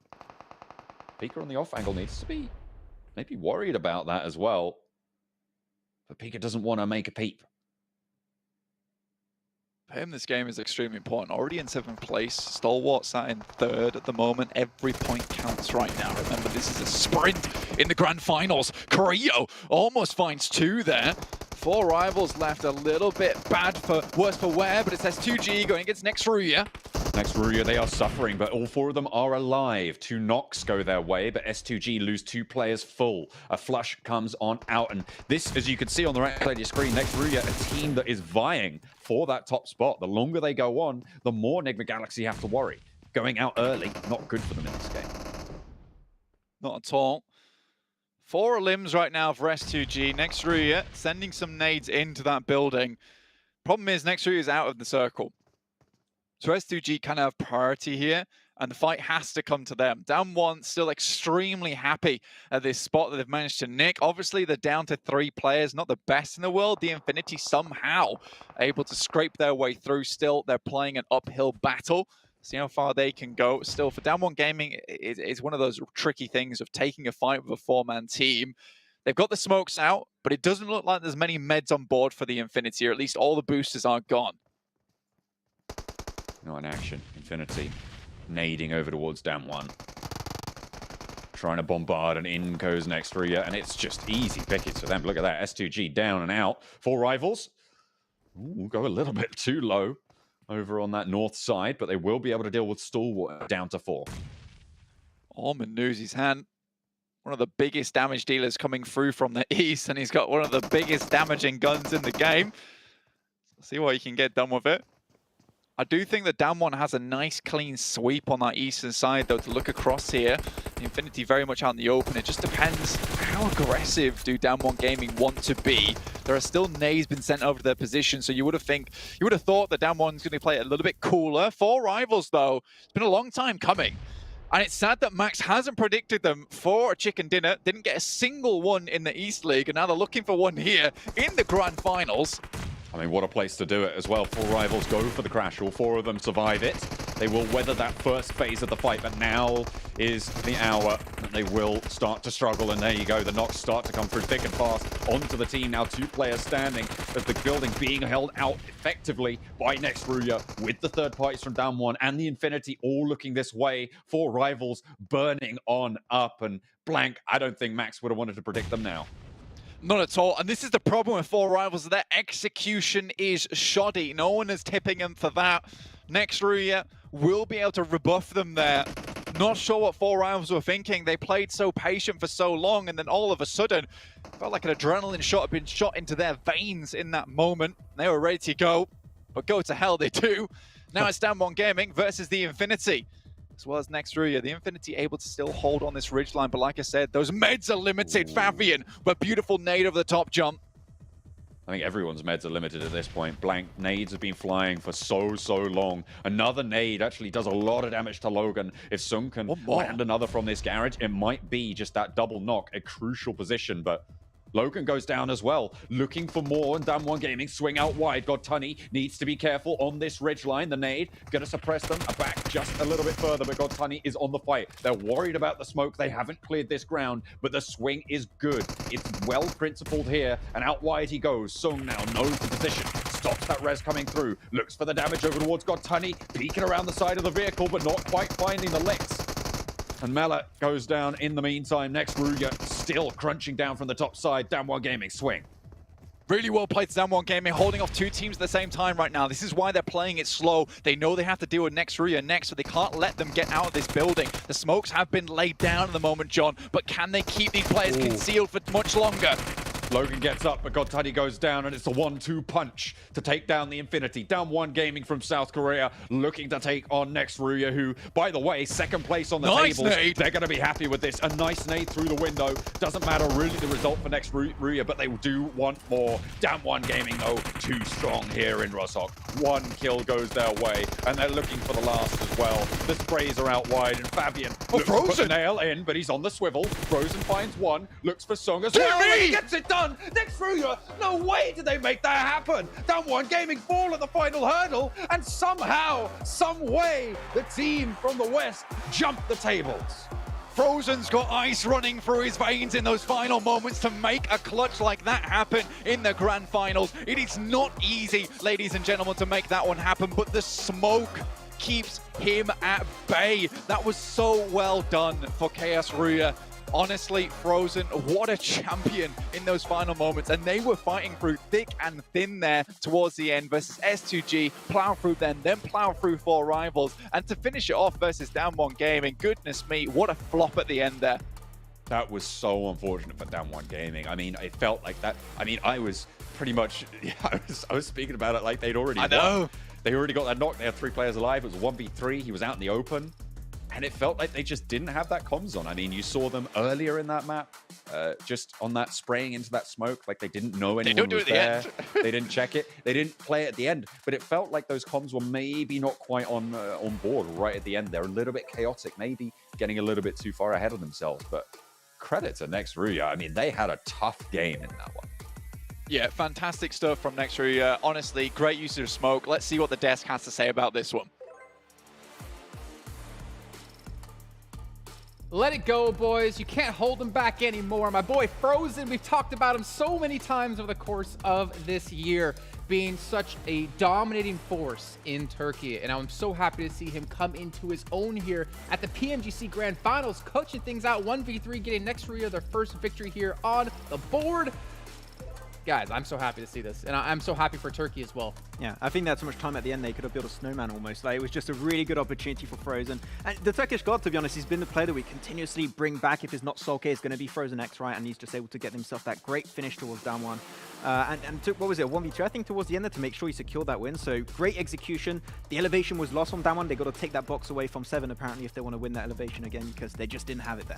Listen, it happens, right? Damn, son, you threw that. They had it. I wish they would have been able to clutch it. I was actually really impressed by how Frozen was able to clutch up there. We haven't really seen him throughout today so far. Some of his other teammates have been stepping up. So for him to be able to clutch up again and showcase the skills that he was able to showcase on the West League Finals is really impressive to me. Well, we are seeing the results here from the last match, and as we saw, Damwon getting second, and well, 4 rivals. There was a glimmer of hope. Max looked really giddy and ready to go to call them out as being a victor. And unfortunately, as we get into the Super Weekends, we get into the Grand Finals, they didn't pull it out. With 4 rivals, something I did not enjoy, Max, and I know we're going to point this out. With Alpha 7, their push was just super sloppy.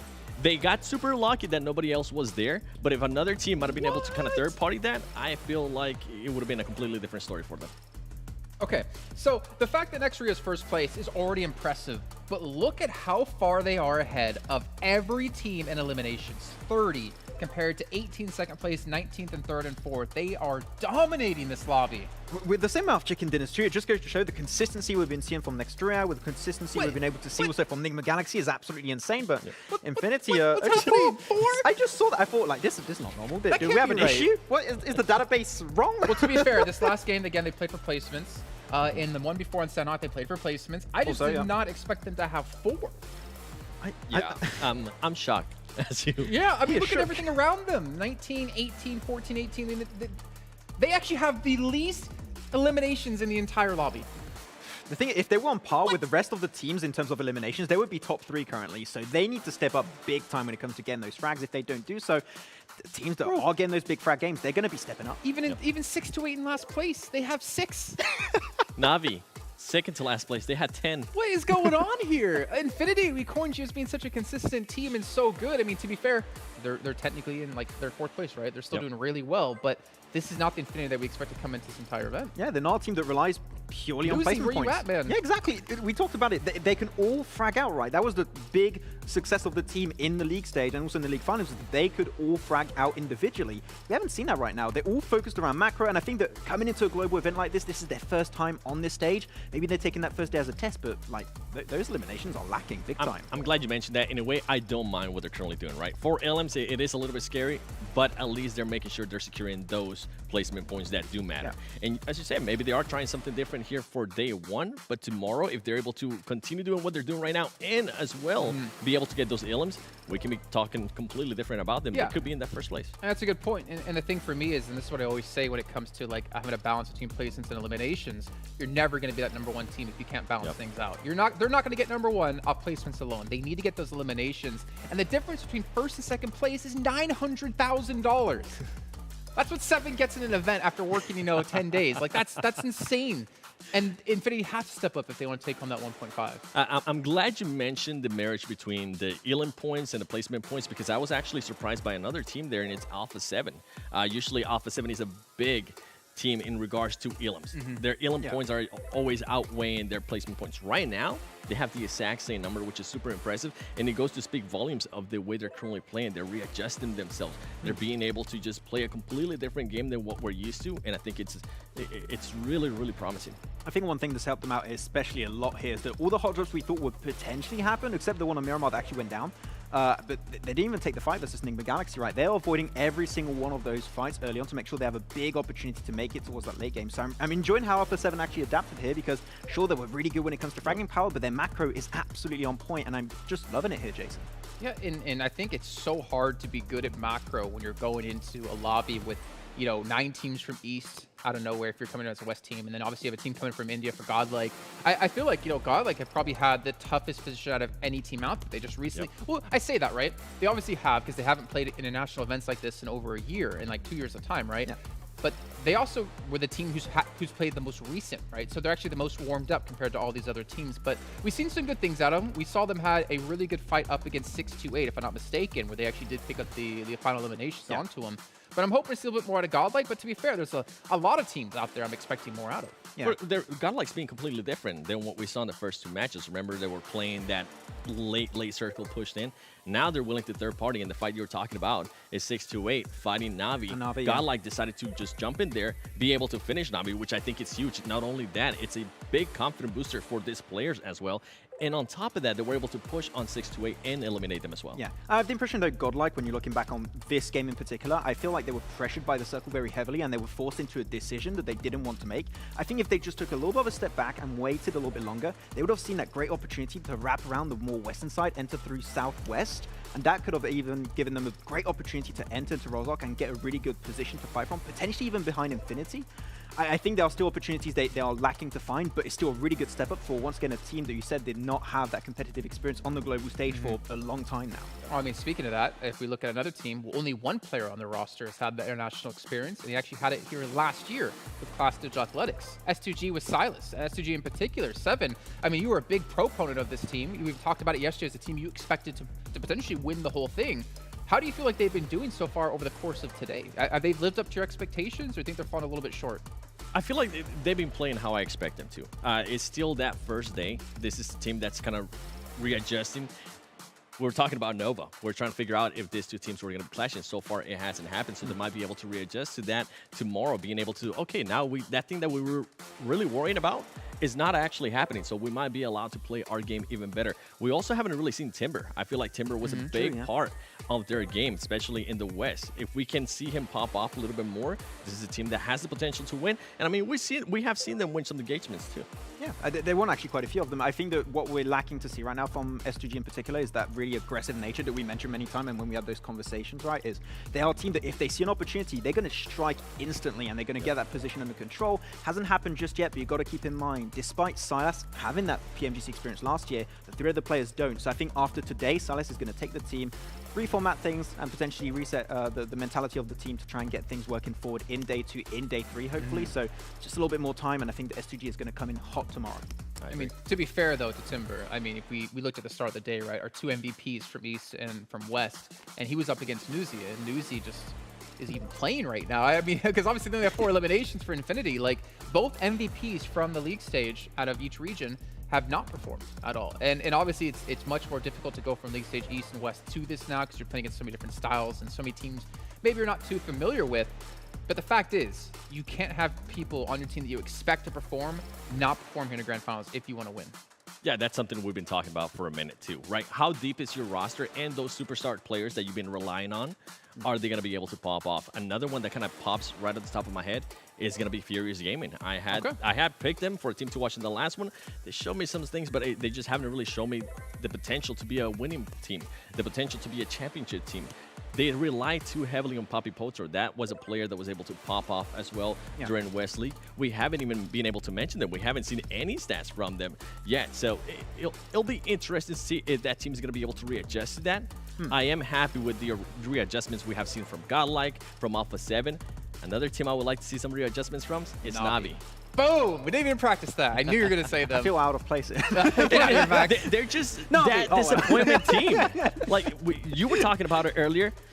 I kind of told myself, do not pick them this season. They're gonna be disappointing you. So far, that's exactly what they're doing. They start off super slow. I feel like in the finals for West, they ended up in 2nd place, but I feel like things went their way too good. They weren't really met with any confrontation from some of the other teams. It was too easy for them, and right now they're just putting themselves in a big hole. Yeah, what I mentioned earlier, right? I have the impression they have blinders on. They got their own little bubble in which they're taking a fight. For example, the fight versus SIXTWOEIGHT, right? Yep. Went well at the start initially, and then you have that third party from GodLike that they had no idea that was going to happen, right? So I think that having a little bit more map awareness, even if it's just having a scout that's maybe scouting a little bit more than usual, I think that could be something that could unlock potential for Na'Vi. But right now, the way they're acting things is good for fights, but when it comes to the macro, things are just topsy-turvy. Is not working out. Something different that they worked for Na'Vi there in the last one, they didn't decide to hot drop with Alpha 7. Yeah. They actually decided to go a little bit south of George. Okay, well, you know what? We have a lot of hopes for Na'Vi here going forward into the rest of the day, and of course the rest of the tournament as well. But before we can even get into the rest of the day, we have to head to a short break. And when we do come back, we'll be heading into our 5th and penultimate match of the day.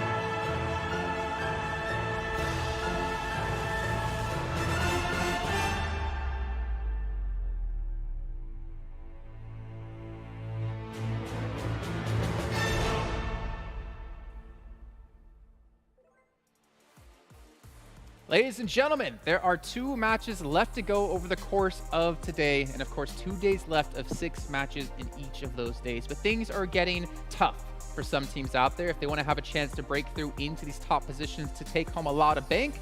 Well, they're running out of the matches to do exactly that. However, one team in particular, next Ruya, coming in from Turkey, currently sitting in first place, doing phenomenal, and again led by the player of Frozen, making it look all too easy. But as we go forward into our next matches, there's still a couple of teams we were talking about before that we want to see step up. Navi, the likes of one of them. S2G, I still want to see step up just a little bit more, show that Turkish pride, and show what they really can do. Of course, with Silas leading the helm. But Max, we still have a lot of East teams as well who are just really struggling. Yeah, there are a lot of the one that are currently struggling right now. One of those is 4Rivals, of course. Though you talk bad about my boys of 4Rivals. I'm gonna say it. Actually, I enjoyed that play coming out from them. Sure, the execution was maybe lacking a little bit, but they are a team that usually they get to the late game and they just don't do anything. They just wait for things to happen around them, and then they might try and get involved towards the very end. But here, they actually went for that push onto Alpha 7, tried to defend their own territory. I love that. Sure, the execution was lacking, but if they can work and improve upon that aspect of the game itself, I think 4Rivals might be able to get their first chicken dinner here in the tour, maybe. we'll see. They got lucky. All right, that's Come what I'm going to put on, it don't at. do They my boys like definitely that. got lucky in regards to that. You're telling me if another team was there, they would have not survived that. They had to go back, recoup. They had to actually pick up one of their teammates that was down. And with 4Rivals, I actually want to talk about a team from the West that really has underperformed for me. And I was thinking about it after Jason asked me that question. It's going to be Fenerbahçe. I expected a lot more out of this team. This was a team that was super consistent in the West. It was a team that wasn't actually able to get that many chicken dinners, as they were only able to get 1 chicken dinner throughout the whole tournament for the West. But today, I mean, we really have not seen that team whatsoever. Yeah. No, we haven't seen Fenerbahçe. I can only agree on that point. I think especially when you go back on that Sanhok game, they were trying to look for opportunities. They tried to go for the river position on the bridge. It just didn't work out. I think they maybe got to try and step back a little bit and play edge a little bit longer, because they try and go for these pivotal positions so early on, and teams are just trying to contest it. That's what happened on the first game on Erangel too. That is super strong compound. Lacked the time to regroup, and boom, instantly contested, right? So I think they need to try and take a little bit of a step back on their games. If they can do so, they might see better opportunities at hand in the future. Yeah, and there's even like another topic I want to open up here as we were kind of discussing while we were watching the matches. It's about just like the raw mechanical skill we're seeing out of these East teams, right? You were talking about Seven, how in the West you can peek out and not get punished. Here in East, or here in the Grand Finals, I should say, you peek out, you're going to get sniped down. Definitely. I mean, it's something that I'm always big on, especially in the West and with Glitter as well. We would always point it out. Some players would decide to stay out of cover for too long. Right now, you're going to get punished if you get out of cover for way too long. And I mean, we saw that perfectly between Alpha 7 and STE. Mafioso decided to just shoot. He didn't get any shots. The ST player was out in the open. He didn't even have any cover. He was able to locate him. He was able to crouch and get some shots at him and make Mafioso back down, even though he was the player with the height advantage and on top of that, the cover. Yeah, it was just a really good play. Good stuff, good stuff. I also want to give a shout out to OnePlus here, our sponsor at PMGC. With this OnePlus 9 Pro, you get smooth gaming with 90 FPS, and you guys never have to settle when you use one of those awesome, amazing phones. And speaking of that, I'm assuming all the players are enjoying it as well, as we're about to head into our 5th match of the day. The day's flown by, actually, now I think about it. But it's time to get back into our teams to watch, and I'll start things off. I chose Nigma Galaxy for a negative reason. They've had a good... Don't look at me like that. Team not to watch. No, team to watch, because they have done really well in the first 3 matches, but I'm worried if they can maintain that performance, because they looked terrible in the last match alone. But it's time to head into our casters. I'm sorry, Seven and Max will hear predictions later on. Throw it back on over to John Allen and Blink. Thank you very much, Jason. I'm glad that you managed to get your prediction whilst taking all the time away from your analysts. I really think that's a good one. But we are going to be watching Nigma Galaxy, to be fair, in this game, right? We're going to be paying a lot of attention to them because they had their top spot bumped from them in that fight, in that last game, with a pretty spectacular win coming through from next Ruya. Yeah, and I think that their last Miramar kind of was off the back of a bad situation gone good, right? It's one of those weird weird scenarios where they head all the way down towards that southern coast, pick up a compound they don't think anyone's going to aggress upon, and then suddenly the circle is right on top of you, and you're in a very good position to actually pick up a chicken dinner. Unfortunately, they're not able to translate that into a chicken dinner with Alpha 7 just playing out of their minds in those final moments, Sanhok in particular. But, you know, they still got a fair bunch of points from here on Miramar, which is not usually where I expect Nigma Galaxy to get most of their points from. Pachinki starting point for them on Erangel is extremely good. Similarly, the Sanhok feels like they've got that down to pat now. Miramar is a little bit more of a place where I expect things to be slightly different for this team of Nigma Galaxy. Checking out these other drop spots though, John, you know, fairly similar. We're seeing DXAV head over towards El Azahar, but it is Alpha 7 heading all the way up to Campo Militar. Now, they're really getting out the way a lot of times now in this lobby. Yeah, they are going to be right in that northern side, staying out of problems, staying out of trouble, but how long is that going to last them, right? If they're currently sat in 4th place, is that all they're destined for here? Because it's not really a game. If you're playing like that, you're not playing to win. You're playing to not lose, really, I think is the way I'd put it. Yeah, absolutely. I think that's a good way to put it. And I think for Alpha 7, you know, there's already that confidence. There's lacking almost when they don't go for that fabled boot camp drop over on Sanhok and instead head over towards that northwest island and decide not to challenge there. I don't think by any means Alpha 7's a bad team whatsoever. In fact, I think they are definitely probably the best. In fact, no, I'll rephrase it. I think they are the best in West. I think that there is reasons behind that. They are just one step ahead of everyone else. I think that they can play on par with the Eastern teams. Fenerbahçe coming towards 628 though. Just one player. Should be easy enough for him. Well, it did look a little bit ropey. A lot of damage. Look at that, pumped into 628, but jeez, they get away with it. They get away with it. They'll be all right. And they're still in loot phase, which means that damaged armor can be replaced, can be just repositioned and get that healing on board as well. Yeah, and with our esports settings, you know, there's going to be a lot more loot lying around for these teams anyway, but Fenerbahçe down to already just 3 is not great for them. You know, they're sat in 13th place with only 15 points total, which is not good whatsoever. But I think we need to start looking towards the middling areas of the table at the moment, because I think we're giving a lot of love down towards those players at the bottom, a lot of love down towards those players at the top, but not really towards these middling teams. So I'm looking at Nova, Team Secret, Damwon. You know, Damwon really dropping the ball that last game. And I know we might have said, oh, shit, don't do this to me, please. Uh-oh. You know, there's 2 in there. He's hiding behind the best time for it. He's hiding behind that OnePlus phone. Watch out, Nox. He's behind the OnePlus phone. Oh dear. Daoshi, he strikes on out, gets a lot of damage, but doesn't find the knock there. Actually going to be chasing this one up. Knows. Doesn't know the floor, but he's going to. Drops down the stairs instead. There's some crossfire, and the rest of 628 now there for the backup. So Daoshi a little bit more, I was going to say safe, but Sunan gets pelted with a nade there from the side. Open machine, putting the hurt down. Yeah, really well played. Now, Nox can actually start to get into this fight. Molotov over through the side did actually spell a nasty end to them on their previous Erangel with the Molotov. Daoshi somehow finds that shot. Broken machine equally takes a bit of damage. Yu Yang spots the Molotov burning out, and they push out the building. And look at that, goodness me. Daoshi on a tear for 628. So, beautiful stuff from 628 there. Yeah, there was a little bit of clap back. I also love that 33Z just opted not to join the fight whatsoever. He's got his Vector in hand. And delete just the final remaining remember for Fenerbahçe here. Let's see what they can get done, but I think 33Z should have this one. He's full HP. He's not done too much, and he's ready to put his name on the casket. The final player from Fenerbahçe. Don't think they know where he is, though. They're worried about this building, but they've overshot by 1. This is not the sort of neighbors. Yeah, it's not the sort of neighbors you really want here for Fenerbahçe. Yeah, just trying to keep it clean, keep it safe for the time being. I don't think anyone's finding him anytime soon. Fully boosted up with a UMP in hand. You can see him there on your bottom left. He is full in concentration mode, just listening for any kind of sound cues that he might be able to leave. There is a vehicle. Actually, that's them faking him out, though, so he's got to really be careful. I respect the patience here. Anyway, back to my previous point about these middling of the pack teams. You know, Team Secret, really one that does surprise me a lot here. You know, 8th place, 29 points. I do think they look a lot better than they did in those league finals. You know, when we were looking back on that, John, it really did feel like Team Secret kind of hanging on by a thread towards the end of that one. I mean, they didn't even play, right? They were just holding out for hope.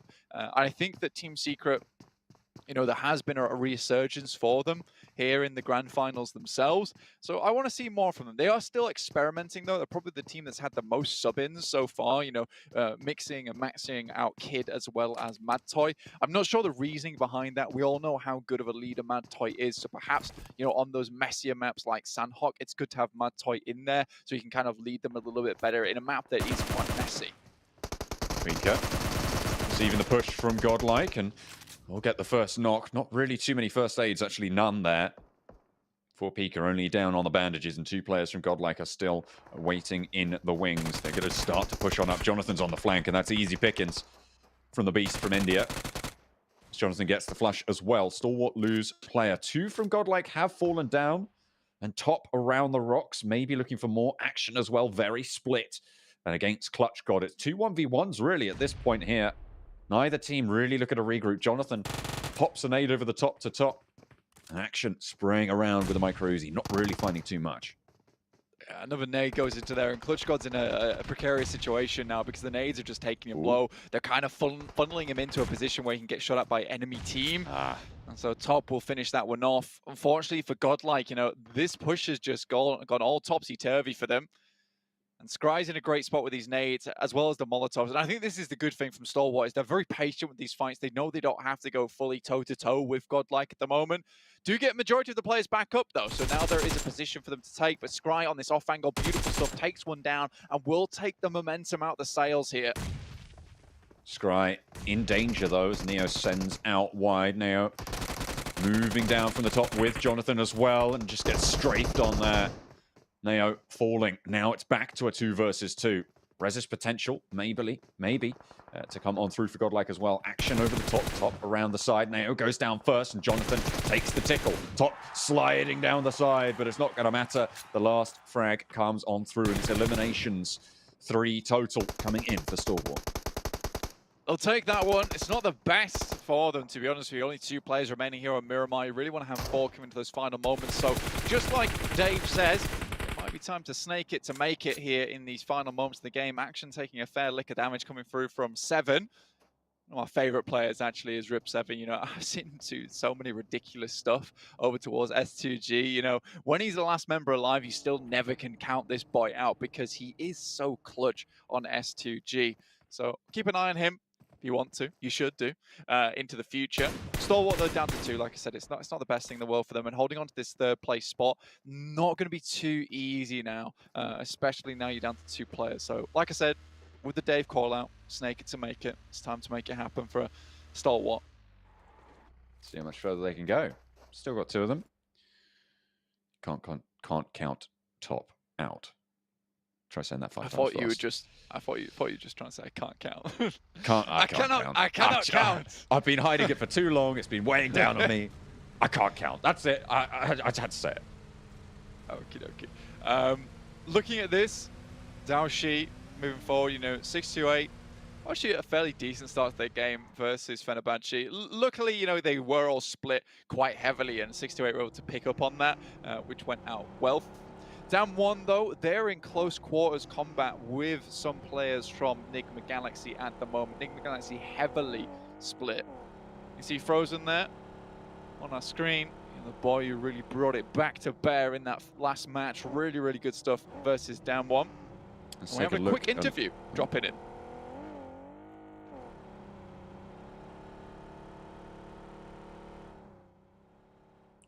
Ya şöyle diyeyim, mesela bir yere kafa girdiğim zaman ve bir yere push attığım zaman Yekta beni en şekilde supportlamaya çalışıyor. Hani adamları özellikle pick etmemeye çalışıyor ve ben rahat oyun kurabileyim diye. İkinci olarak da Kudur, rotasyon konusunda birbirimize çok yardım ediyoruz. O bana yardım ediyor, ben ona yardım ediyorum.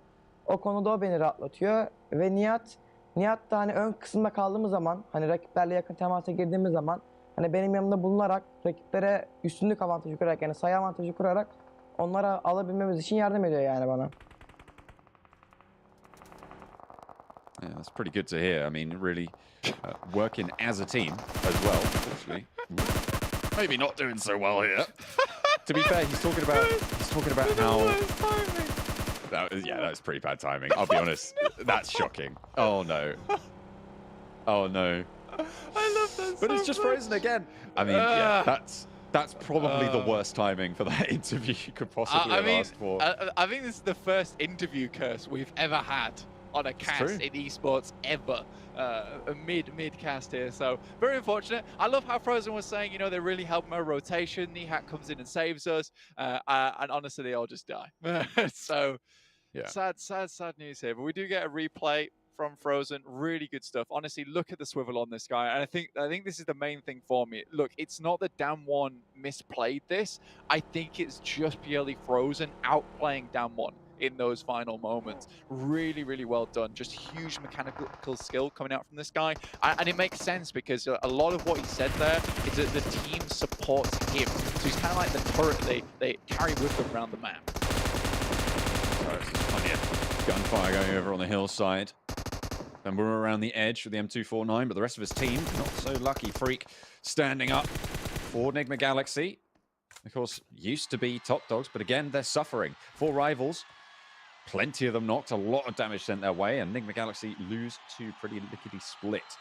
Blank, he was talking about, you know, it's the tip of the spear that kills you, right? But it's really the shaft that makes it useful. That's true. In what context? When you stab people with spears, which is a regular everyday occurrence, right? That's true. Yeah, I mean, you just thrown this one at me. I like it. From Frozen, I'm going back to the Frozen points.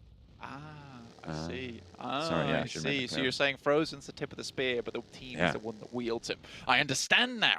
Really, really good stuff, John. I love your little metaphors you throw in now and again. Feeling pretty Greek about it. Yeah, I bet you are, mate. I bet you are. Looking at the map, though, we are having our circle sent up towards Hacienda del Patron at the moment. San Martin currently held by 628. The Infinity coming in hot on the heels, but not looking too hot in their elimination category, right? 4 eliminations total. I mean, just off that last game, remember they went down in 3rd place? They had 0 eliminations that game, John. So I don't know what's happening with the Infinity, but something's wrong. Something's clearly wrong. Down 1. Just passing by. Nigma Galaxy are rotating in 1 vehicle. Could be bad if the shots go off, but it's more Damwon taking damage than Damwon giving it. Well, they're all in 4 separate vehicles, which means they can't return fire there, which is probably the only reason that Nigma Galaxy were able to stay so close to that rotation. Yeah, they just, I mean, yeah, that's fair. You could roll a little bit, but then you're slowing down. You're a sitting duck for that spray. And as long as the driver's keeping you level, I mean, it's dangerous.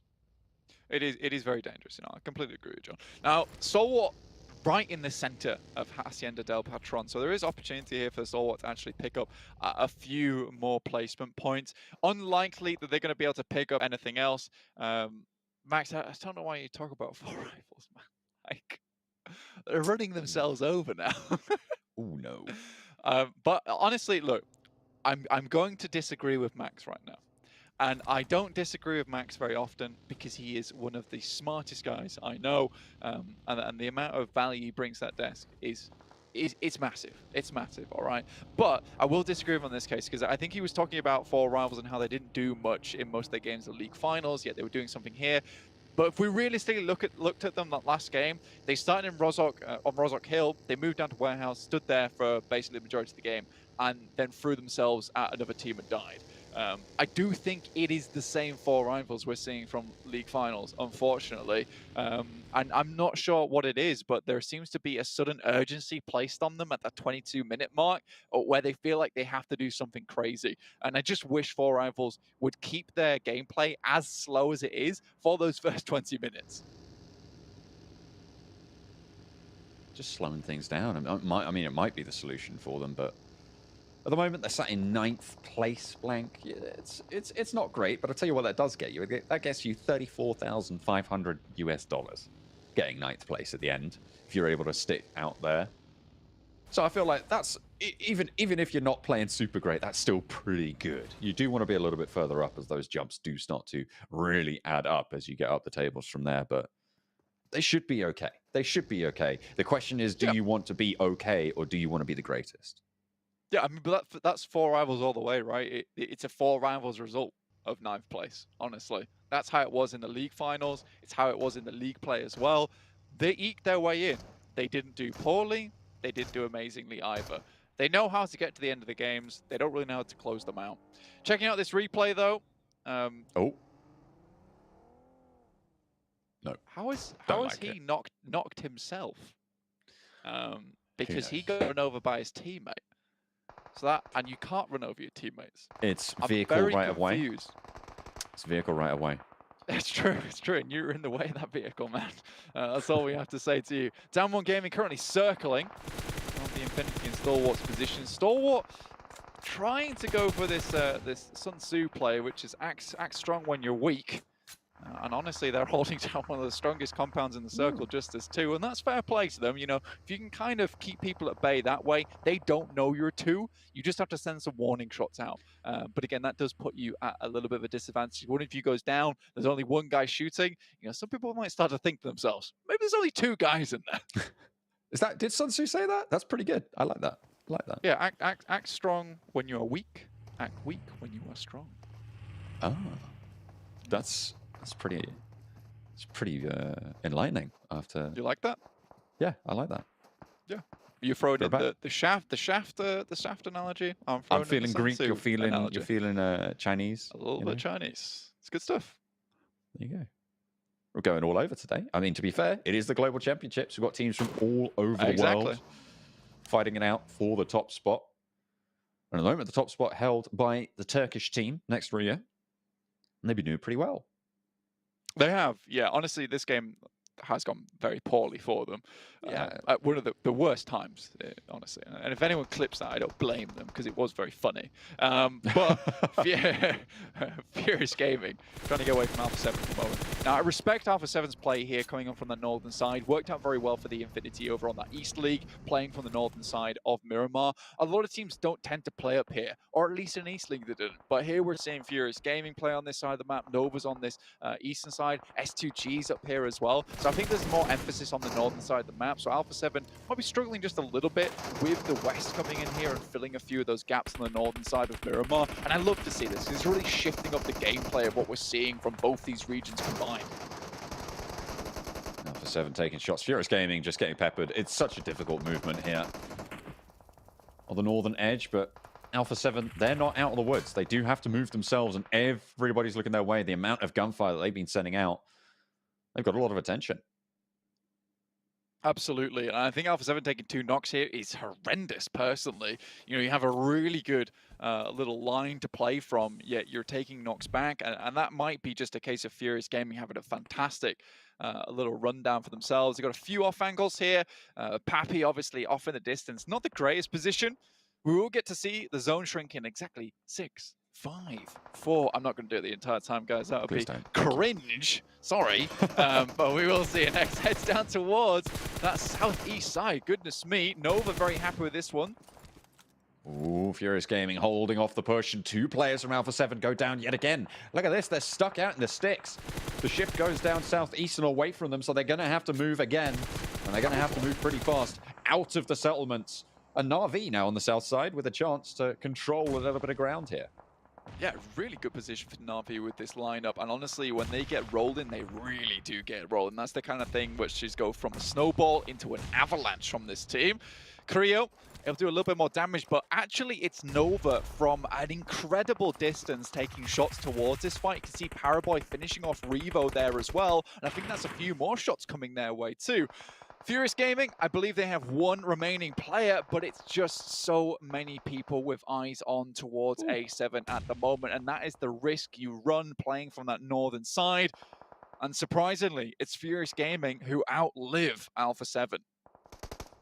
They are going to stay alive. Tiger's in the smoke. I think S2G know there's a guy here. Yeah, look at this. Silas just cooking the nade over the top. Not quite going to land it, actually, there. Rip 7 over the way as well, but S2G can't dally here too long. They have to get on their bikes, or whatever vehicles they have available. A little bit too long on the cook there for Rip 7, and a nade sent back, landing perfectly right next to 2 of them. And he's going to get 1. Silas goes down, Rip 7 low, but he's going to fall in the meantime. The blue at the heels, and S2G, they're suffering. They didn't move fast enough. Four Rivals coming against Ralph, the remaining player from Nigma Galaxy, and he ruins Four Rivals before he has taken down himself. But the two players that went down earlier for Nigma Galaxy, Ralph gets vengeance, lives out on Sanhok, but frags out here on Miramar. Nova on the east, Na'Vi on the south. It's going to be difficult to leave these compounds, to leave these buildings, get towards this open ground. Team Secret, Kid trapped in the blue, nothing to do. Down one gaming, make the cross. It's a huge amount of damage though for along the way. Infinity taking shots as well, but it's Junie holding this one down. Massive nade comes over his way. I can only believe that was from Stalwart themselves. Just the two players making this one happen. I'm getting flashbacks to BTR, but it's Stalwart now. Trying to hold out Top and Action. If there's two players left that you want on this team, it is Top and Action. Another player from the Infinity falls. They got 6 elims this time around, so they've more than doubled that count for themselves. But they will not be going any further. Down one eliminated as well on the northwestern side. From these buildings, nothing but death seems to come for so many of these teams. 5 teams remaining now, John, and Stalwart's one of them. A hell of a challenge here in this game, and they've overcome it. Really, really well done. I think a 5th place, regardless of what happens now, is beautiful for Stalwart with the beginning they had. Nades coming through from Sunan. See what you can get done with this one. It's a long-range one. I feel really bad for S2G because they whiffed 3 nades, in which case, you know, Tigers In comes back with an absolute corker of a nade, gets almost 2 of them. 628 rocking up the position. I believe they only have 3 players alive. Now Top has to stop this one from coming through. Nice nade, though, begins the fight.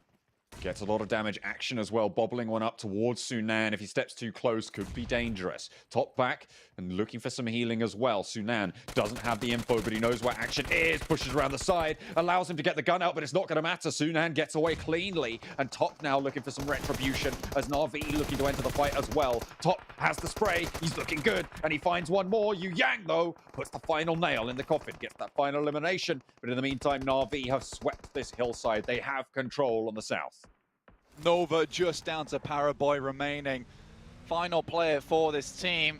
It's the last guy you'd want alive as well. He has just been storming it throughout the East League and now comes into the grand final. We're put down by Duck off in the distance. The Xavier hold out strong for a little bit longer, but it's Na'Vi who are starting to sweep now. And if there ever was a broom in the lobby, it would be Na'Vi themselves because they leave Miramar clean. So much sand everywhere. You'd think it'd be too difficult, but no. The boys of Na'Vi really strengthening their position now. You can see Tixi covering this angle. Yu Yang looking to get that healing off and will do so, but Tixi giving them the runaround. He has a complete broadside view on Yu Yang. Needs to be careful of 33Z and isn't overstepping. This is good from Tixi. I like it. Yeah, this is honestly a case of just holding back the rabid dog that we know Tixi can be and just keeping them at bay. But now looks for at least 1 flush there. It's another elimination on board. 33 goes out, but they will finish him off. And now just 2 players remain. Now this is the Na'Vi that we want to see, and it's so frustrating watching Na'Vi at times because we know how good they are. Yet that fire, we just don't see it out of them sometimes. Most of the time we see that ember, and then suddenly a bonfire, and then back to an ember again. We'll see if Na'Vi can finish out this game. Though I've seen stranger things happen on Miramar. I mean, they started this game with, I think, about 12 points coming on through. So a chicken dinner here would be phenomenal to launch them up those standings, get them back in that conversation. Xavier with the duo, Duck and Lamborghini, hunkered down. Keeping it quiet for the time being. Fingers on lips, trying not to make too much noise. I think Na'Vi has a clear idea of where they are, though, regardless of the amount of decibels these 2 players are putting out. And this is just going to be a slow, sad suffocation through for Xavier. All angles are now covered.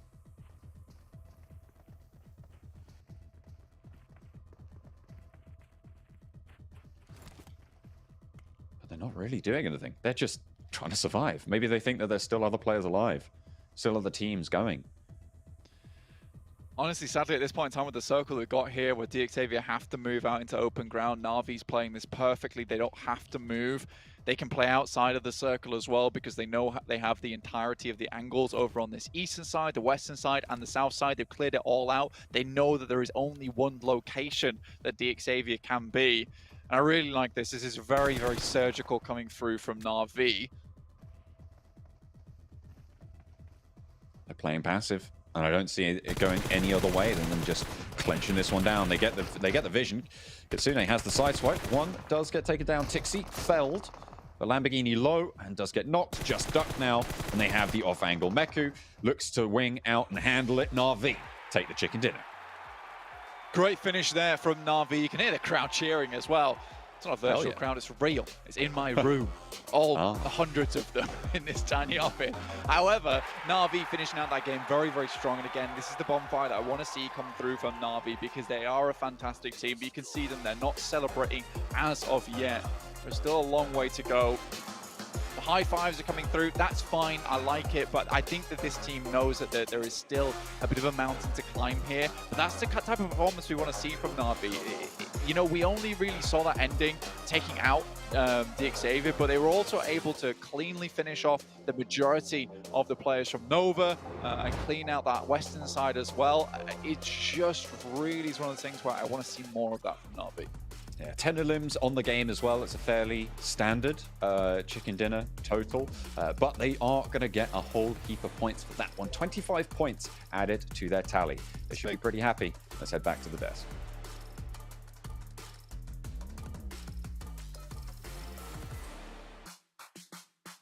Remember, ladies and gentlemen, it's not the tip of the spear that kills you, it's the shaft of the spear that helps the spear go into you. Wise words of John Allen there. I got so confused. I felt so bad for playing because I think he had no idea where he was going with, and then I think even John didn't know where he was going with. He found logic to it, and Blank found logic and gave it reason. But either way, Na'Vi did take home a chicken dinner, and again, a team that we've been kind of critical of starting slow in events.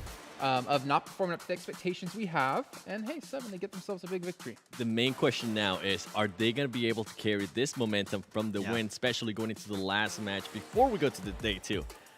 I would personally love to see it. How about you, Matt? We want to see that Alpha 7 type of momentum built up for the side of Na'Vi. Hopefully that's what's going to happen. This game was a pretty straightforward one too. That big 4-man split that was really well executed. They regrouped on, I believe it was Matic at one point in that compound, and they just waited it out. And the moment they saw that circle starting to shift away and they knew the numbers already dwindled, they started getting involved. They started to get those frags and close off the game in good fashion. What I loved as well is that they did regroup, but they also decided to branch out again. Once they realized that there weren't really any teams nearby, they decided to branch out and actually use the terrain changes and use the cover that the terrain was providing for them, and it worked out wonders for them.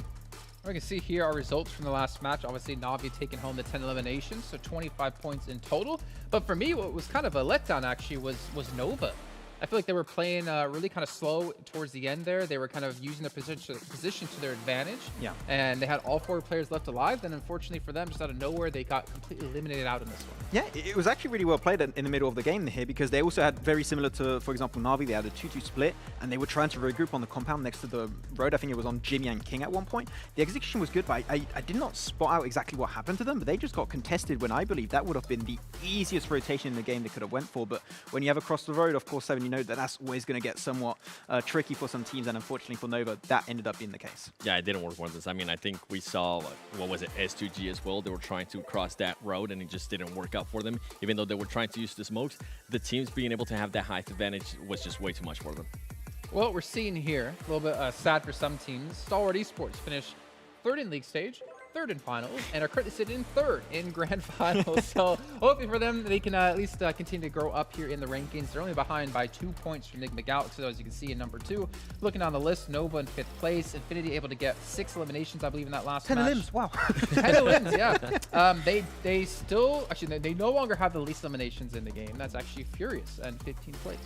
Yeah, Infinity actually executed that game pretty well, I would say, in the way that they avoided everything that was happening inside of San Martin trying to play towards the cliffside, but Na'Vi... Really quickly, the fact that Na'Vi won that match, got 25 points, and they only got into 9th place. That shows how lackluster they've been over the course of today. I mean, it was certainly towards the top. It was already maybe a 15-point discrepancy at one point between some teams, so it does take a lot more effort if you want to start moving away from that second page, right? So you're going to need these big results and remain consistent throughout the rest of these games if you want to try and solidify yourself. They're consistent.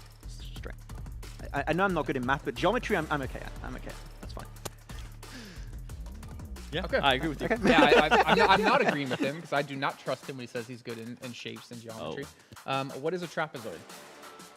Yeah. That's the result I expected from this one. But as we move forward and start to look at a couple of other teams, again, this is, well, one match left. It's the final match of the day. That means you're 1/3 through the entire tournament. And as you were saying, Max, and Seven, I want you to take over. Like, there's no room for error for some of these teams anymore. If you're on that bottom part of the second page, if you don't start performing now, your chances of taking home $1.5 million goes out the window. It's going to be one of the teams that you were actually critiquing earlier. It's going to be S2G. I was really hoping they would be able to take advantage of some of the positions they were able to do here in Miramar. It didn't end up working out, so we mentioned the circle shifted away from them. But overall, this S2G, now I'm starting to get a little bit worried, right? Earlier, I was like, okay, they're just kind of playing their game. It's just day one. But they're just not providing me what I want to see out of a championship team. Yeah. They're just not being able to showcase that. Hopefully, in this last game, that will change because it will set them up nicely for tomorrow. But along the lines of what you just mentioned too, Jason, Navi was able to get the win. They only were able to push up to 9th place. These other teams at the top, they're taking full advantage. They're being very consistent as well. Though another team actually just stepped up pretty nicely at the end of this game. Sure, it was not a win. They could have potentially pushed a little bit further. It's actually 6-8. They barely moved this entire game. They were playing the mountains south of San Martin, which was a very strong position. And they get kept so many teams. I'm thinking Damwon. I'm thinking also Xavier. I'm also thinking at one point, I think it was Infinity. They actually were trying to get in strong positions and go aggressive really early on in that late game session. So I appreciate it from 6-8, and they need to step it up because, as we said, if you're at the bottom now, we need to start seeing some results, and they started to get a few points here. Yeah, unfortunately, you know, Fierce Gaming, another team that you kind of touched on, Seven, a bit earlier on today, they are currently sitting down towards the very bottom of the table in the bottom two. I mean, again, I think for teams like that, like we looked at with Zeus last year, it's a learning experience. I think realistically, you can't expect them to win the whole thing. You can't really expect them to be top 5, though they obviously would love to. But for them in particular, it's the fact of, all right, we're playing against these East teams for the first time. We're playing against these international rosters for the first time. They need to take every single bit of information they get, bring it back with them going into this year now competitive play. Because as we saw from James Young, the prize pool is even bigger this year. Yeah, I think with Furious Gaming, the main thing that we just haven't seen is the 2-star players. The main player, which is Papi Potro, we really haven't been able to see anything out of them. And then the second player, which was able to actually be a huge impact towards the performance in the finals of West, was Scream. None of those 2 players have been able to show up. And I know you were posing a question earlier. What's going to happen if those players don't show up? Well, we're seeing it right now perfectly with Furious Gaming. Yeah, and that's, I guess, the downside to having only like those 1 or 2 players in a roster who can perform, which we've seen a big change up in this year alone of like, if you're going to bring a team to play, to compete, you have to have everyone that can frag out when you need to. You can have everyone who can step up at that given moment. And some teams, unfortunately, just don't have that deep power within the team.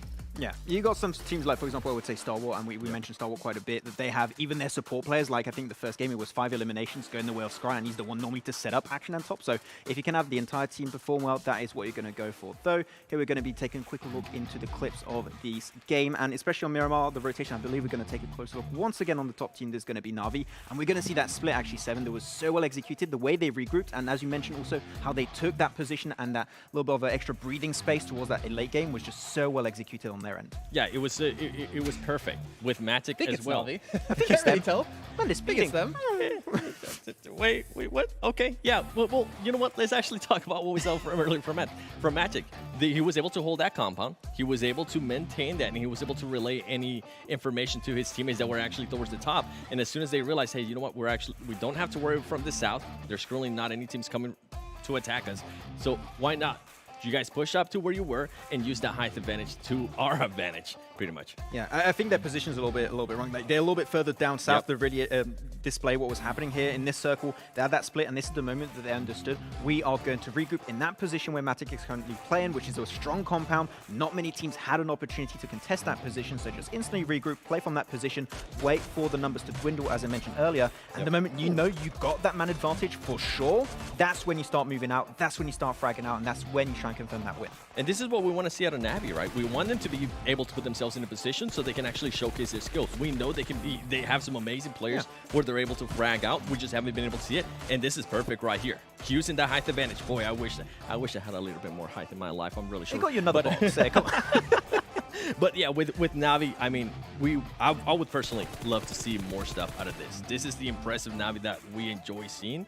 And we've only seen it one time. Hopefully they can carry that momentum. I think the important thing to keep in mind, though, for Na'Vi is they have had a very lackluster performance so far in this event. But this is a big confidence game for them to really get that confidence back. You know, remind them, yeah, we can compete against the best teams in the world. We have a position in the top echelons of our rankings, and I feel like this was a much needed win for them.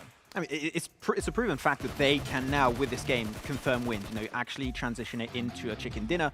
We talked about it earlier, Seven, and that's a very important point. They are not a team that's renowned for their momentum. I want to see them build something bigger around this game. If they can do so, get maybe not even another win, just another top 3 and try and get some extra eliminations here and there. That is what is missing from Na'Vi, and I want to see them step up in that regard. Yeah, I'm glad you mentioned confidence, because in that last game, we actually saw something really big. We saw Stalwart and GodLike. We saw them being able to take the fight, and we actually saw GodLike being able to kind of cause some damage. Stalwart ended up losing 2 players. Ultimately, it didn't end up working out for GodLike, but I feel like the hiatus that they have in regards to international play, this is a team that needs to win those. Even if you're just going to be able to knock a couple of players, that's going to be a huge confidence booster for you. I think for me, one thing I would never say about like Jonathan and the boys from GodLike is a lack of confidence in this team. I mean, we know how strong they can be. We've seen them be dominating in the world actually back in 2019, not too long ago. But ladies and gentlemen, it is time to head back to a short break here. We'll get things ready to go for our final match of the day. We'll see you guys in just a few here for match number 6.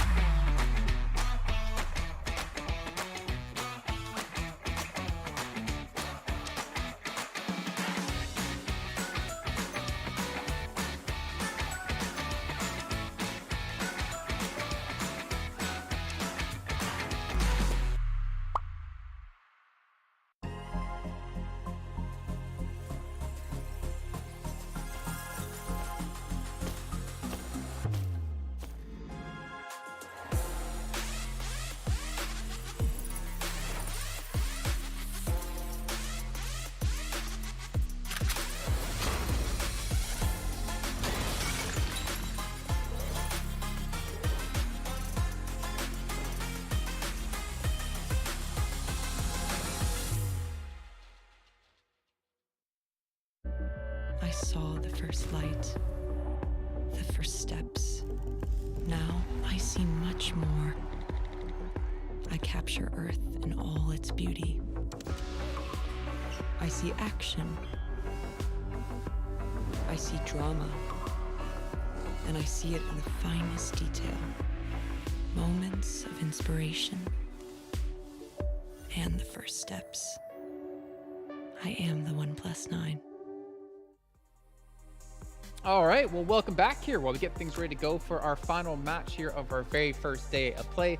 I'm just waiting for this one day to just zoom in so far, just hit Max in the face. That would be hilarious. Just Captain Max spending several roles gaming there on the end to start to talk about this last game. And as we ended things off talking about confidence, we're to come back to that yet again here going into the last match. Now, obviously for these teams, very important to have a decent final match, because if you have a bad game, then you're going to be thinking about that all night long, right? And for some of these teams, they desperately start to need it. As we mentioned before, Na'Vi jumping up to only 9th place off of that victory.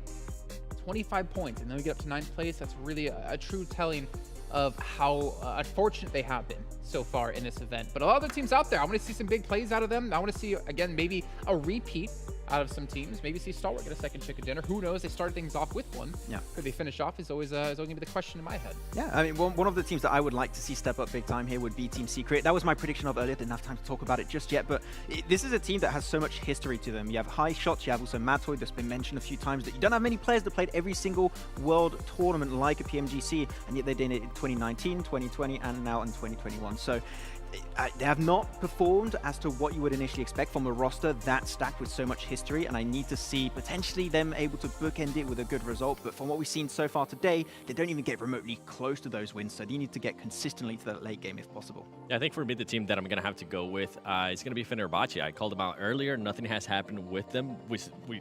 Honestly, this is a huge shock for me with how they were able to play during Wesley, during the West Finals. This was a team that was very consistent. Even if they didn't get chicken dinners, right? They were at least able to get those consistency top placements. They were actually starting to work on their elim strats. They were actually able to frag out even more and push themselves a little bit higher, maintain themselves within those top 6 for the West. But right now, we just haven't seen anything out of them.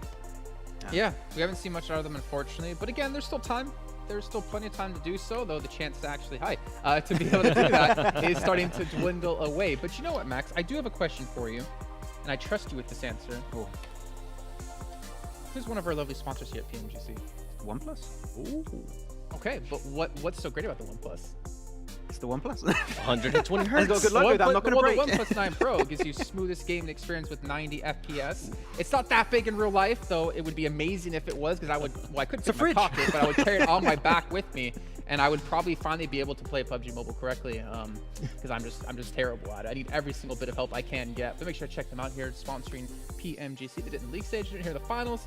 Maybe they'll sponsor us personally one day. Who knows? I know why you're sending this. I'm waiting for mine. It's coming. It's in the mail. Oh, yeah. Okay. It's in the mail. Yeah. It's in the mail. Yeah. But it was sent to my address, so unfortunate for you. Oh. But maybe we can actually get our teams to watch here a little bit earlier than normal, because I feel like we can really go into this a little bit more than we have in the past. And for you, Max, you already talked about them. I want you to finish off the conversation. I'm going to go on Stalwart for this one. For this last game. Stalwart, yeah, I mean, they started off with a win. I would like to see a bookend here with another win, right? And we're going to break the curse of that 3rd place there, Jason, eventually. So get in 2nd place, I'll be happy to see it. Okay. I'm the exact same. I want to be able to...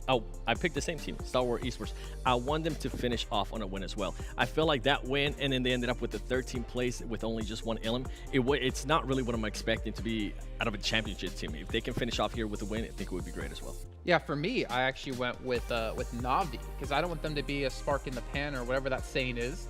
Yes, it's great they had a victory last match, but for me, it's more about, can they replicate a performance like that? They don't have to win, but I want to see them get really far into the match. I want to see them pick up some good eliminations, because I feel like for them, winning and then going back to losing again and the status they've been doing so far would be a big hit to confidence. I think I would take a top 5 for them as a win. Even if they don't actually get the win, a top 5 with at least maybe call it 3 elims, that would be a win for me, because it's completely different than what we're used to seeing. They get a win and then they end up with the 10th place, 13th place. That's just not going to work here if they want to challenge for that championship. Yeah, I'm going to sound like a broken record, but back to the point we mentioned earlier, right? Momentum. We need to see them try and build something upon a big win like this. If it's their morality that's feeling really good after that game, like, okay, we just got a big win, let's try and build something upon that. I think that is the mentality we need to see from this team. A top 5, I said, I agree. If they get top 5, that's a win in my books. They'll be looking good. Also, a special mention to Nova. I mean, let's not play this down, right? They're the defending champions of PMGC 2020. They've been a little bit lackluster, though they've been kind of hovering around decent performances, but they've not had a breakthrough performance to propel them forward into 1st place and to take home another title. They're doing the exact same that they did last year. They're taking their time, they're gathering information, they're dissecting that data, and tomorrow, especially going into the last day, we're going to see a completely different Nova. Okay, I figured out what it was. Flash in the pan. I'm pretty sure John Allen was going to correct me if I didn't do it myself. So let's head on over to him. And of course, Blank. And so then I said, you know, Jason, you just can't. Oh, sorry. Oh, yeah, absolutely. Hi, guys. Welcome to Erangel. No, actually, it was Blank who was getting more aggy about the flash in the pan in the backstage. I'm going to throw you under the bus. Outing me? Yeah, absolutely. Can't believe you're outing me about that. I was only getting aggy because you were attacking Jason and I was defending his honor It's true. in that moment. It's true. It's true. We are checking out the final game of the day here today on Erangel, which will close out our first day of the PMGC Grand Finals. Remember, there's only 3 days here total, so tomorrow is going to be even more critical for a lot of these teams, setting themselves up with a good base of operations, a good amount of solid points to really make that run for the big prize money on that final day. But today is all about setting that foundation for yourself here and getting ready to blast off tomorrow. A plane from the east down to the southwest. Zucky and North Georgia a little bit further afield than maybe some of the teams would like, but everybody dropping on out for the final game of the day. Team Secret, though, unfazed up to Severny. Straight up there, I mean, you know, we did see them play towards Kameshki quite a few times, but Team Secret's starting to strike out just a little wee bit here. It's good to see Fenerbahçe over towards farm side, taking up that position, gives them a lot of control early on around Milta, around those bridge areas on that eastern side. So Stalwart going to be a little bit careful about that one. But we do get this western shift down towards that southwest side, which has a lot of water in it currently, and a lot of Sosnovka as well, practically half of it. And in that situation, you know, you're looking at this, and you're almost certain that it's not going to head towards Sosnovka. So you will get a mass exodus over towards Gatka region. But this starts off well for Nova here, and perhaps Jason might just be able to see Nova do a little bit better in this game, because definitely we couldn't count them out for the last game. They had some great off angles. Paraboy was playing out of his mind, so potentially here's a good chance for Nova to start picking up some points here. Only sat in 5th place, so it's a good position to start from.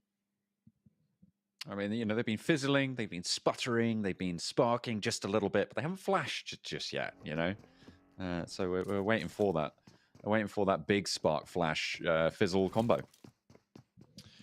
You had to go even harder, didn't you? You just had to do it. Yeah. You can't help yourself in these situations, unfortunately. But yeah, oh well. But hey, you make fun of my spear, I'll make fun. No one's making fun of your spear, dear. Come on, just leave it out. Leave it out. Anyway, I appreciate the rhyme. Looking back at the game, we got Stalwart again down towards. I can't. Yeah, we go. I can see him again now. Down towards Novarapnoya at the moment. Obviously, quite the ways out currently. I can no longer see them again. That's fine. Oh. It doesn't matter. I'm getting a nice overview of the map right now. That's cool. Back on board. We also have a couple more teams down here. Navi's actually dropped down towards Sosnovka, as well as the Infinities. It's going to make it even harder for the Infinities to leave this region. With S2G holding out and Navi front-loading this one, you've got a double guard going on, so the Infinity might struggle to move out of this location. And with today, to be quite honest, you're not being hugely confident with their elimination power. It's a bit of a struggle. Again, big shout out to you guys at home. 1 million are watching right now. So pick up your 1,200 tokens over at www.pubgmobile.com/redeem. That's / and get those great awards for yourself, because honestly, they are really cool. They are really, really cool. Oh, when I remember watching TV as a child, and whenever like they would put a link for whatever they were doing on the screen, and they would say / and I was like, that's the coolest thing that anyone could ever say. And now we get to say it, Blank. How lucky are we? I know you nearly said, but you put it back in. I was like, you know what? He knows what's up. Yeah, you know, I just wanted to get it out quick and then, you know, make the reference afterwards. It's fine. It's fine. It's not a big deal. Anyway, looking at the map, there are a fair few teams off towards that eastern side currently. We do see 628 playing down towards Quarry side, which is very, very typical for this team. S2G are currently on a 2-2 split at the moment, down towards Ferry Pier and off towards the south side of Pachinki on yellows. So they have a fair bit of ground to cover, but right now they should be safe. There's roads, paths available to them to regroup nice and quick, which I think they are currently doing now. And one gaming on the train, moving down southwest. Nova waiting in the wings. Alpha 7, they didn't have the best of times with that plane path, obviously liking to drop out to that northwest, but at the moment They're just rolling across the hillsides right now. Not too many meds on board for Ruya. Doesn't even have body armor as well. So a little bit light on loot for Alpha 7.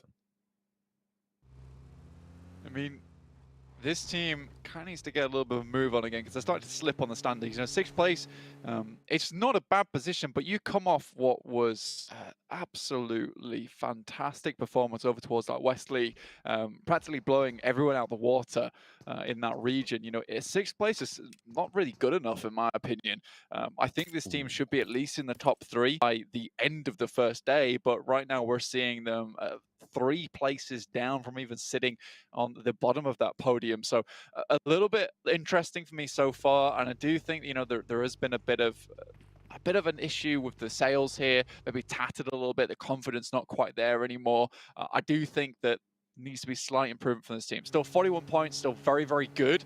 That could easily all change tomorrow once Alpha 7 has a bit of better grip on the current region. The way that everyone's playing in this, the kind of rotations people are going for. That's what I'm looking for tomorrow. Looking for adaptation, looking for better grips, I guess. There we go. Yeah. See Lord gripping onto that mobile there. Down the bottom side of the screen. Nigma Galaxy. I mean, they have tumbled a little bit. They're still on 60 points. I mean, that's still a great total for this first day. Even if they don't get any points here, that would put them at a 10-point average on the nose. So it's still a good, solid performance in terms of just raw money-earning potential, if nothing else. Yeah, exactly. I think that the main point I tried to make before I got grippy and slippy towards the end of that little analogy was that, you know, it's just not a position I expected them to be in. And I think that things can change quite easily and quite quickly with the way that the point distribution currently is. I don't think anyone's like far and away ahead of everyone else, especially with that last game with Nigma Galaxy going out early, next Ruya going out early as well. It's really given an opportunity for these teams to start catching up. I think for Stalwart, that was the biggest winner in my eyes, especially for that team, because even playing with 2, they managed to get to that 5th place, which has secured them a nice points total down towards that 3rd place, where they could have easily slipped off the podium. Dangerous waters for them.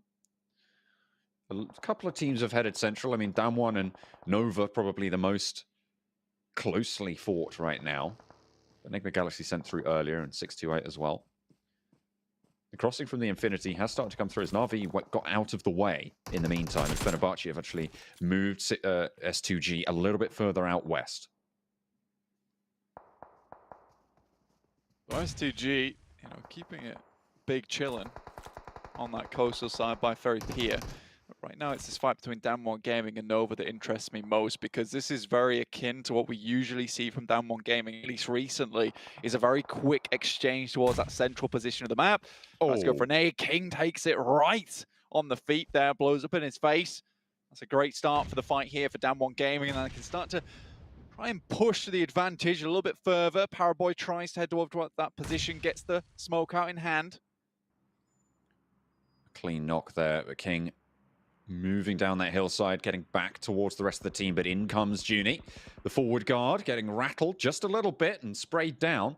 A nice hold on that push against Damwon as they step a little bit too far forward. They weren't prepared for those off angles. You can see Fabian there getting peppered away. Paraboy looks for the shots with the DP. He gets back in the buggy. I'm not sure about that one, Fabian, but he's going to go down behind that position. Now Paraboy moves on for more. Paraboy? He is not waiting around, not hanging about for anyone, and Damwon Gaming are going to suffer fatal consequences. An unbelievable fight coming through here for Paraboy. Takes down 3, won't get the full squad wipe, but what more can you ask for from the star player coming through from Nova? Really good stuff, and not only does that secure them that team fight, it secures them a very good central position on the map. And with Damwon being sent away to that northern side where teams are trying to find a little bit of a foothold, it's only really a matter of time before that final player gets picked up from Damwon. So honestly, really, really well played there to you boys from Nova.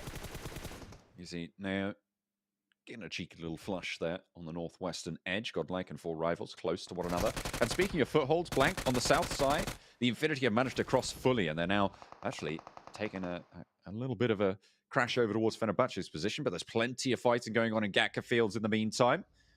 GodLike moving in towards Gatka main.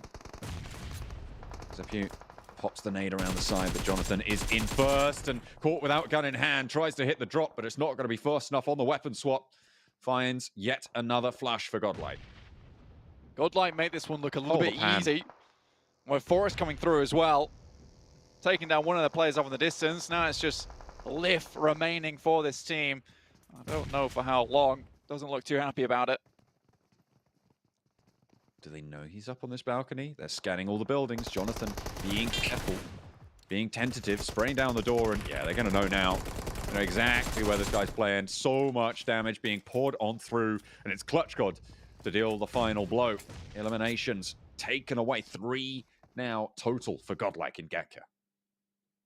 Nice fight comes through from the Infinity to at least keep the boys from S2G back for a little bit longer, as well as Fenerbahçe. But I think S2G set up this fight very nicely for themselves going forward, especially their positioning right now, circling around the Infinity, trying to clean up the scraps from this previous fight that just occurred. Mela just sends off to the distance, managed to keep himself in cover, but Silas might just be able to take some shots, but Mela's just a little bit too quick on the draw there.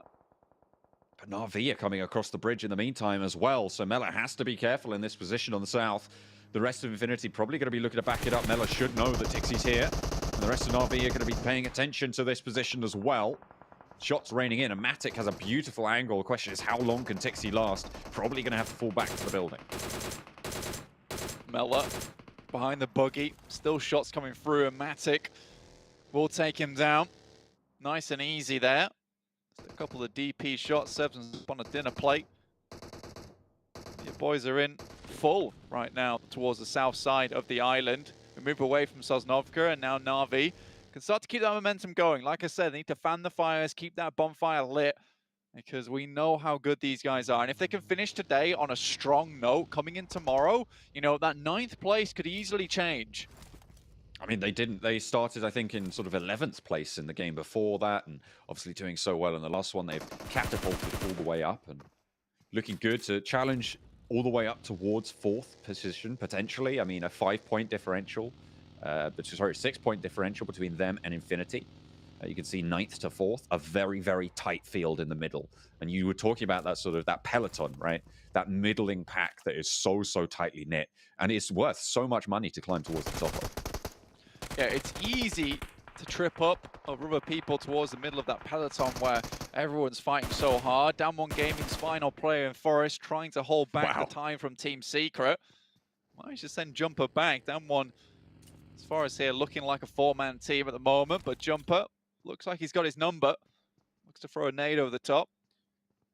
Kid as well on the angle, watching for the run out. Jumper with a nade right into the perfect position, but Forrest is out wide. Doesn't go down, but there's 4 players from Team Secret. And Forrest falls back. He gets out of the ditch. Stalwart, I mean, they've found their way in on that western bridge too, but they do take a knock. How much further they can get here, but they are up against Na'Vi at least. Now Team Secret just looking to finish out this final player. Down one. Not much longer to live here for them, I don't suppose. Forrest is still biding time, waits for the swing, but it's not going to work. Fredo finds the final down 1 player, and they will be going down and out. 7th place at the moment, 39 plus 1, so 40 points going in right now. Stalwart lose one of the plays to Na'Vi here. Beautiful nade comes through. GodLike once again trying to go up against 628. It's either way. Nox coming through. Clutch God does get flushed and now only down to 3. 628 still have an opportunity to bring that player back up into action. GodLike very much in the midst at the moment. 31 elims for next Ruya. That's nuts. 11 more than Nigma Galaxy. And 41.9% of those coming from Frozen? I mean, it's insane. It's pretty nutty, right? This guy has been on fire today despite the name. Honestly, next Ruya, despite them being in 1st place, we're still waiting for a little bit more from them. Here on Erangel, stuck center on the ridge sides, looking for any opportunity to move into this circle. Nova still with 4, though, after that brilliant start to their game earlier. Doing pretty well. 628, I mean, they have lost a player a little bit earlier on those hillsides. Alpha 7 now starting to be a part of this conversation on the hillside at the top of GodLike. And ZGod sending in towards Yu Yang here. 33Z on the backup as well. And there should be backup coming through from GodLike, but that's a low HP player right there. Yu Yang drops the nade at the feet, and it's actually ZGod who takes both of them down. It's 2 team knocks. It's disaster for GodLike. These nades have not been playing well for them today, Blank. Maybe they should keep the pins in next time. I think so. I think it's so awkward as well when you've got a guy jumping around the corner, you've got a nade in hand, you see a nade at your feet, you drop it right in front of yourselves, blow both the teammates up in that situation. So just playing under pressure there, ZGod lets it get the better of him. Unfortunate stuff, and 628 live to fight another day, yet they are on this southwest edge. So still got further to move in.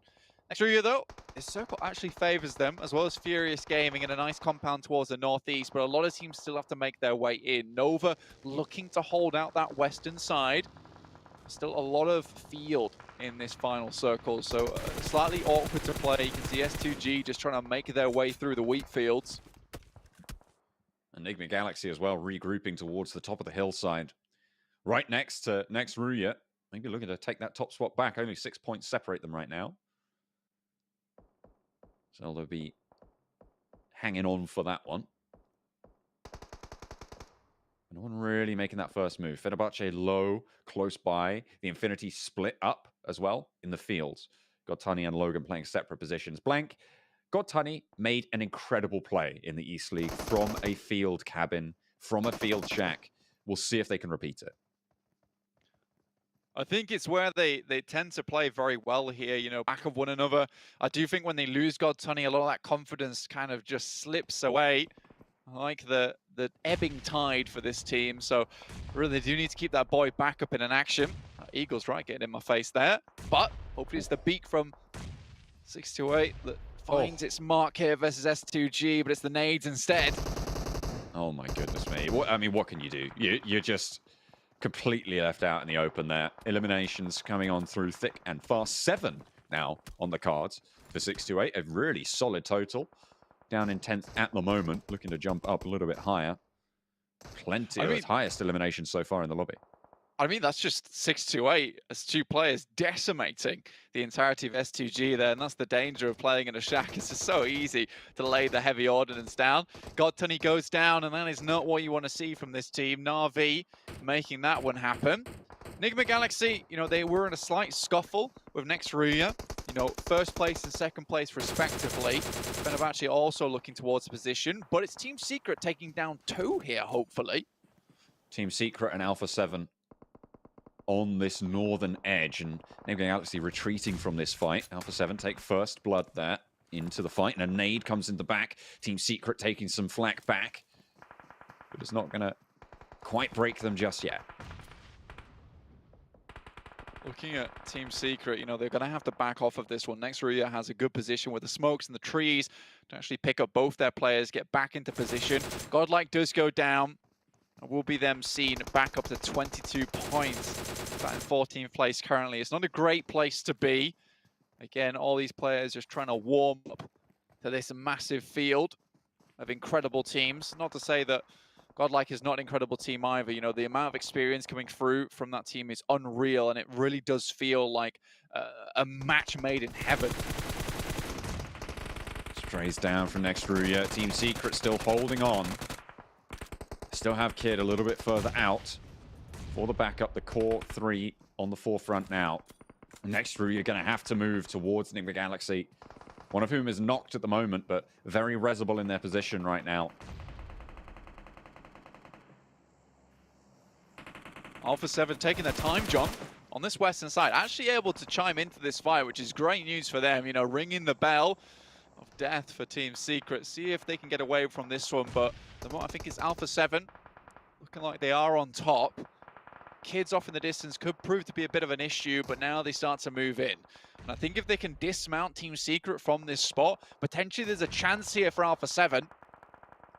An opening, a sliver, a glimmer of hope, but is it enough? Will they realize that hope, that desire as the crash comes through? 1, 2 falls, and the third pacing around as Carrillo looking to stand tall.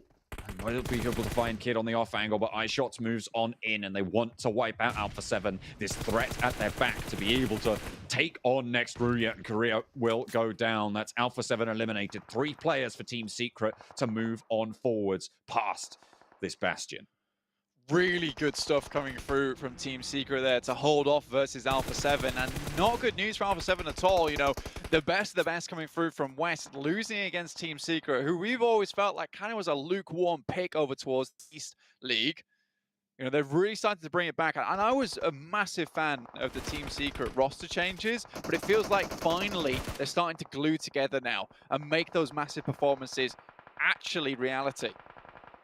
A knock over towards Nova slows them down on the south side of Nigma Galaxy, and it couldn't come at a better time for them.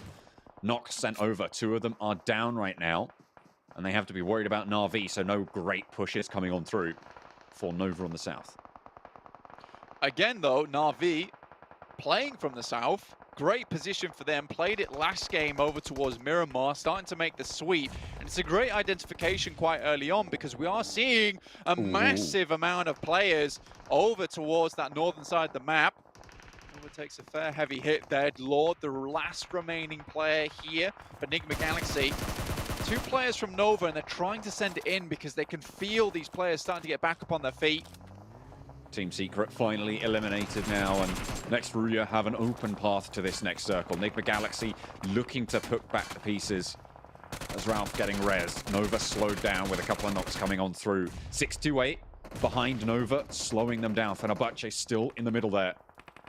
And Furious Gaming in the compounds that they've had, in the buildings that they have controlled, get the shift towards them again. This is great news for Furious Gaming. They can continue to hold on to this spot. And if it didn't have a compound here, perhaps there'd be players sending shots back towards their way.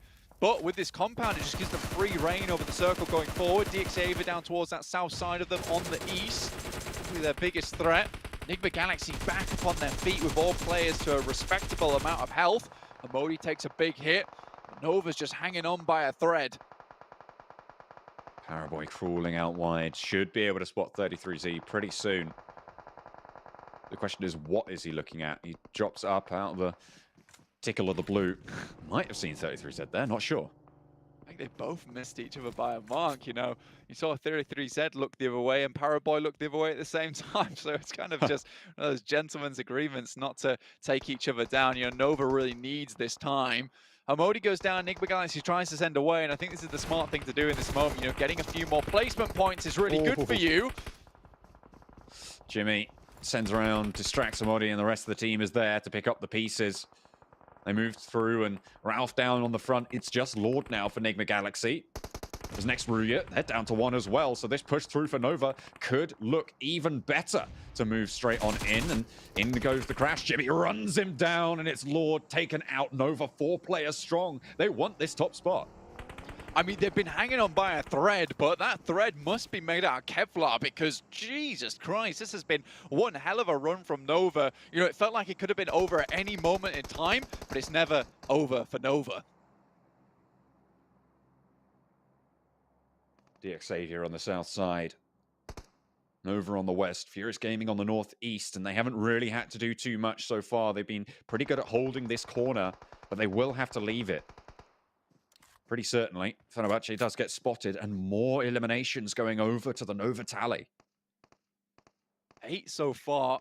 A really good elimination count for them. Order's moving up forward. Tries to look for more of these players. Rebellion out in the midst. Could cause problems, but he's quickly dispatched by Paraboy. Makes a mockery of his position now. EXCLUSIVE off in the distance. Will be holding pretty. Was just on a warpath. Lamborghini gets spotted out. Paraboy able to take that knock easily. More damage pouring on through. Furious Gaming, in the meantime, have used this opportunity to move out into the fields. Very solid decision-making there. Nova into the double digits on the elims. This is unbelievable stuff at the moment. The reigning champions looking like they deserve to reign here. Boosters on board, but not many meds. realistically, these eliminations mean a lot more to Nova than you might think, because the actual loot they'll drop from these players is going to be incredibly important to Nova's endgame.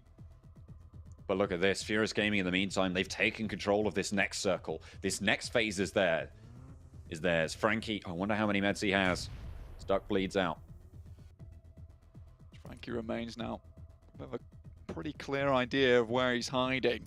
Furious Gaming not opting to take any initiative here. Instead, just take the zone itself, which I guess is initiative in of itself, but they're not looking to clear out Nova as of yet. Very smart stuff here. Get behind the loot crate, get a bit of cover available for yourself, and put any other team in this circle in an awkward scenario, because they've got these forward scouts, they've got the members in the back that can play flank with some really good cover available to them. I think Furious Gaming is in a beautiful position.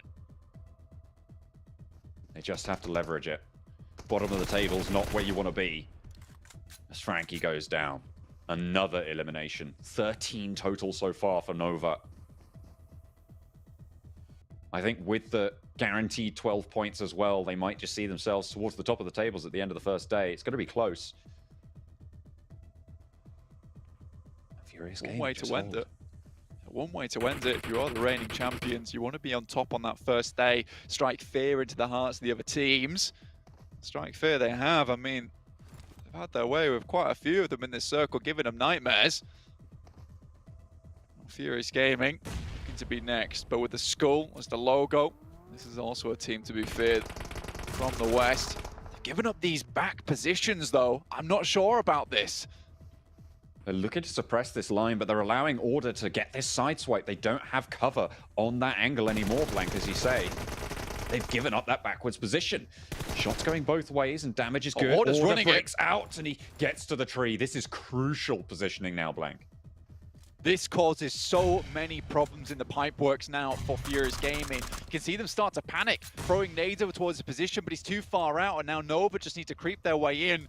Order has to wait for an opportunity, though. That's the big problem, because they're playing downhill. Circle doesn't really favor the guys from Nova. Happy goes extremely low. And there's a smoke in their way now. The nade to stop the push forward, sure, but one goes down on the front. Jimmy is traded out, but Pappy low as well. Gets that heal off the flush, and another knockover onto Paraboy. King and Order, the active players now for Nova. And two players from Furious Gaming fall. The nade over the top. It's going to be Molotov, but Order breaks out wide, looking for the angle. Order goes low, goes down, and King, a nade sent towards him, could be it, but it's a 1 versus 1. King moves forward. Nova looking to try and take the chicken dinner, close it down, but no! Who wins? It's Furious Gaming to take the chicken dinner right at the end. It was down to the wire, but they hold on out for the chicken dinner on the northeast side. Nova fall the final hurdle. Not there, an elation for Furious Gaming. Elation and relief, to be honest with you. I mean, Furious Gaming had the spot for such a long amount of time. It really shouldn't have been the case that Nova got that far. King almost cleaned it out. We saw how low Pappy got in those final moments. I was completely flabbergasted at the end there. Honestly, though, Nova have really put their mark on that game. Incredible stuff. I think the most unfortunate part of that is they don't get any elimination pickups towards the end there versus Furious Gaming. All players still technically alive in those final moments. Very, very well done to Nova, though. But Furious Gaming, this is how you end a game when you're in such a good spot, right, John? When you hold those compounds, when you're in a good position, take the initiative, take the zone, get set up, and then go from there. I do think there was a slight misplay at the end, actually taking away your backwards defenders, but alas, it works. I mean, they lose those angles, but they win the game. It doesn't matter in the end. Maybe something to learn from, though, and Nova falling just at the end there. Unfortunate, but Furious Gaming from the bottom of the tables get a chicken dinner. The pan has been flashed. I know, Blank, don't be too mad at me for that one. I'm sorry, man. But Furious Gaming, what a time for them to come alive. A time that they desperately needed to get a victory under their belt, but more importantly, get some confidence under their belt as well. But we were looking, honestly, at Nova in those final situations. Like Nova, they're on 13 eliminations. They still have 4 more to pick up. It could have been our biggest game of the day, but they just fall short. But either way, they're still performing well. They're being quiet, like you mentioned before, Seven, and maybe leaving it all towards that last day to just climb those final 3 or 4 rankings. What do we say? Maybe tomorrow we'll start hearing about Nova. Well, they were like, you know what? We'll jump one up. We'll start you can talk about us right now with, Nova. I mean, the way that order was able to rotate, I completely agree with what Blank was saying there. I was surprised that Furious Gaming allowed that to happen.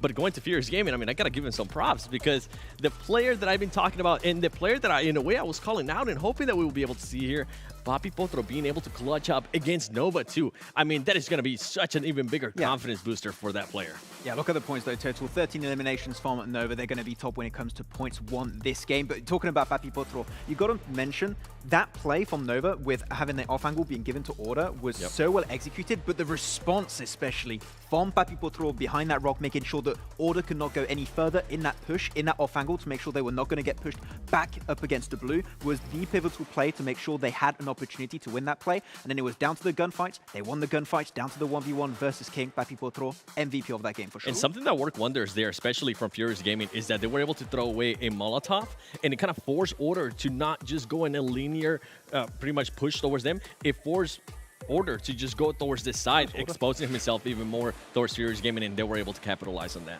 Who was the player you're talking about, Max? That's Papi Potro. That guy's Order. I like hearing the way you say it. No, I like hearing the way you say it, man. Don't even get shy about it. Well, you see Order, though, going to be the MVP. 6 eliminations coming through, and that play obviously getting to the tree, trying to provide another angle for Nova to use. It was a smart move, but in the end, Fierce were just a little bit smarter, I guess, as you mentioned, Sam, with that Molotov coming able to really force Order into a different position. But in the end, like, this is the first time we've seen Order. He was the MVP at the start of the day. He's the MVP at the end of the day, and you can see. You got really French there for a second. You did. I got my inner Kalaris, but it became French for a second there. We had over 1,000 damage made by both Order and Paraboy, but the execution was really strong. And you got to keep in mind, when we were looking at them rotate, the entry point was a really good idea from them coming from the western side. You have that little bit of a high ground position you can abuse with that third-person perspective, but there was too many teams for them to fight. There was Next Ruya, there was Team Secret, Nigma Galaxy, SIXTWOEIGHT, Fenerbahçe. It was super, super hard for them to get involved. And one thing that Blank mentioned that actually they played around really well was they were just waiting out for teams to dwindle in numbers one by one. They picked up all the loot, which I feel bad saying Blank was right because he destroyed one of my points earlier. But it was a really good execution. They were able to buy more time with the utility they picked up to try and make sure they had a shot for that chicken dinner. All this Nova love. I got to give him more love to Furious Gaming because something that they did that I think worked out well for them is when they did have that compound, they didn't just wait there. They didn't just decide to, you know what, we'll just keep on waiting. Yeah. They were active. They were able to get those ilms. They were able to make sure they kept an eye on everybody and seeing where they were going to be going and trying to set themselves up for that win. So I think Furious Gaming, this is a huge game for them. We've always talked about, remember, we're talking about 19 ilms in one win. I mean, it wasn't 19, but... Well, I mean, at least for Furious, they were 15th, I believe, going into this match. They pushed themselves up to 10th. Unfortunately, GodLike has fallen to 16th, but as we look towards the front page here, Nova have snuck their way into second place. 0 chicken dinners. Every team around them has a chicken dinner, but 32 eliminations, the second most fragging team in the lobby so far. They've been putting on a stellar performance and put themselves in a really good position, only 9 points behind. That's 9 points. Okay, I thought we were checking, making sure it was 9 points behind. Okay, because I take a little bit longer, so I just need to make sure the math was right. But yeah, Nova, and especially looking at that, it's pretty even between the eliminations and rank points they're able to get between their games. So you can say every single time is about 50-50. You're going to be a team that's really high in the overall ranking. So happy to see it. And looking at our elim rankings in this game too, well, not in this game, so throughout the entirety of the day, Frozen's going to be on top from Turkey. Amazing thing to see once again. But Nova, able to be consistent at the end of the day, was Paraboy able to get himself 14 and Order 12. Really, really big step up from Nova. If they can continue that in day 2 and day 3, then they are a team that can significantly improve on a day-to-day basis. They could be gunning for that first place easily. I'm not gonna lie, I need to cough too looking at this one. 7 Frozen leading the way here over Paraboy. I mean, this is his first like big international global event. He was like 15 years old, I believe, when he came into the team. And he's got 15 elims. Like, this is a phenomenal performance out of him. What's crazy is he's currently tracking to actually improve on the amazing performance that he had on West League Finals. He ended up with 24 elims. Right now, he's only just 10 elims with 2 days remaining, with 12 games remaining in regards to that. And it's crazy to think that we were talking about Nova, we were saying how quiet they were being, but how consistent they were being as well. And here they show up on this final game and just kind of any doubts that we might have had, any doubts that the viewers might have had, they are the champions. They are the defending champions for a reason. And once again, Paraboy showcasing that he is, in my book, I'm going to put it out there, he is currently the GOAT. But does he follow you on Instagram? No. I just follow you. Does he follow you? Of course not. Who's gonna follow me? At least I got like Luxy following me. I'll take that. No. I'm pretty sure you follow Zute at least. So Zute is gonna be following that over on us. But still, like, yeah, this is exactly what we saw in East League with Paraboy, right? Even though his team was doing bad, which they're not doing bad whatsoever here. Yeah. But even when his team was like 16th place, he was still top 3 when it came to eliminations and damage, right? And we're seeing right here, he hasn't been the MVP a single time for his team, and yet he's leading by 0.5 MVP points. It's just he's just so consistent when it comes to performing every single game. If it's in terms of damage, survival time, any situation you throw his way, he will find a way to make it work in any way, shape, or form. And that's just why he's on top of his game every time. But now having Order back him up, being on top of almost MVP there, being actually in second place for the MVP race is impressive. Is what we needed to see from them from the Eastern League, and now they're actually performing at the top tier. There's no room for mistakes, and they knew that coming into this. Yep.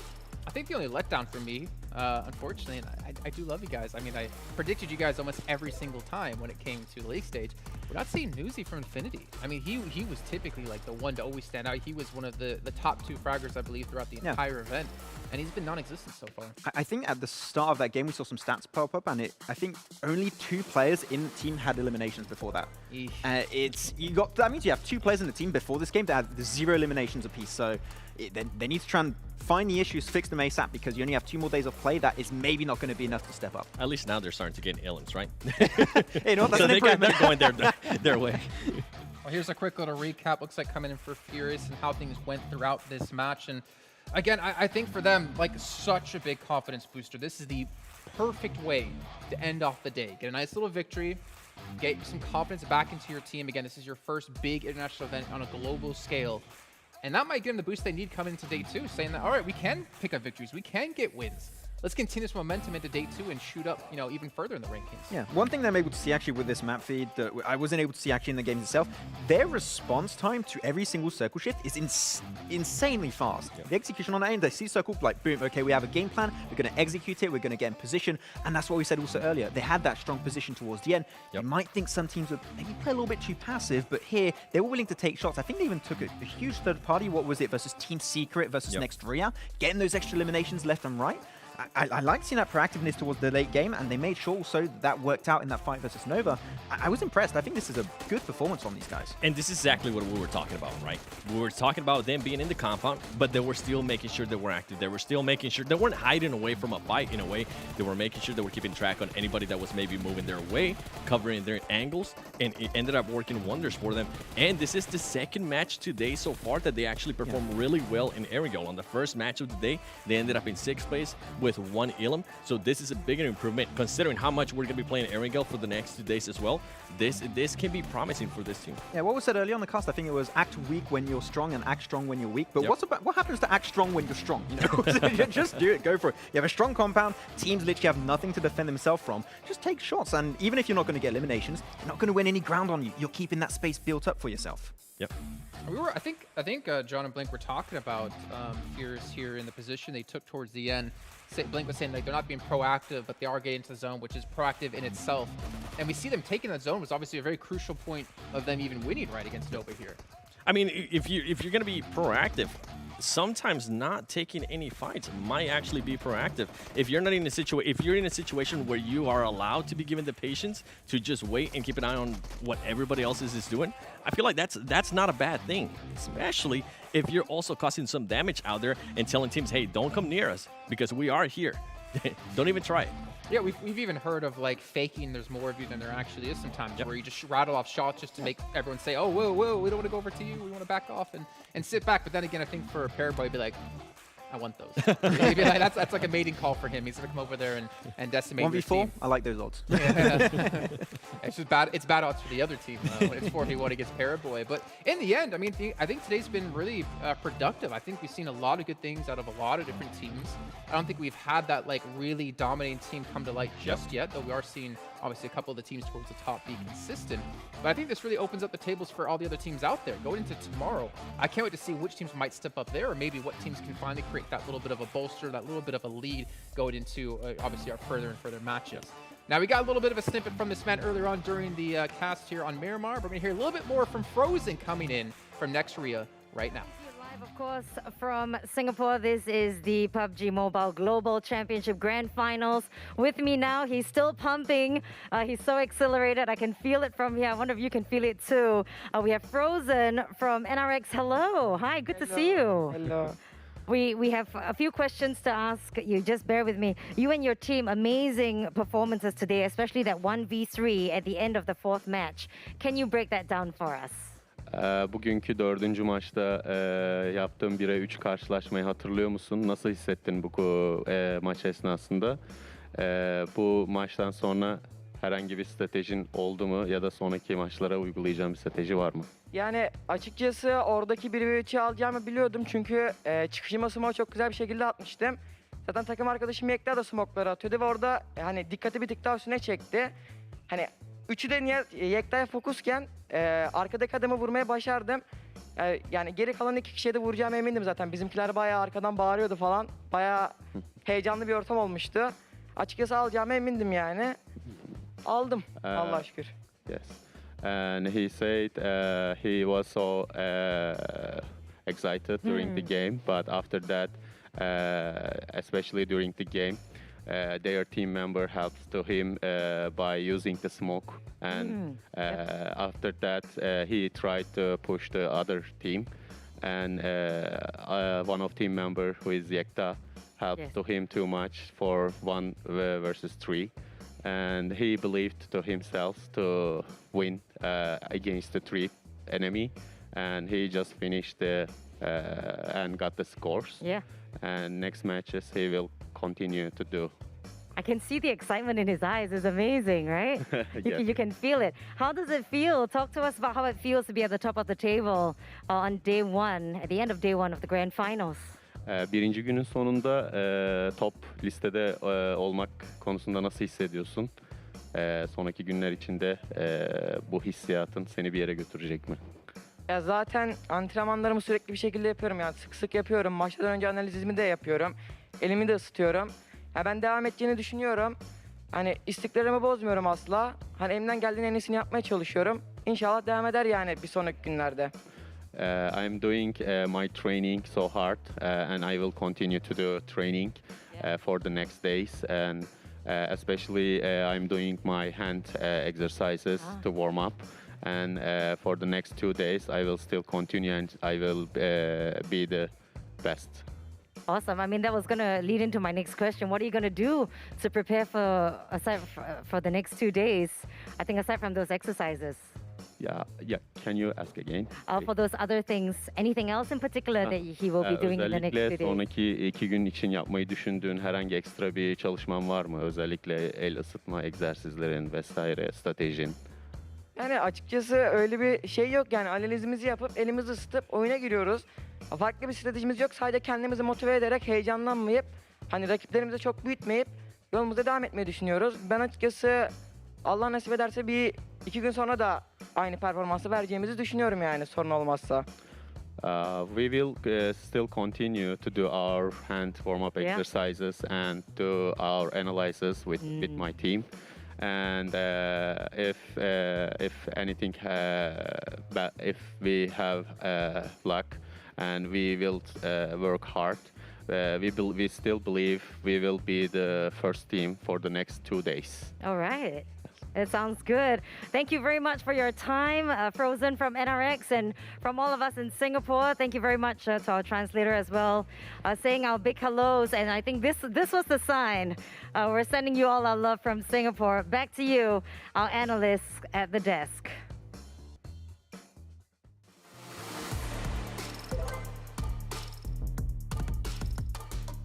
Excitement is definitely something Frozen has an abundance of there, as you saw there on the screen. And, you know, to be fair to her and to them, we should do our little... Hey, I'm doing the slap. Yeah, there we go. Okay, stop. Max! Max, Stop it, come on, Max. There we go. But a great little interview from Frozen, obviously talking about his hand exercises, talking about how he gets ready for matches, talking about the confidence he has, and a little bit of nerves he was having, especially in that 1v3 we did see him clutch out. But for a 15-year-old to come into this with $1.5 million for first place on the line, he's keeping himself composed quite well, Seven. He definitely is. One thing that definitely worries me a little bit is day 2, right? Let's say for some reason he doesn't perform the first 2 matches. How is he gonna react to that pressure on his shoulder? Because at one point, if I'm not mistaken, I think in regards to just Illims alone, he was controlling 41% of it, which is just absolutely insane to me. So if he's not able to perform in a way, Max, I feel like that's going to hurt them big time. Yeah, it's going to be a little bit of an issue. Hopefully they can try and work that one. But I like how he's also mentioning during the interview that his teammate was doing a lot of work to try and set him up. He's like the true anime protagonist of this PMGC Grand Finals right now. He understands the power of friendship, and he's getting to that point. But I'm sad. if they can build upon that, it's going to be huge. I think I said my name. I was looking for That's me. I was looking for a JA in there, and I think it didn't win. But because we did hit 1 million viewers, we were giving away 51 + 9 devices. Ooh. So if you see your first 2 letters of your name and it matches up in terms of numbers or letters, then hey, you might have won one of these lucky prizes. I don't think we're allowed to actually even to participate in this, unfortunately, because we're working on the show. And in our contract, it's like you're not allowed to win things that are on the show, no matter how hard we try. But obviously, big congratulations to everyone who did win one of those phones. And we expect to see you in PMGC next year, now that you have it. Ooh. Maybe No, they'll definitely not me. I was about to say no, that's not happening. You give him the 1 + 23 Pro, and he's still not going to be able to qualify. But there is no PMCO anymore, so... True. Hey, you might have a chance. It doesn't exist anymore. I'm fine. You might have a chance. You're saying I've got a chance. You definitely have a better chance than me. But maybe give me some highlights and some lowlights for you. Teams that stood out, teams that really performed well and you're happy with, teams who maybe underperformed. Let's start off with 7. Yes. Okay. Performers, I think it has to be next Ruya. I was not expecting them to perform this way. I was not expecting, especially Frozen, to perform like this, considering, as you were saying, it is his first major tournament. So I'm really impressed with what next Ruya was able to do. Now, on to the not performance. It has to be S2G. I was giving them a break, and then all of a sudden it just went downhill. And it's to the point where you don't want to be in that position, especially if you're gonna be even wanting to challenge the top 3. Right now, they're seeing that top 3 get farther and farther away. Okay, Max, real quick. I would have to go with the highlight of the day was for me, Nigma Galaxy. I talked about the Arabic region so much and how they've improved throughout the past year. Able to get himself 2 second places on the first 2 games. After that, able to get a win over on Sanhok, which we were saying, no, that was going to be the highlight map. And they did indeed deliver. Yeah, if they can continue and build upon that in the second day and hopefully the third day too, they could be representing the Arabic region in that first spot and taking home $1.5 million, which would be absolutely insane, Jason. Yeah, it's more than I'll ever make in a year. But gentlemen, thank you so much for joining me here on the desk. And obviously a big shout out as well to Mustache Dave, Necro, John Allen, and Blank, who are covering the matches live in game. And thank you all at home for watching as well. But remember, we still have 2 days left here before we can crown our victor, give him the trophy, give him the $1.5 million, but more importantly, being the best team in PUBG Mobile in the world. We'll see you guys at the same time tomorrow for day 2.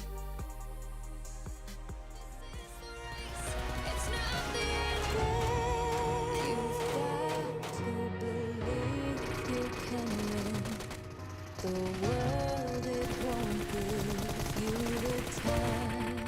It's now or never. We pick our arms for the battle. It's time to hunt, and one thing I know.